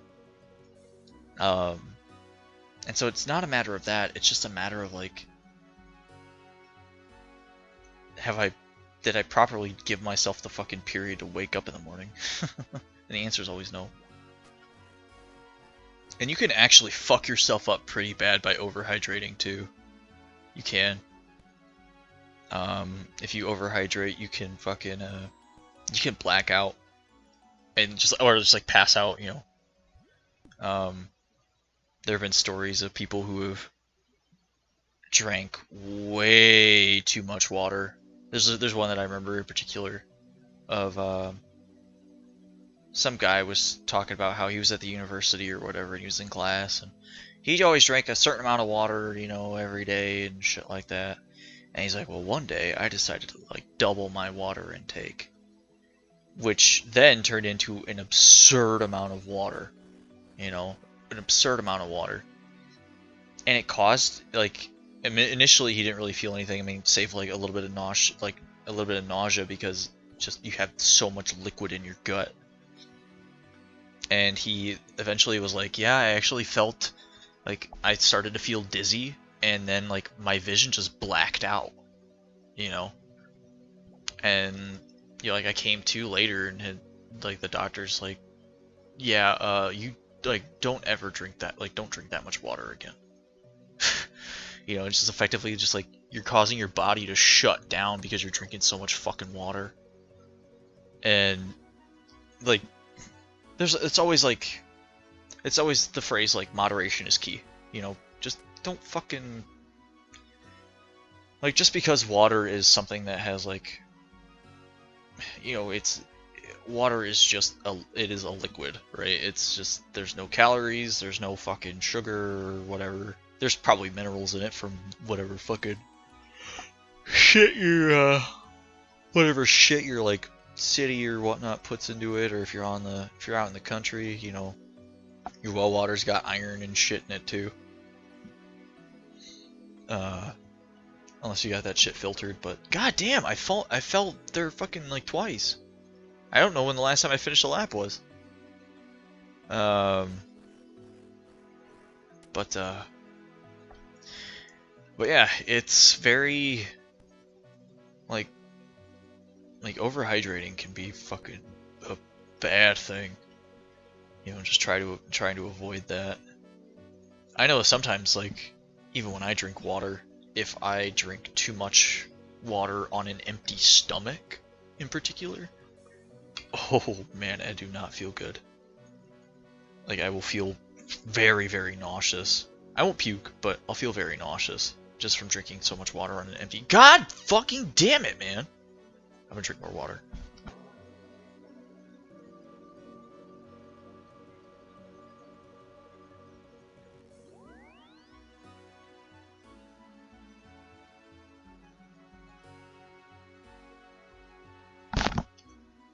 But yeah, drinking water on an empty stomach typically fucks me up pretty good.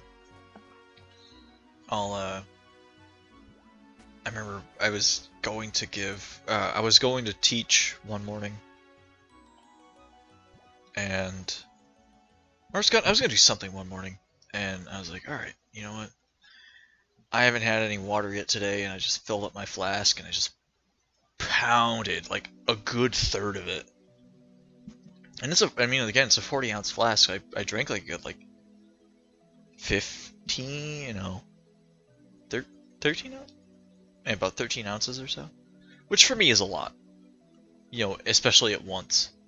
And I was just like, I finished drinking it, and I was standing there, and I'm like, oh, yep, there it is. There it is, and I just feel it just sloshing around in my gut.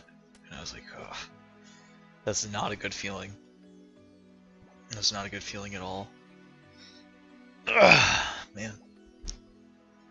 And yeah, I mean, like, it's just a matter of, you know, know yourself.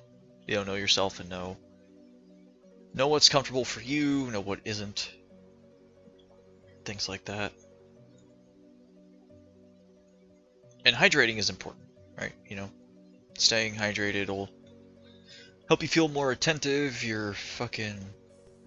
There's just so many things that hydration is key for. And so, like, definitely just drink your fucking water. But yeah,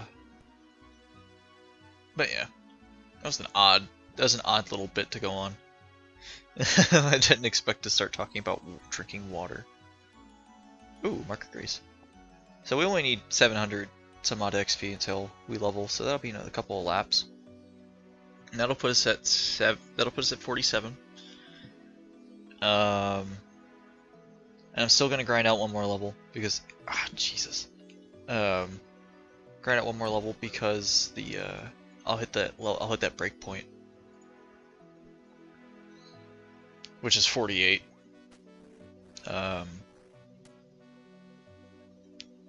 I opened up my web browser and I had it on a dictionary, and the dictionary was in light mode, and it fucking burned my retinas.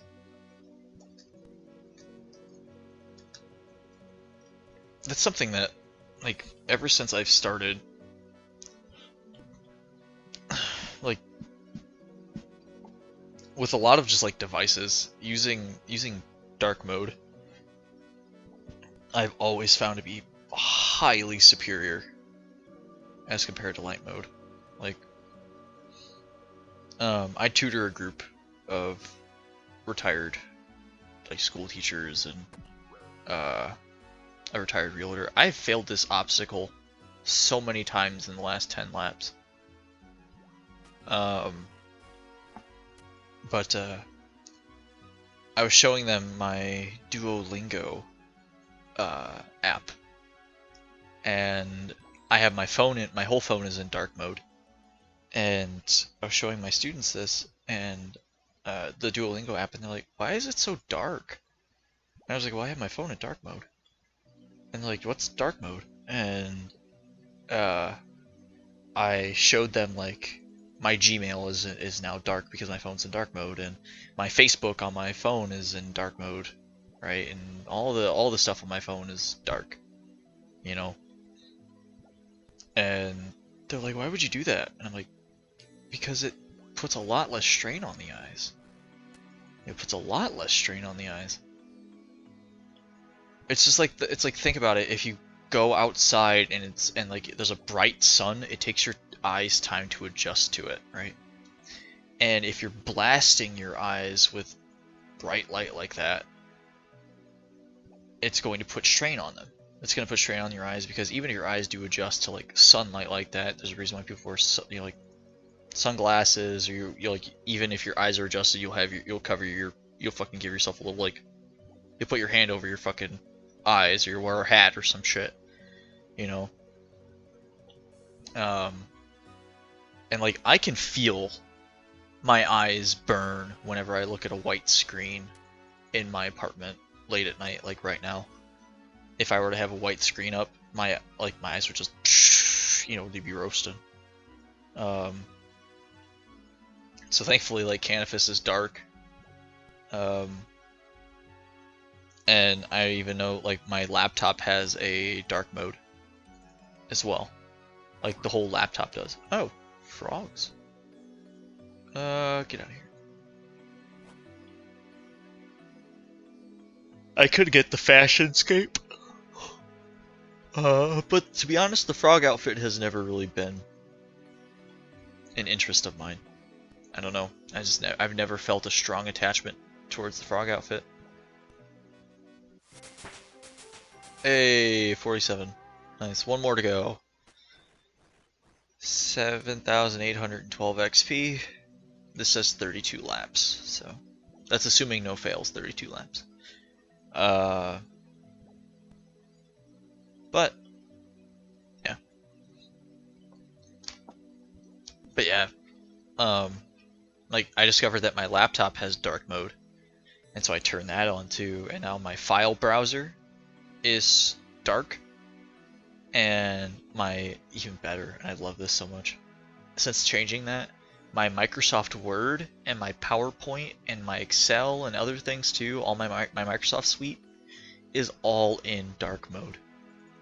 It's fantastic, because I would stay up late and write papers and make presentations and stuff like that for my students and, you know, for my own work alike, and staring at a white screen at like late at night, it's hard on the eyes.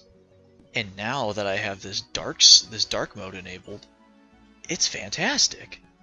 It's so nice. I mean, like, it takes a little bit to get used to, because the background is a black background and whatnot. And the text is white. So you have to remember to make sure that you change the text accordingly.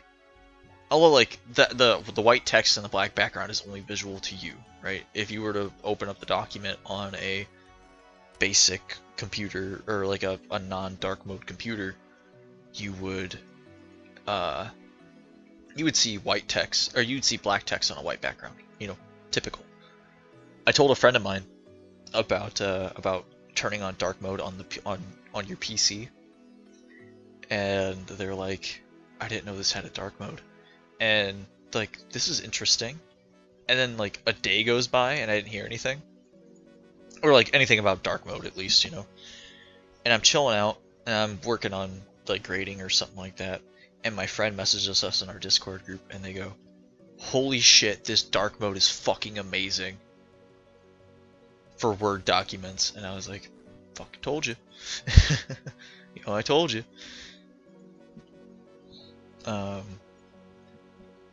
And it's just like, it just makes life on the eyes so much better. There's also,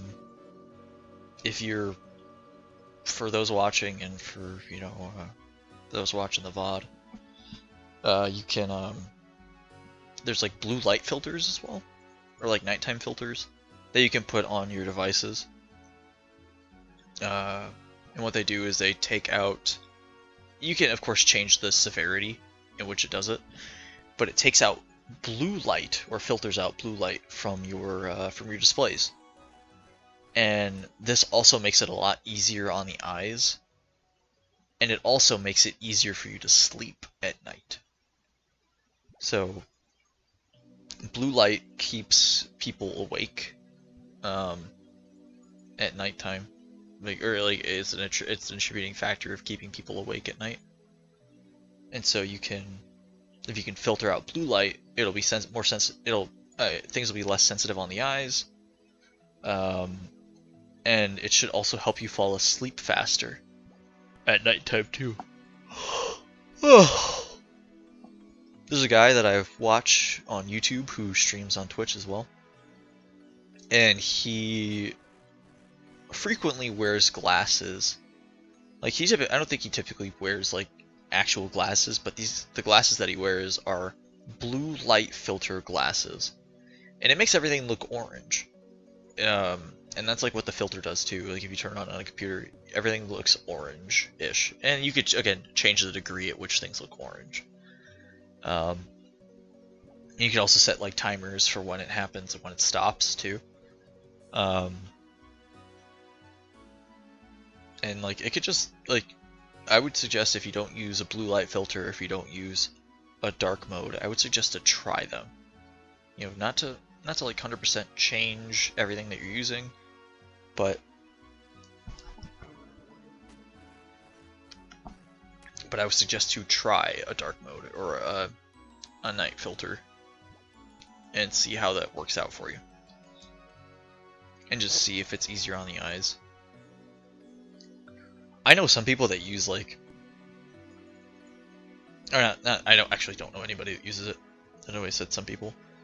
I don't know anyone that uses it, but like Discord has a light mode feature, but Discord comes default in dark mode. I'm pretty sure Discord comes default dark mode.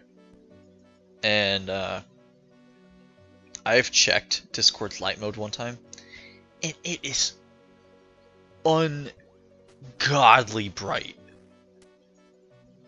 It's unbelievable how bright that is. And like it's just some serious retina burn. Like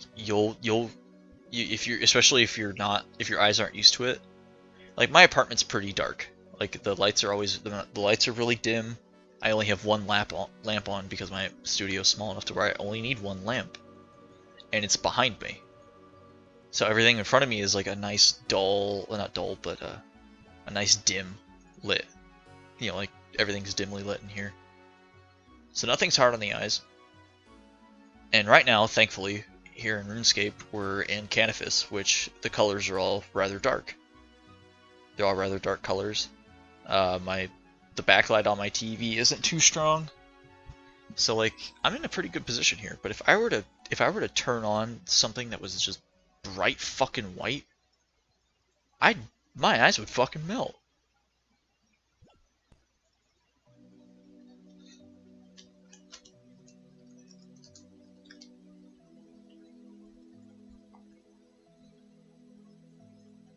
We're getting close to ending the grind for tonight. We're getting close. Thing says 24 more laps.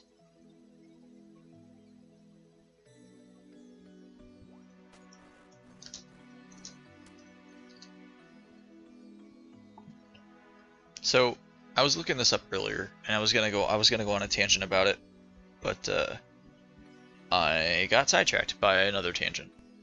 So I was talking about the agility grind and where like I want to be, and why I want to get to 48 by the time I log off for the night. And it's because agility is of course, increasing your agility increases your run energy recharge rate. What the fuck? Damn it.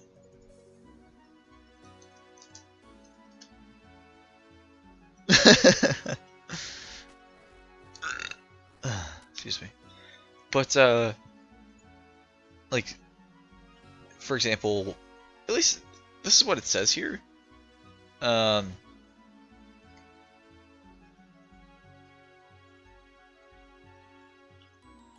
I don't know if these categories are, I don't know if the categories are, like, set in stone. So, like, for example, it says level 0 to 5. It takes you 7.5 seconds to recharge a single point of run energy.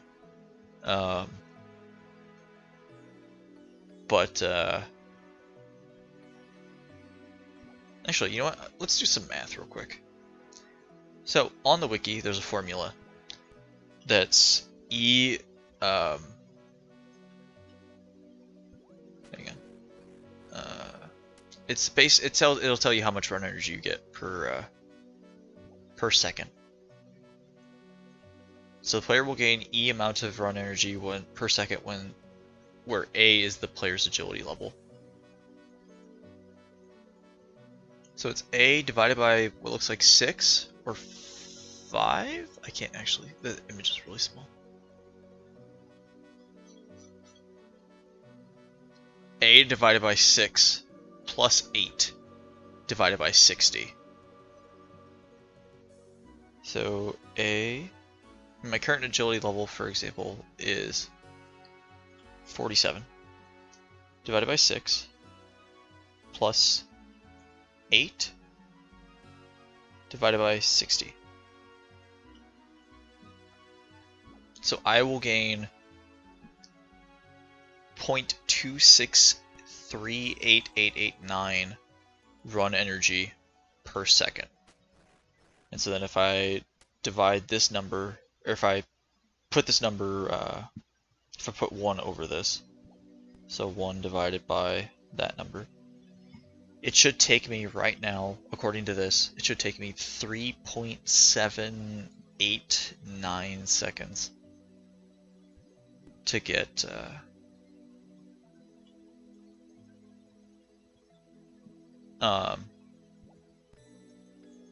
it should take me that to get 1 point of run energy.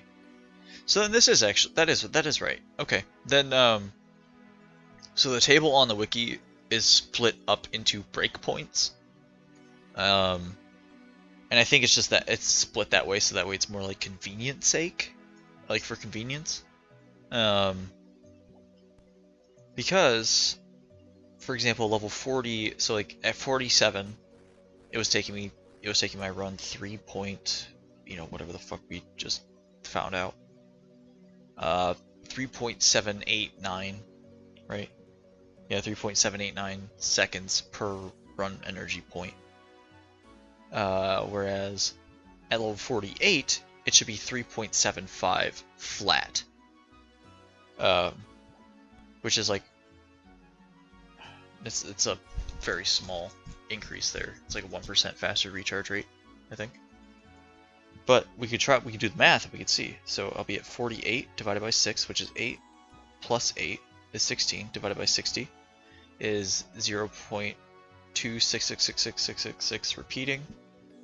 And so then if we just 1 divided by 0.26667, yeah, that's actually right. So then your run energy does actually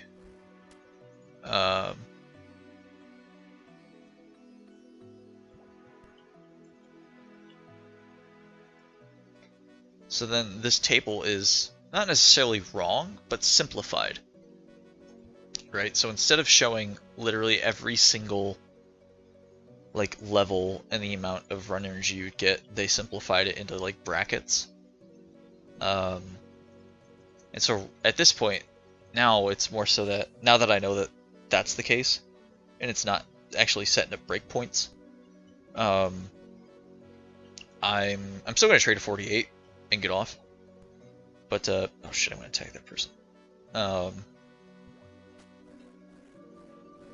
Yeah, now that I know that, like those goals and that are gonna be just a little bit more arbitrary, you know. My goal currently is, my ultimate goal is still 70 agility. It's still 70 agility because I can use a lot of shit for 70 agility. And so right now we're at 48, right? Or we're at 47. And we determined that it would take my run energy I would regenerate 1 point of run every 3.789 seconds, right? So then, if we were to say I was level 70 agility, divide that by 6, plus 8, divided by 60, is 0.3277 repeating And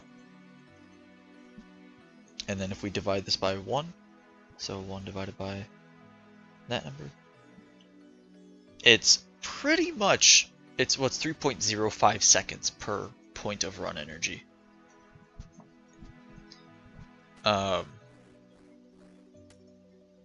Which from 48 to 70, like it's about 20% faster, I think. Right? It's about, well, it's about 20% faster. So that'll be good. That'll be good there. And then with Graceful, that actually cuts that down by a lot. So for perspective, at level 71, this table says that you'll restore a point of run every 3.158 seconds at level 71. However, if you're at level 71, that time changes with Graceful from 3.158 seconds per point down to 2.5 seconds per point. So it's significantly faster. And it actually reduces the time required to get to full run energy by a substantial amount. Like from level 71 to 70, or like at that level 71 bracket, the default recharge rate versus with Graceful is literally 1 minute faster. If you have Graceful, you recharge your run energy 1 whole minute faster than all the way to max than you would without Graceful.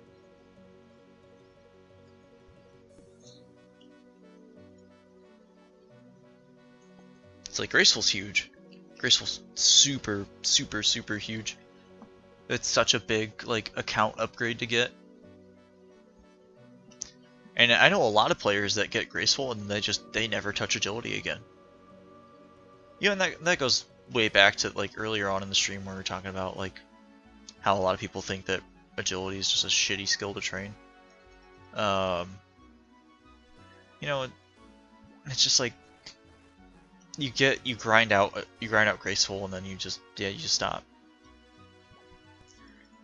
And what really sucks, I have friends who oh, someone leveled up. GZ, man, GZ. But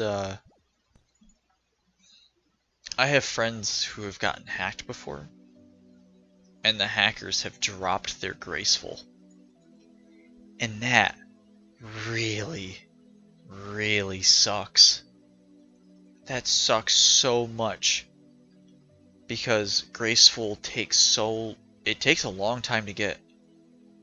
You know, if you do rooftops from level 10 all the way to all the way through Graceful, you know, to get a whole set, players will often be doing agility for like pretty much like a whole day's worth of agility, right? And by a whole day's worth, I mean like they'll actually they'll spend like 12 plus hours doing agility for Graceful. Like I've been doing agility through rooftops since level 26. And right now I'm at 47. And I only have 72 marks of grace. And you need 260 marks in order to fully buy a Graceful outfit. So I'm not even halfway there yet. Not at all. I'm not even halfway there.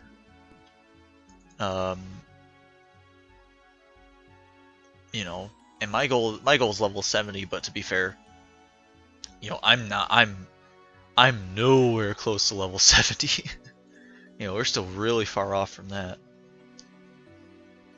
Literally need to gain like at least 10 times the XP that I have right now for level 70 agility. So I will 100% get the amount of marks that I need. But some players will, you know, grind out agility at like Canifis, and they'll get their Graceful, you know, if you're really lucky with marks, you'll get your graceful like fucking. You can get your graceful before level 60. Just depends on how lucky you are with marks. But it's a grind, you know, and then it really sucks if people get hacked. Like Cadiz, my buddy, in the group Iron, and so did Ryan too. Both of them got hacked on their mains. One of their mains was used as a we don't know if it was a bot or if it was just a if it was like a gold farmer that hacked it. One Ryan's main got turned into a Zulrah bot.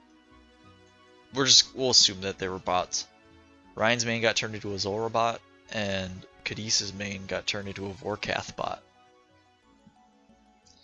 Ryan, who already had max combat stats, and like literally max combat stats. He's got all of his combats maxed, except for prayer, I think. I don't think his prayer's maxed. But all of his other combats are. Magic, ranged, all his melees, HP. You know, he's got all those. He's got all those at 99. And yeah, his account got hacked and used for Zulrah. And Cadiz, his account got used for Vorkath. And Cadiz's account has like 11k Vorkath KC. And his account, he has it recovered and he plays on it still. But his account got recovered, and he has like, so in RuneScape the max level is 99, right? But you can keep gaining experience. For example, for my fire making, like I'm at just barely, you know, I'm just barely above the 99 threshold. But if I was to get enough XP, say to make it, if they did have a level 100, and I got that XP to make it there, it would still only show that I had 99 fire making, right? But you could look it up on RuneLite, and RuneLite would tell you that I had 100. And there's even a feature in RuneLite called virtual levels that you can enable, and it'll actually show you your virtual levels on your fucking stat page. So like on my main, I have a virtual level of 101 cooking, I think. Meaning that I've gotten enough XP to reach level 101 cooking if it were a thing. And when I check that on my stat page, it showed, if I was using RuneLite, it would show that I had 101.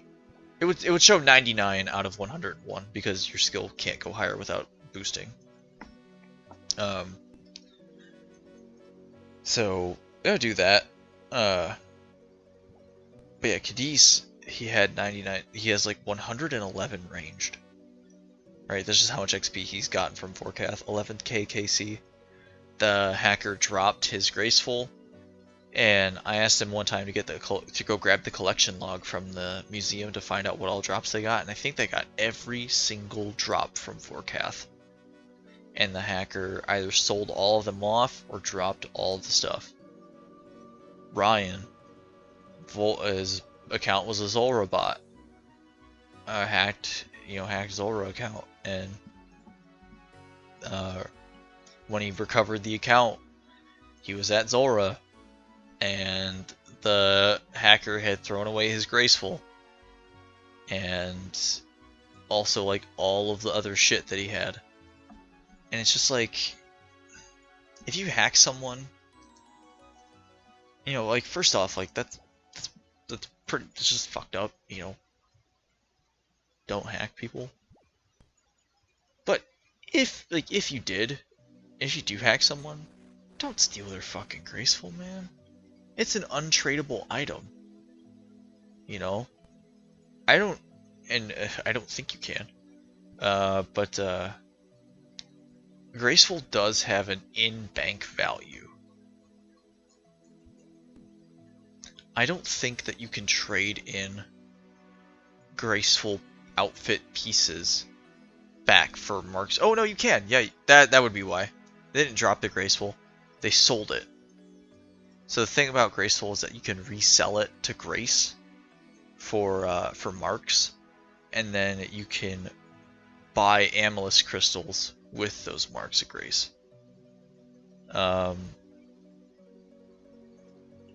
And for perspective, a full set of Graceful costs 260 marks. You could instead buy 2,600 Amethyst crystals, and you would make 2.7 million GP. So you would get, you'd get a lot of money there. Even if you were to sell off the Graceful pieces at like 80% of the value. And it is 80% of the value. If you were to sell all those back off at 80%, that's still, like, you would still be able to sell off that person's Graceful for like 2 some odd mil. But it's just like, that's such a long time of someone grinding out agility to get an armor set that is arguably one of the most useful sets. And then you're getting on there and you're like, I'm gonna liquidate this entire account, and in doing so you sell off their Graceful for Amethyst. And it's like, man, like, fucking, if this person ever gets their account back, which I don't think people like that, like people like hackers, don't really think about that kind of stuff. Because they're there for the money, they could really give a shit whether someone gets their account back or whether the account gets banned, because, they're gonna mule it off to like 5 different accounts and then try to sell it to the black market. But, they'll mule the wealth off, and then they'll just do some fucking trading, and they'll try to just set the account up at a decent bot spot and just let it go until it gets banned.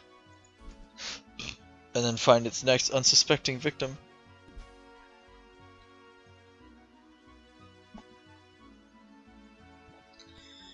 But yeah, I feel bad for those two, because they've both grinded out agility again in old school and have both gotten Graceful once more, and I think they're both also level 70 agility. At least I know Ryan is. Cadiz might not actually be 70. I'm not too sure. I know he was doing Sears Village. I'm gonna pop up his I'm gonna pop up our high scores.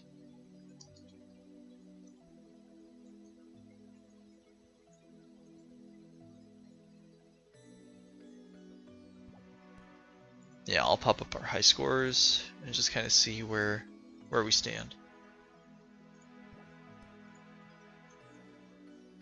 In particular, where Cadiz and Ryan stand on their agility. I'll check the rest of the group too, like Adam and Kenny. I'm pretty sure Kenny hasn't played in the past like week or so. I know he's really busy IRL, which is totally understandable. Do IRL stuff. IRL stuff always takes precedence over video game stuff. It always does. I had to tell someone that. I was like, IRL things are... Oh, it was, I used to play a mobile game, like a tapping game or whatever. A clicker game. And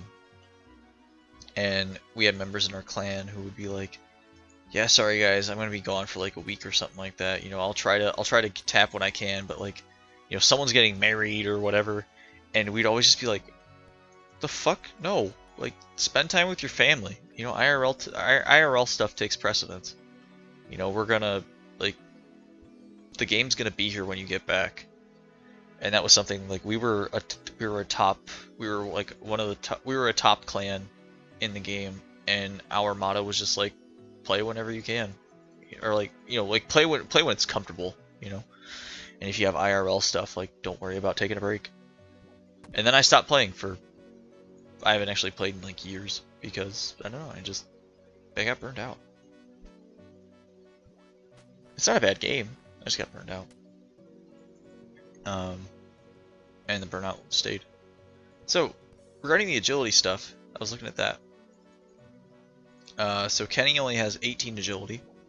Cadiz has 70. I know that I have 47, and we're about to go to 48. Let's actually see what I was at starting, though. So when I started out this session, we were only at 37 agility, so we've gained 10 agility levels so far, which is pretty nice. And we've gained an Herblore level too, because we got a lamp from Genie. And then, oh shit, I accidentally closed the high scores. Open these back up. I should just like favorite this. And then Ryan, I know has 70 agility. And Adam has 65, he does not have 70. So he's close, but he's not there yet. So, yeah, we'll get to 70. Ow. It'll be a grind. It'll definitely be it'll be a long grind, but it'll pick up substantially when we go do Wilderness. Because the Wilderness agility course is going to be, from what we're only making 15k apparently right now. I'm pretty sure that'll change once I refresh it. But right now, if we're only making 15k, we're going to make like close to 3 times the amount of XP per hour at agility course, or at the agility training arena in the Wilderness. So that'll be good. That'll be really good. Yeah, I'm looking forward to that. We won't get Marks of Grace, but it will blast us straight to Sears Village. And then we'll do Sears Village up until 70. There we go. 48 agility. We can now use the Apatol agility course, the Shazian advanced course, and the log balance, the Fremenez province agility shortcut. So let's look at some things that we can do now with this agility level. Right, this is only 48. We're not stopping here. Being able to do the Apatol stuff will, I think, let us do something with Monkey Madness. So we started at 37. So we can do the Alpha area log balance. We'll be able to do the Contortion and Yanil Dungeon Small Room. Okay. That's access to area specific, so here's shortcuts. So we got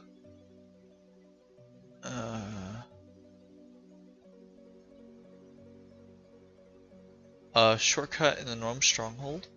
I wonder if that's the one over by Barbarian Outpost.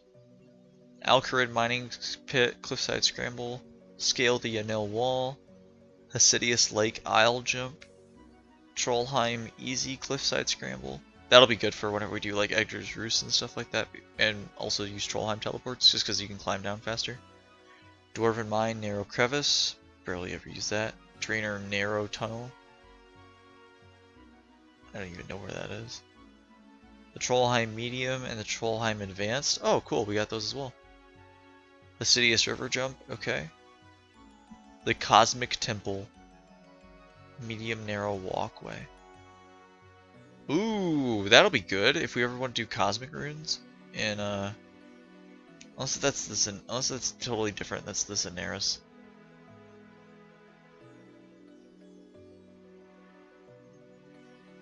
Yeah, the biggest one here is the Taverley Dungeon shortcut to Blue Dragons.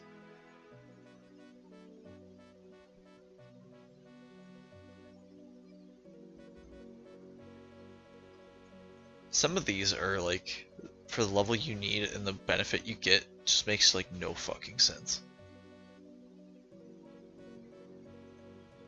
But who am I to judge? Alright, let's log out.